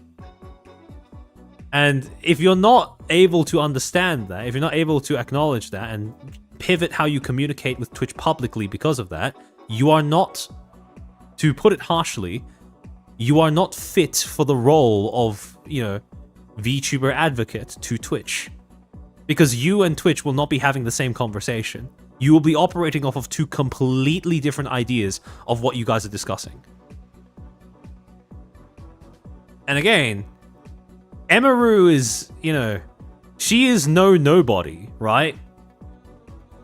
And yet that is how they treat her. So it's not looking great.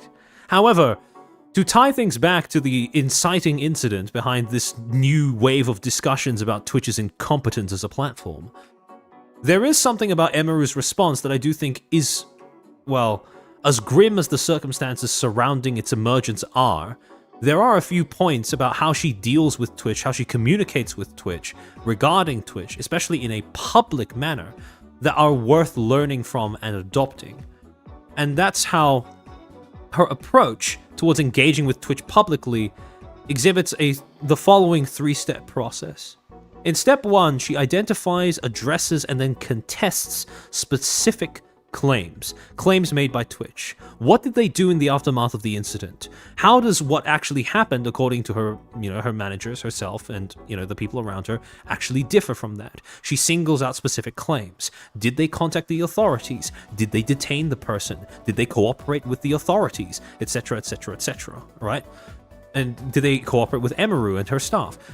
She identifies each of those claims individually and then addresses them individually as well. If what Twitch has said is misrepresenting the situation in any manner, she then directly points out that that is what's going on. The second step is to preserve, present, and more importantly, publicize context with counterexamples. She didn't just say, no, they didn't work together with my management to secure, to detain the assailant. She didn't just say, no, they didn't contact the authorities. She instead provided some form of account as to what happened instead. And when it comes to things like enforcement decisions, that's exactly what I was trying to provide people with the earlier examples. Now, we don't have to just look at the VTuber sphere to point out inconsistencies in moderation. We have a few examples, very clear, very obvious, in terms of how there is a double standard when Twitch enforces the rules. It doesn't matter upon what basis the inconsistency emerges, whether it's on the basis of creator following size or on the basis of content genre. If the offense is the same, but the punishment is different, it comes back down to standing up and sticking up for your group in particular. And if your group happens to be VTubers, well, guess what? That's who you advocate for now. That's your in-group. And so any consideration otherwise serves no utility beyond trying to engage with Twitch on their terms according to their framing of the situation, which is conveniently the final thing in what Emaru does. She confronts Twitch directly, and she takes control of the framing of the conversation. When Twitch tries to make it about, oh, we failed in security, but we're trying to make up for it, etc., etc. This is a worldwide, society-wide problem with parasocial relationships, and it's a constantly evolving problem where Twitch is at the forefront of trying to come up with solutions. No, she doesn't take any of that. You also forgot the part where they make it that it's her fault. Yeah, exactly. When they say, "Oh, it's on a creator to curate their community," she doesn't take that. She instead keeps bringing the subject back very publicly in a confrontational, courteous albeit confrontational manner. That no, this is about how Twitch failed to keep me safe. This is about how Twitch had the opportunity to detain the assailant, but they didn't do so. How Twitch lied to both the public and to myself and my staff about their efforts to, report this person to the authorities, to cooperate with the authorities to secure a conviction or whatever, right? She takes control over the framing of the conversation. And some people may look at that and go, oh, that sounds a bit harsh. That sounds a little manipulative. Well, newsflash, this is what Twitch has already been doing. Every single time they have, engaged publicly with a creator or with some other media figure, like, for example, Taylor Lorenz, where they have talked publicly about how they handle various different controversies or complaints that have been leveled against them by their user base. This is exactly what they do. They frame the conversation in a manner that is convenient to them. Unless the others, any other VTubers or other community figures who may volunteer for the role of advocate to talk to, Twitch, unless they understand that that is what's going on and they're willing to reciprocate in kind, it is always going to be a meaningless exercise to try and engage with Twitch publicly. Because at the end of the day, if only one of the two people involved in that, one of the two sides in that conversation are willing to control the framing of the conversation, then, well, best case scenario, nothing happens. Worst case scenario, the other side gets deceived into believing that they actually are talking about the same thing. When, like I said before, Twitch is having a very different conversation to most other people, right? So these are the three steps, examples, whatever, that Emaru employed in order to really rake Twitch over the coals, as they deserve, and they have deserved for a while.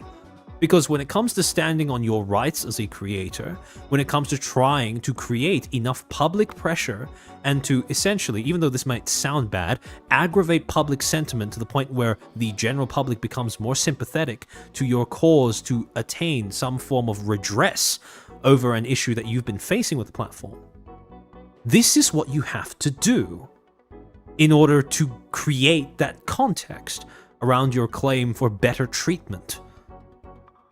And the thing is, this did end up creating results, because as recently as 4 days ago, October 25th, Twitch, Dan Clancy personally released a revised statement about what had happened. Now, granted, this still showcases how Twitch is run by people who operate on bad faith, right? However, it is a sign that you can at least pressure the company to admitting that they did something wrong, and hopefully exhibiting that they don't give a shit. The statement reads, quote, "First, I want to be upfront and take accountability for the security incident that occurred during Emeru's meet and greet. Already there is a difference in that they are now naming her, right? There's no hiding, Also, no sweeping under the rug. Yeah?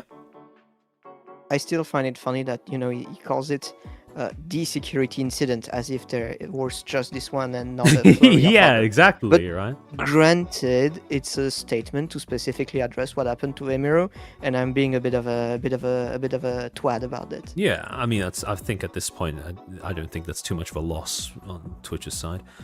The security incident that occurred during Emeru's meet and greet. It shouldn't have happened. We take that very seriously. We failed, both in allowing it to occur and in our response following. So not only are they admitting that they fucked up to the point of letting it happen in the first place, they're also admitting that their way of communicating in the aftermath of it was extremely fucked up. We mismanaged our communications about the incident, and that includes the comments I made. I apologize to Emeru for all that took place. Now again, it's not as sincere as outlining specific things that you're apologizing for, but it is better than just, you know, lol Lamau skill issue curate your community better. What are we doing moving forward? For meet and greets, we've begun a complete analysis of the incident that took place, as well as other issues that came to our attention after TwitchCon concluded. We're examining everything from how we do signups to the layout to increase security controls. We're also doing a comprehensive review of overall event safety and security, and we'll be making updates for future TwitchCons. There's a part of me that does hope that this is the final TwitchCon, but I think we all know that's not going to be the case, right? While we won't be sharing all security updates for privacy and safety reasons, we will keep our community informed about changes that directly impact attendees. We have heard concerns about IRL streaming at TwitchCon. Twitch has evolved over the years and IRL streaming is a part of Twitch, but we need to ensure that TwitchCon meets the needs of a variety of participants. We will be reviewing how we handle IRL streaming at TwitchCon, and we'll have more to share soon. Now, I saw other people speculating this in the replies, but I do wonder if part of them saying, you know, we're going to be taking another look at IRL streaming is less, you know, they say it's out of consideration for presumably VTubers who end up attending the con. But I can equally see how this might be motivated by the fact that this whole incident only went viral because a random person happened to be recording Emeru's meet and greet while the assault took place. I do wonder if at least a part of their motivation for maybe cracking down more on IRL streaming is to hopefully make it so that they are the only ones with cameras on the scene when / if something goes wrong in the future. Twitch has certainly behaved in a bad faith enough manner to warrant that kind of suspicion, in my opinion. You know, of course, we have no proof for it, but as someone who has worked in, you know, corporates, you know, just like Giga, but unlike Giga, this is very much a case where they want to make sure to control the narrative, and when the images gets out of the con, you're on the point on this. Yeah. Like, don't take that in a way that's when they like, say that they're doing this for know, your good, don't take it at face value, right? Yeah, Always consider what other exactly. motivations they may have. It's like, I think Asmongold said this once, but always be Yeah. suspicious Again- when someone's values line up, when someone's stated values line up too much with what's convenient for them, right? Yeah, or also what I personally like to say is look at what incentive are there behind that decision. What would Twitch gain from having less IRL streamer? Well, less people streaming, less people making viral clips out of any Twitch incident that may occur. Exactly. At the end of the day, it's, well, likely to be, It's all at least about in part, about incentive. control. Yeah, control and incentives. Finally, we got clear feedback on accessibility across the... I find it very funny that they say this as if they couldn't have seen this coming when they asked a wheelchair, you know, when they asked someone in a wheelchair to try and ascend a stage that only had steps. Like, hello? We're in 2025. Surely, at this point, it's more than enough understood that stages should have, you know, ramps for wheelchair-bound, you know, attendees when you're having an award ceremony, especially when you're having an award ceremony that is open to people or who has, you know, for an event that is presumably you have access to the names of all the award winners ahead of time, right? Surely you're not so out of touch with your streamers that you don't know that one of them is wheelchair bound. You have to be completely and absolutely cooked if that is the case, right? Including our production Or, and venue stuff. Yeah? Or snorting a lot of cocaine. Yeah, that's true. Who knows? We're reviewing with our teams, including our production and venue staff, so that we're better equipped for future events. You put a lot of trust in us by attending TwitchCon. No shit, Sherlock. And we take our responsibility to keep you safe seriously. I'm sure you do. We know that TwitchCon means a lot to a lot of people, and it means a lot to us. Be on the lookout for more updates, and thanks for being a part of Twitch. Signed, Dan Clancy.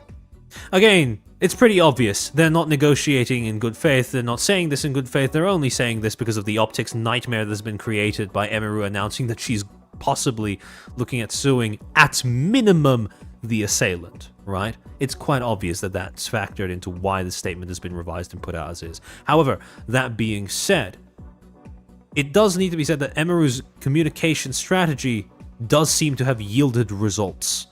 And so, this is a message in general to all VTubers who may want to, maybe have try to initiate some sort of dialogue with Twitch.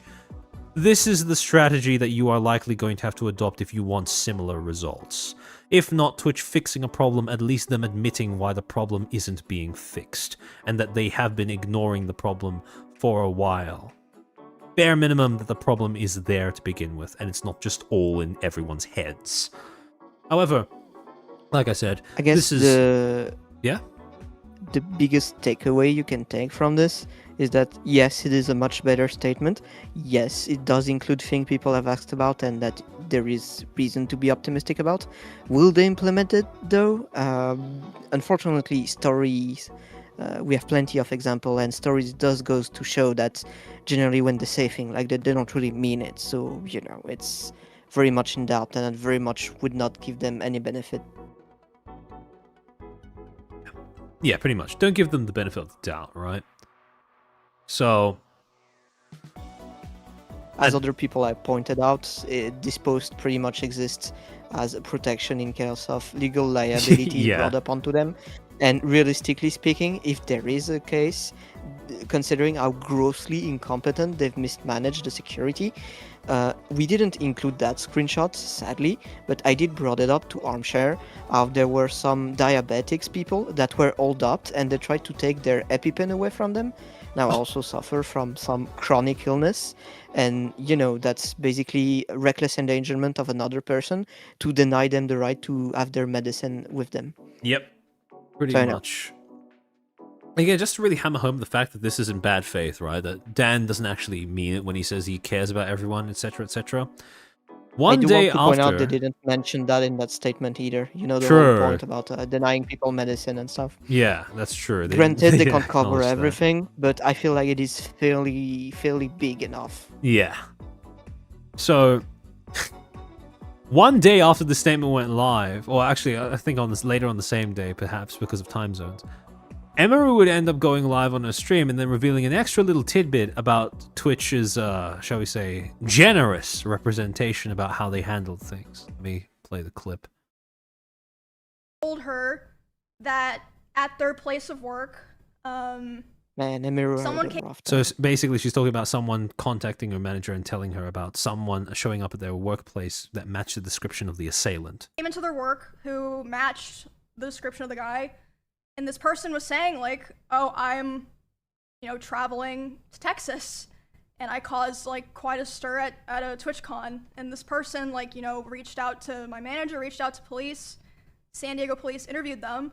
But basically, what I'm trying to say is because all this stuff was delayed, this guy was able to get really far away from San Diego, allegedly.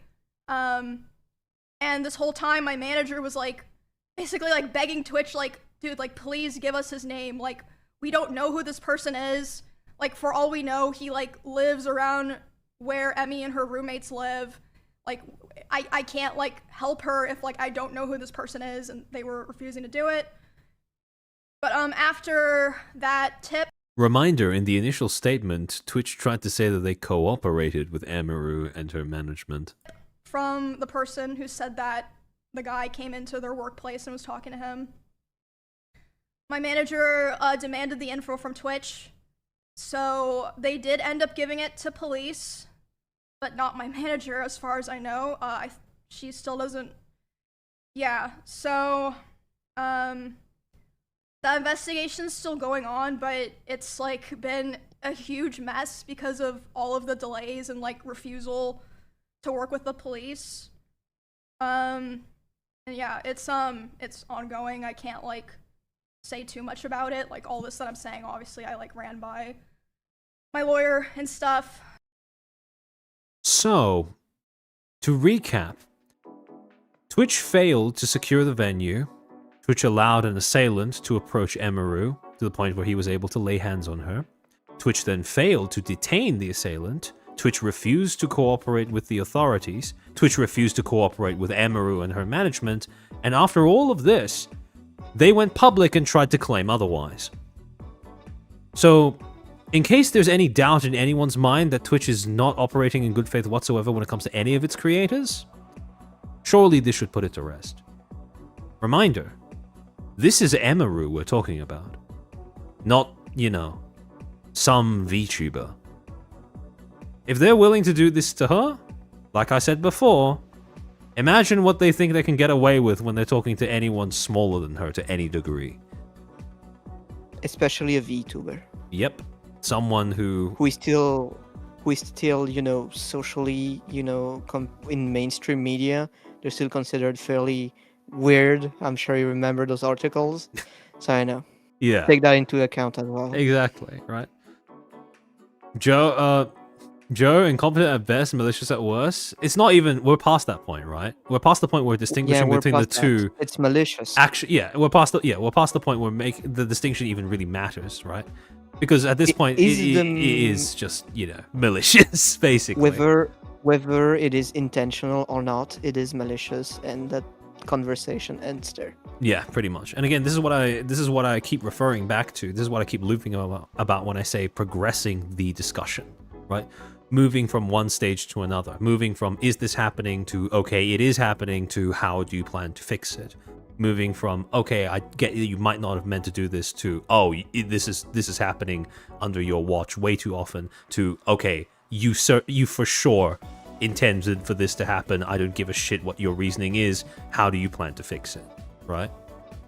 Because we are now at the final stage. We've kind of been there for a while, right?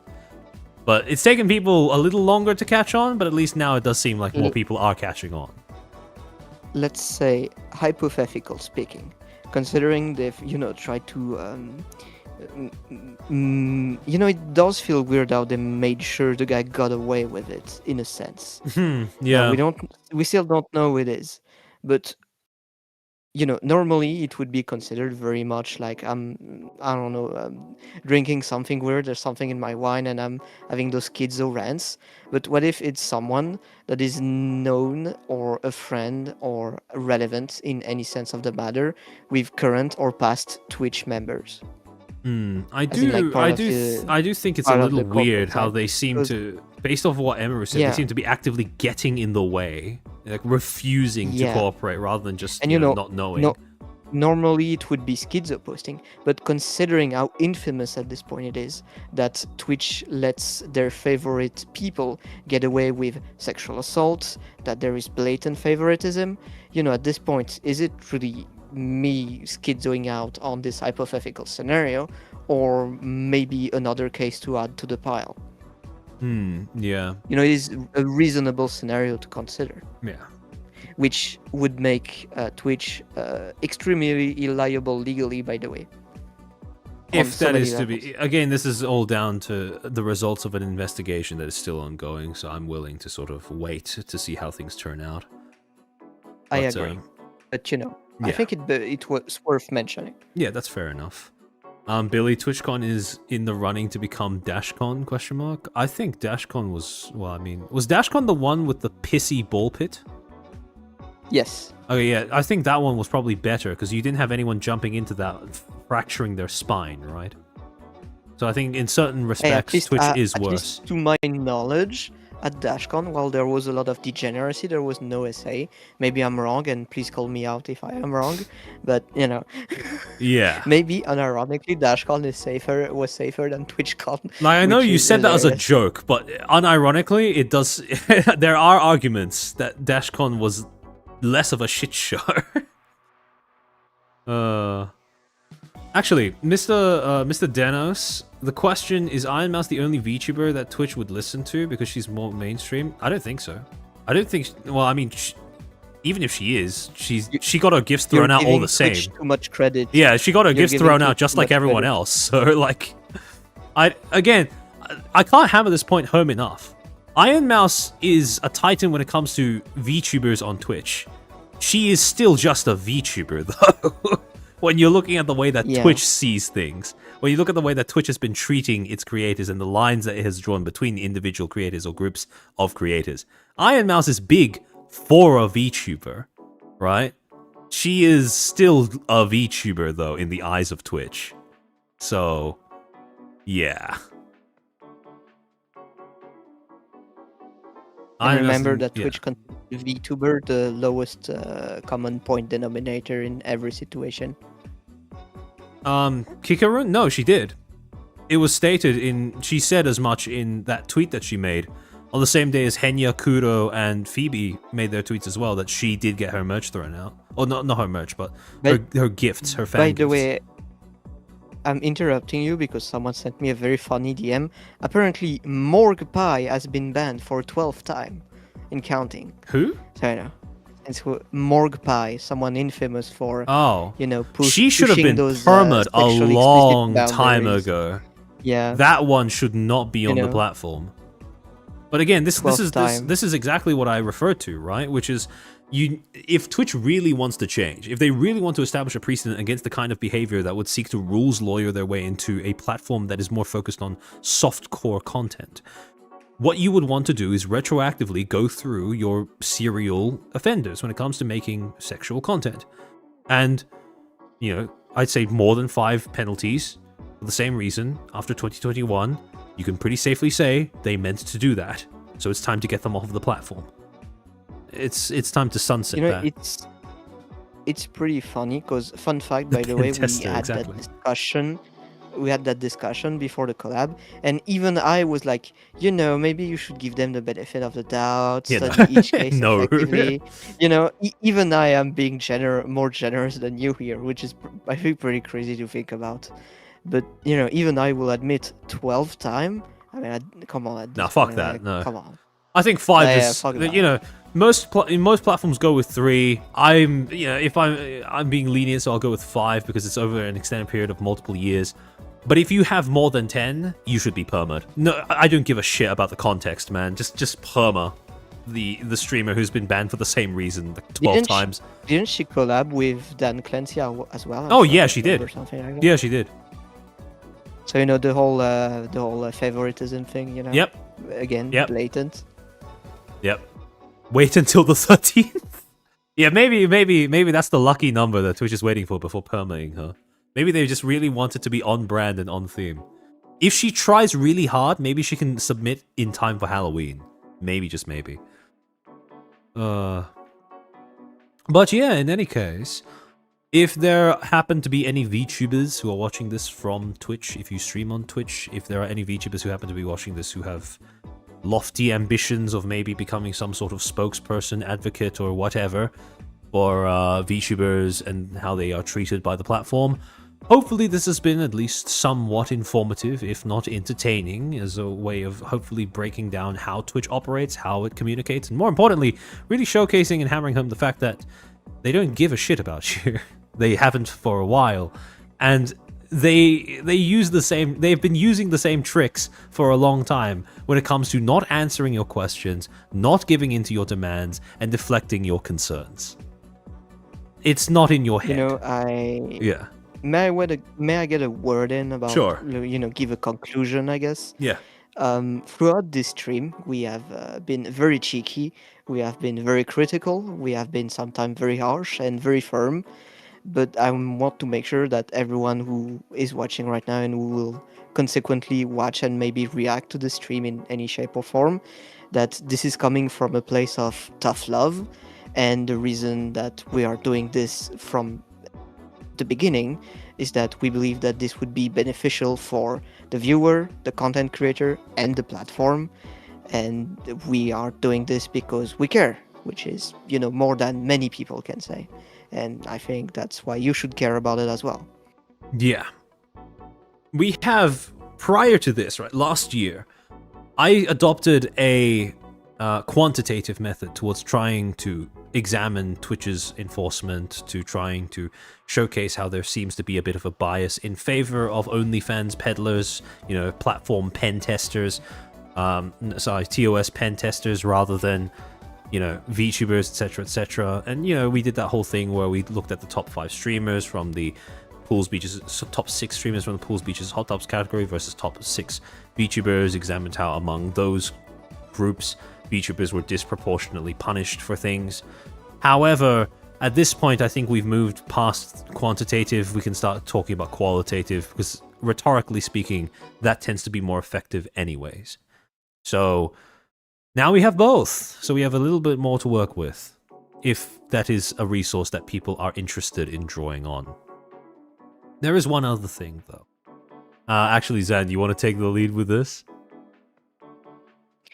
Well, I'm not sure what you're trying to get at. Oh. Please enlighten me. So, inevitably, when it comes to creating some sort of publicity movement to decry Twitch's unfair treatment of VTubers, there are going to be some, shall we say,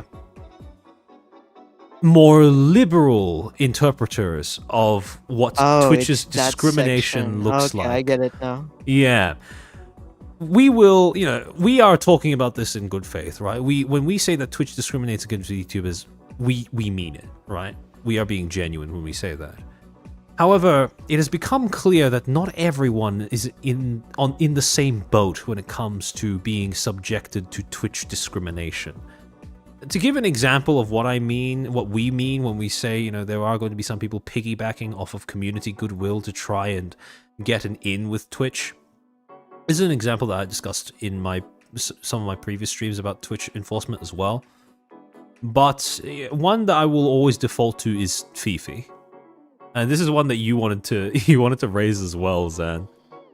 Yeah, I mean, I have discussed with some other people other examples, but the issue is that, it's all private conversation, hush voices, friends sharing conversation. So, since it's not public, I don't want to advance any of this forward, but take note that I have discussed about other people doing similar thing as well, but the most openly obvious case of someone doing that is still Fefe. So this is the one that me and Armchair will always generally decide to default to, because we want to keep that work ethic of only mentioning things that are publicly available, which, this is.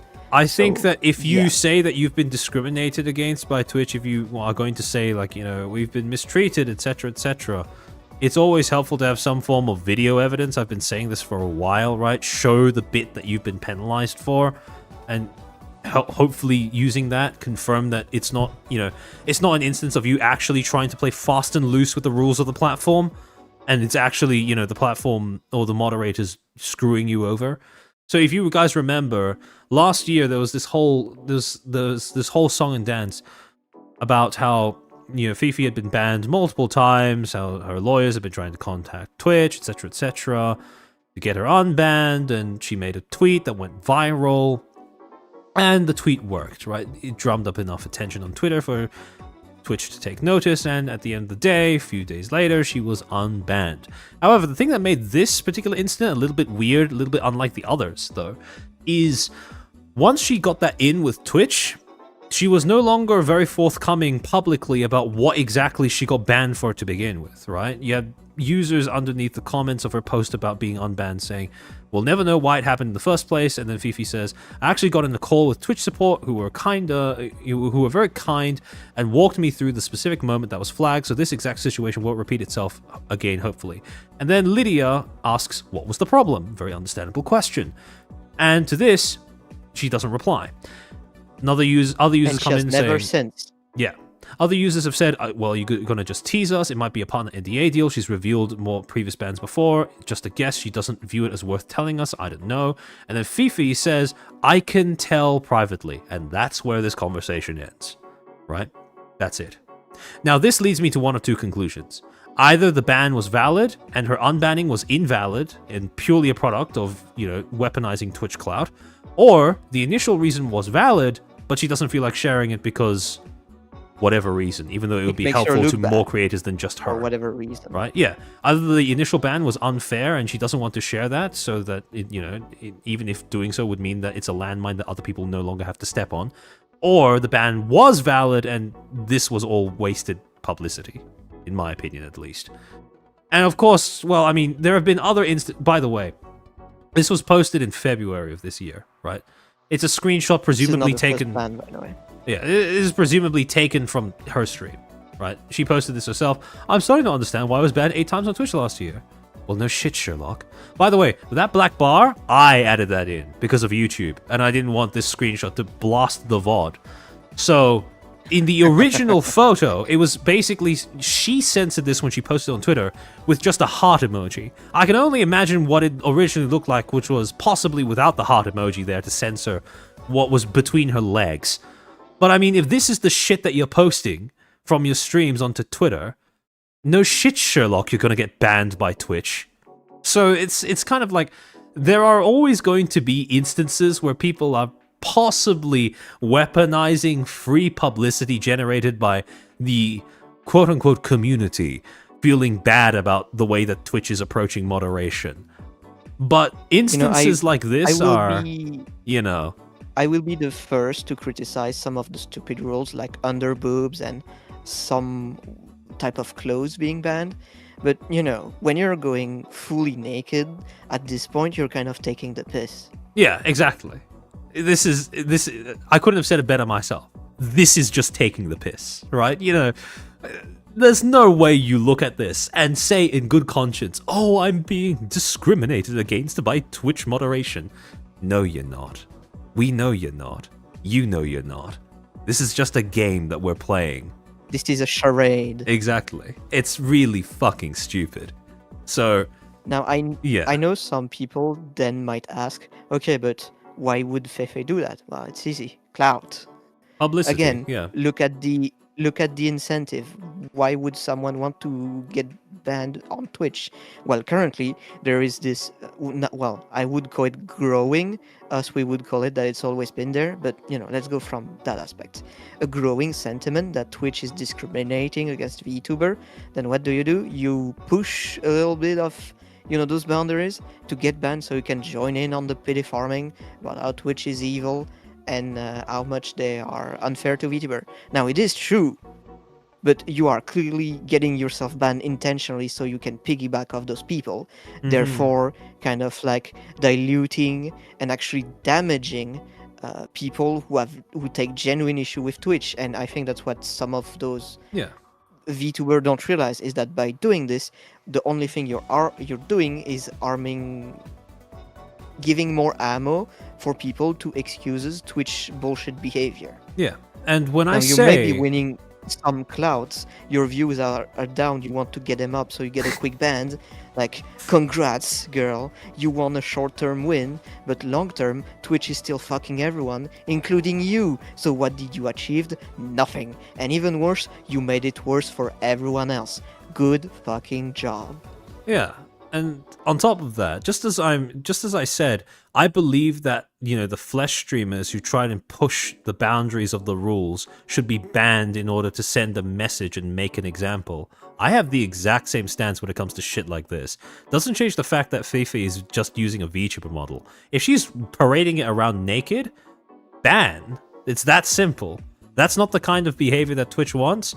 Ban it. Go ahead. Do it with my blessing. Because this is enforcement of the rules in a way that is appropriate. Right? And I don't think it should be lumped in with all of the other injustices that Twitch moderation has been guilty of. Compare this with Shondo, and you pretty much gets it, right? Yeah. This is the other thing, those though. two cannot. Yeah. equate with each other. Exactly. Yeah, it's like different universes, right? However, the other thing is, and this is why I say that the incestuousness of the VTubing scene on Twitch compromises the ability for advocates to advance the movement for essentially better treatment by the platform, right? Because if you remember, there were multiple points in Giga's discussion with Dan Clancy, as well as in various points throughout her stream where she's talked about Twitch enforcement, where she has said that there are VTubers that push the boundaries. Just as I am an advocate for giving specific examples of injustices, I am also a proponent for giving specific examples for bad actors or rule breaking, people who push the boundaries. And if Giga was going to say, yeah, there are VTubers that push the boundaries, why not, name and shame the specific VTuber?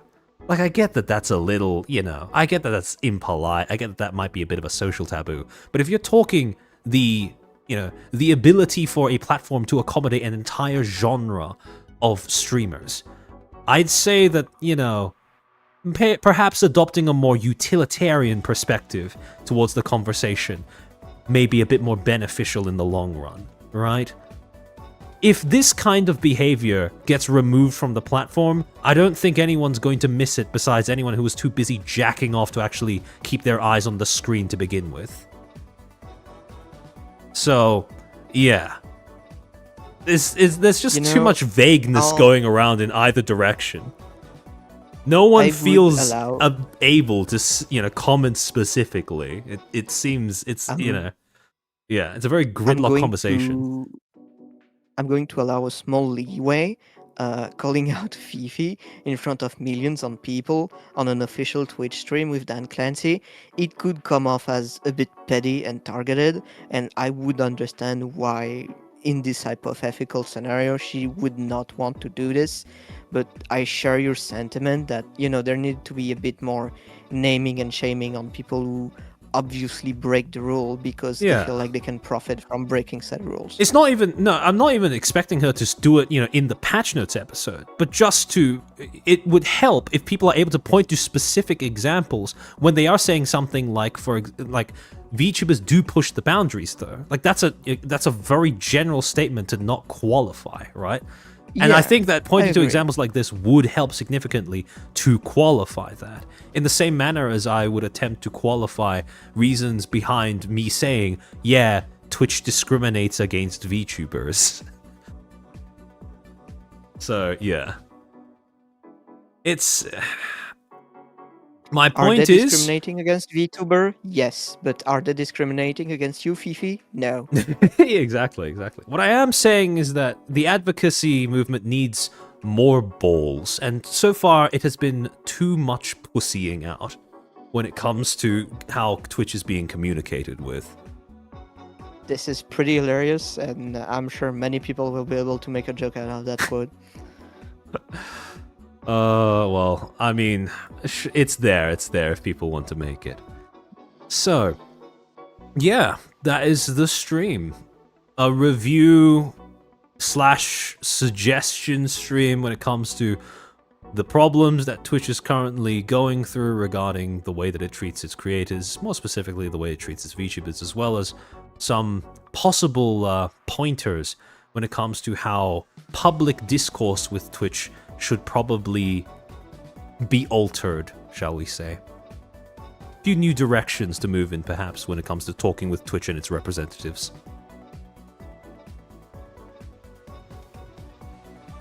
Is there, actually, before I end the stream, is there anything that you would like to sort of finish with or plug, Zen? Well, I'm not sure. I guess as usual, if you see your agency or your chubas in trouble, don't hesitate to remind them that good PR comes before issue arises. Yeah. Preventing problems while not as ceremonious and I guess full of fireworks as resolving a drama is generally more preferable because no drama happening at all is generally the best outcome. I did open a VGen, I guess, if people want to check that out recently, and I have a couple of plans for the future, I guess, so make sure to check me out on Twitter, that's where I do a lot of posting, I guess. Yep. Prevention is better than cure, but Twitch is far past the point of prevention. Yep. It's a bit too late for that conversation, and it was a bit too late 5 years ago. So, Yeah. yeah. Yeah. Saying we're past the point is not just an understatement, it's a gross understatement. Yeah. It I is. guess. It's a euphemism. It's a euphemism, perhaps. But yeah. Thank you for joining me for this stream and lending your commentary and expertise when it comes to certain bits here and there. And yeah, I'm probably just going to be wrapping up the stream, catching up on things like reading out supers and memberships and stuff like that, so I won't detain problem, you any I'll stay. longer. Oh, are you sure about that? Yeah. All right, It's I'm fine. gonna. I'll pull catch up the, my sleep schedule later. Okay. All right. I'm already, like you like me to say, I'm already cooked. Might as well fully go in, right? True. Have some fun on it. Okay, let me pull up my my alerts. Okay, so now, thankfully Stream Elements actually does seem to be working for this stream. While you're Um, fiddling this, I can yep. mention, I guess, there was a statement by Yagu. I just saw it and reacted to it. Twitch is doing a partnership with HoloLive. Oh, Someone give me a big bottle of wine and a gun. I'm not feeling good right now. nah. I mean, HoloLivers have been streaming on Twitch for a while. It's just we don't tend to hear about it that often. Now, but- yeah, it's just that, you know, the timing couldn't be worse. Oh yeah, okay, yeah, that is a bit true. But yeah, I mean, it is. I do find it quite funny that Twitch is now acknowledging, you know, HoloLive, which is not something that they seem to have done that much in the past. I mean, they did acknowledge Suisse, but I mean, yeah. I mean, Suisse is also like a giant artist who sell hundreds of thousands of albums and has millions but like, of stream on her. It's not even music. that though. You know, it's that she is. Yeah, she's massive as a VTuber, as a singer, artist, and stuff like that. But she doesn't even stream on Twitch. Like HoloLive has multiple talents to stream on Twitch, and she's not one of them. Do you remember the advertisements they did for VTuber and they included Suisse when she doesn't stream on Twitch? It doesn't even have a Twitch account. Yeah. It's so And fucked. you know what's even worse? Because the the Twitter account they linked in that promotional material was a crypto scam account. Yeah. Oh, I remember that. Do you think Clancy's gonna be invited to this year's VTuber Awards? Do you want me to? Okay, I'm leaving the stream. I'm joking. No, but God, last year was pretty much lip service and terrible. I don't expect. Bro, anything that different from model, this year. that model was. I don't know if she's ever watched the stream, but Filian, if you are watching the stream, I beg on you, on my hand and knees, fully prone, do not invite Dan Clancy this year, or I feel will kind of bad nerve. for the person who made the model because it's now like universally tainted as this Yeah. symbol of Clancy's being out of touch with this, the VTuber side of fine. Twitch. It's fine. The artist did her job, and I can't blame someone for getting a paycheck. Yeah, Like that. they got paid. They got More paid. power yeah. to them. Just I wouldn't put that in your portfolio, personally. You want to forget about it. Yeah, I guess I saw Mr. Denhus who wanted to ask a specific question about France. I guess ask away if you want while I'm here. Not even sure. We're not even sure if there is going to be. I think I trust Filian to have the connections in order to replace the production company that pulled out earlier this year. No, Filian's objectively Phil- huge. I'm not trying to say that like Filian's a millionaire or anything, but Filian is extremely successful. I have no doubt there are dozens of companies who would love the opportunity and free advertisement of hosting such a giant event. And I do have actually quite a couple of names that I know are trying their best to position themselves for that spot. So yeah, that spot is pretty much being fought over right now. So Whatever ends up happening, it's more of a case of if it doesn't happen, it's because Filian didn't want to do it, not that she couldn't do it. Yeah. I hope that whoever ended up scamming Niana, because Niana never ended up leaking or publicly disclosing who fucked her over when it comes to her 3D concert. But I hope that behind the scenes, Niana did end up talking to at least a few people to inform them of who was responsible for that, so that they don't end up getting a job with Fillion or something. Because that's what Niana described was fucked. I've only heard hearsay, but I know she's talked to some people. Now, did she name and shame? I have no idea, but I know it was a point of discussion for industry people behind the scene for a little bit. So maybe, but again, nothing public, and I heard hearsay only myself. So we can only hope. We can only hope. Yeah. The person did ask the question. Hang on, Mr. Denas. Why does France at Belgium? Well, here's the thing. Belgium used to be part of France, and now they're not anymore. And now they're a mixture of French and German. It's very weird, so we must hate on them because France used to be bigger. Yeah. There you go. Do you feel happy when you see? Do you feel happy when you see your ex happy? No, same logic there. Yeah. Mercurius, thank you for the 4 gifted memberships. Well, the 4 new footstools. I hope you enjoy those emotes. Master N, thank you for the super. What, no mention of Hassan not banned for poor Gaia? I think that's a bit, I think that's a little besides the point of... I don't think they've banned a VTuber for animal abuse before, so it was a bit besides the point of this stream. Master N, thank you for the super. Somehow... Oh, wait, no, I read that already.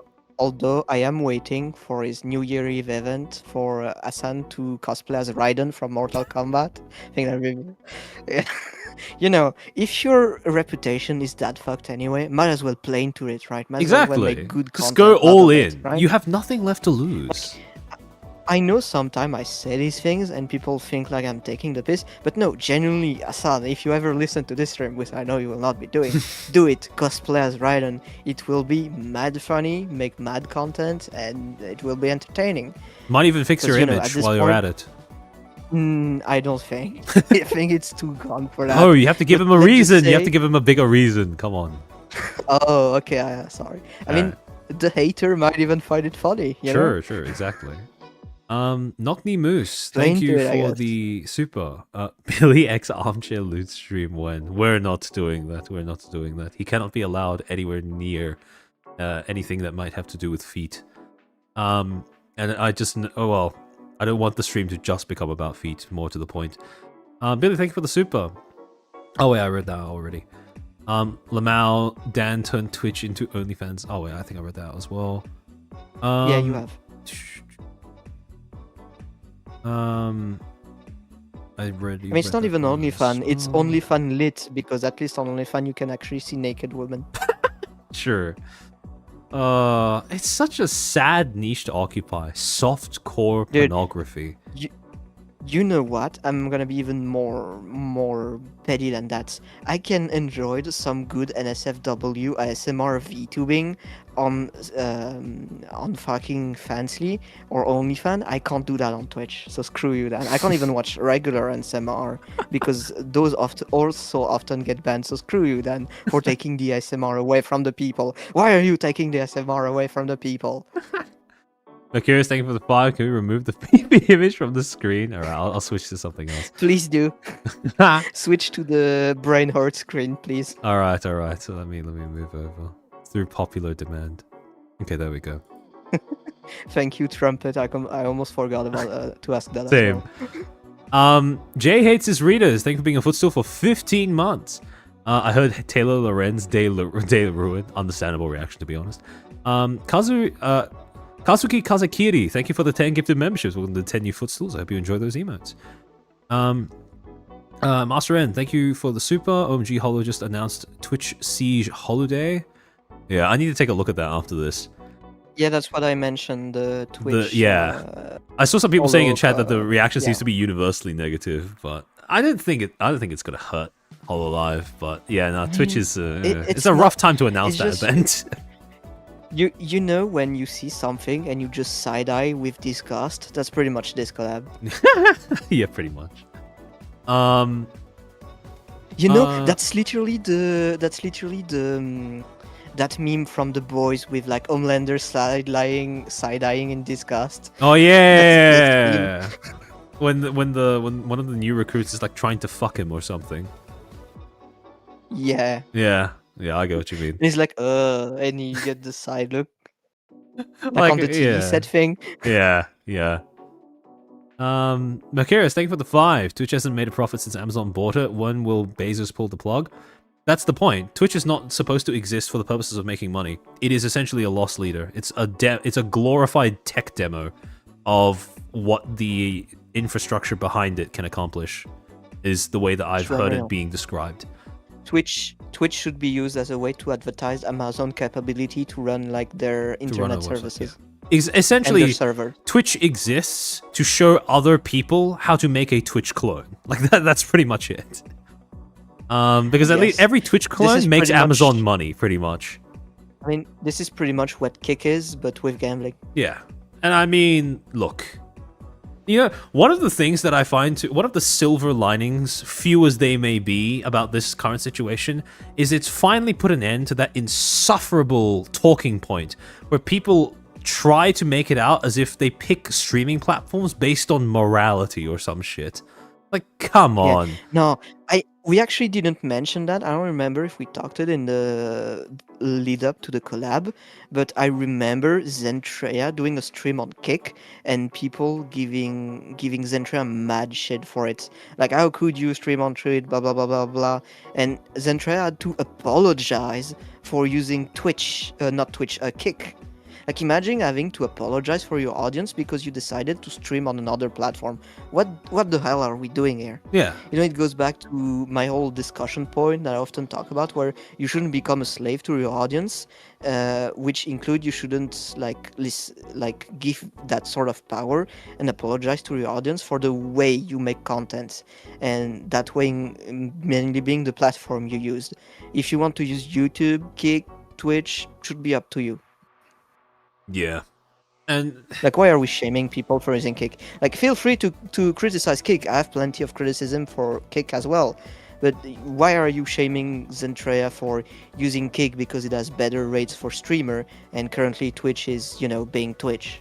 this is why I hate the "it's just business" meme, right? Because Same. Yeah. It's true though. Yeah, It's is. true. You know? It makes me so mad. I swear every time I see Cinder's stupid face on it, I pop a blood vessel because I'm like, I hate it because people use it in such a stupid manner because it is true though. It is just business. Yeah, Sometimes it is exactly. just about the money. When people stream on Kick, it's not because they love gambling or they like, IRL streaming or whatever. It's, it's usually It's going to be because because it's of a better more, for them. yeah, it's a more, that's a much simpler reason that's at the heart of And- most of it. The fact that it's a carbon copy of Twitch is actually good for them because they're pretty much used to the interface. And Yeah. they basically get a platform that's basically Twitch but with better rate for money. Yeah, it's Like, they green get Twitch 90 that has a lot of money 90%, to burn. 10%. Yeah, Yeah, that has a lot of money to burn because currently they're being sponsored by a bunch of gambling sites. yeah. Now, can you dislike the fact that there's gambling and it's very much a pro gambling site? Sure, then don't consume that content and just enjoy and use the platform for the benefit of supporting your favorite streamer or Oshi. Yeah. Like, use the platform until it runs dry. Like, why are you? It's easy money. What What are you doing? Yeah, what's the problem? What are you doing? Exactly. And it's not even that. It's like, if Kick wanna lose money, make them lose money. yeah, exactly. Your Oshi will get more money. Your Why Oshi are gets you- more money, why Kick are you loses money. acting like that? Why do you object? If you have a moral object, if Why you do think you Kick is care? run by awful people, why do you object when awful people lose money? What are you doing? Yeah. Think about it for like 2 seconds, please. But even beyond that, right? If we're actually going to accept the premise that platforms should be chosen on the basis of moral values, like, what are we making the distinction between here? Okay, Kick has the harassment happening on screen. Twitch has the assault happening off screen. Is that really the distinction we're going to be making here? Like, come on. It's so True, dumb. very true. Also, like you said, it's comparing gambling with softcore porn. Yeah, Like, are exactly. we really Like, morally grandstanding let's on not between yeah these two? let's not split too many hairs here, right? Like, it's not let's not get too uptight with ourselves and righteous with ourselves. So not to be a Kick shill, but I'll say as a general rule of thumb is more competition, good. Yeah. Twitch is finally getting competition from another platform beside YouTube. Good. Yeah, exactly. Even from a more macro level, there's nothing wrong with Kick's existence so long as it provokes Twitch Yeah. into becoming better. Hell, if Kick keeps growing, maybe it actually forces Twitch to make decision and actually improve the platform for once. Yeah. Why are you waiting on this? You lose nothing, you can gain everything. Exactly. Stop being an idiot.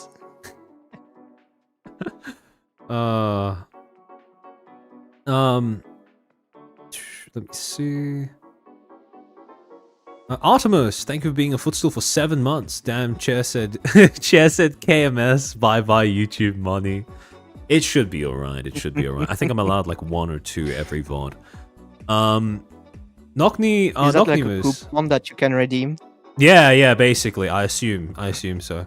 I assume that if ever there is like a YouTube moderator like going through my VOD or anything, they're just like yelling at the screen, do not redeem! Do not redeem! It's funny because I actually love coupon. Me too. I think everyone does, right? I love free money. Knockney Moose, thank you for being a Especially in our Footstool day and for- age. Oh, sorry, yeah? You know, I love free money, especially in our day and age of everyone being poor and everything being overly expensive. Who doesn't like free money? But I see some people throwing away coupon and I'm like, are you stupid? Man, I've been Oh, that's picking true. these It's the coupon same reason why collections. people don't take like pennies when they can, right? Yeah. I don't care, man. I'll collect the pennies from the ground. I'm fucking poor, dude. You don't want them? Okay, I get them.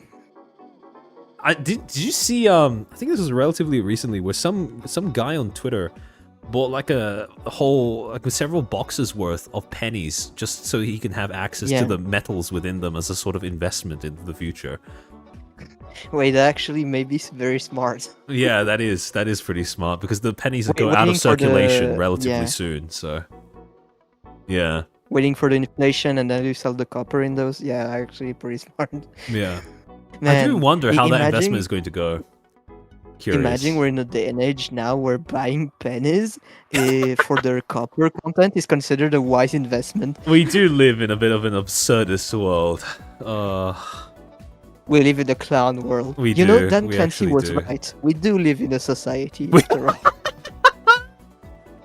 Bro, I just want him to put on the clown makeup, man. Like, Same. fucking Dude, I'm hell. waiting. Like, please, I don't know if there are any people here who are into Batman Arkham Knight, but if a fan and a modders or anyone who could make that happen is listening, please make a Dan Clancy Joker mod for Batman Arkham Knight and make a video with it. I would piss myself laughing. That would be amazing.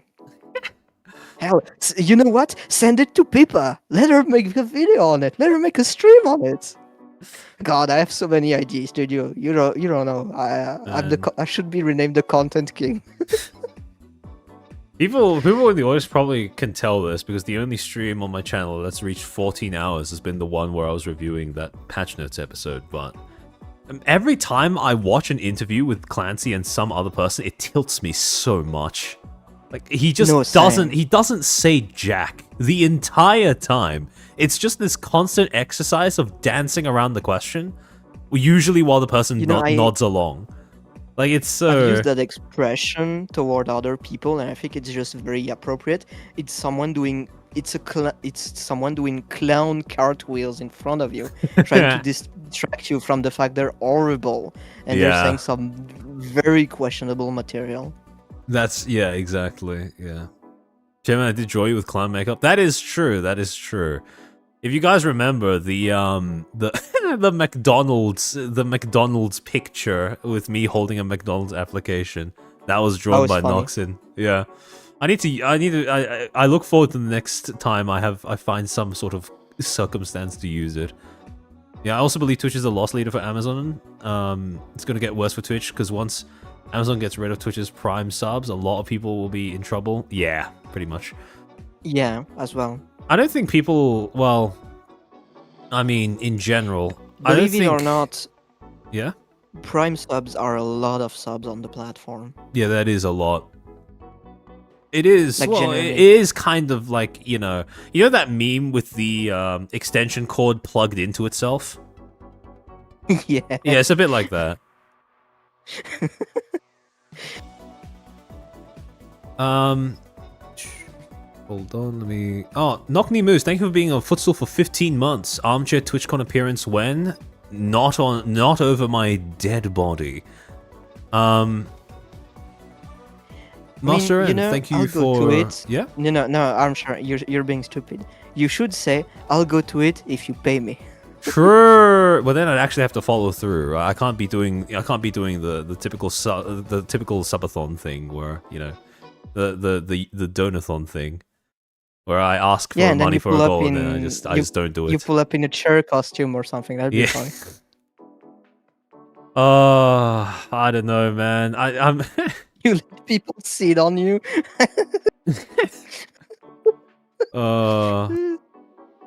Master, and thank you for the super. Your Niji stream's relevant again. Click real, man. Niji's not beating the rats, not ever. It's quite depressing. Yeah, you did say you wanted to talk a little bit about it. I don't know if you want to talk about it a little bit now.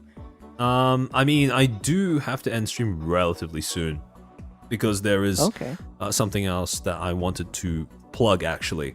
So, a lot of people may notice this is not my usual streaming time, and the reason why I'm streaming here is because I actually have another stream lined up for my usual stream time for this week, which is an event that I've been involved in planning, working on for a while alongside Murray Schneider, who was in chat earlier on.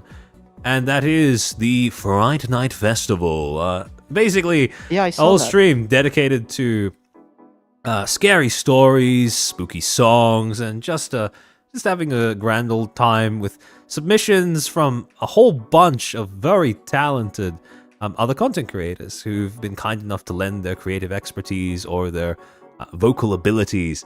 Just create a nice little Halloween event for all of us. So, if that is something that you'd be interested in tuning into, if you'd like to hear us tell some stories, or you want to hear some of the,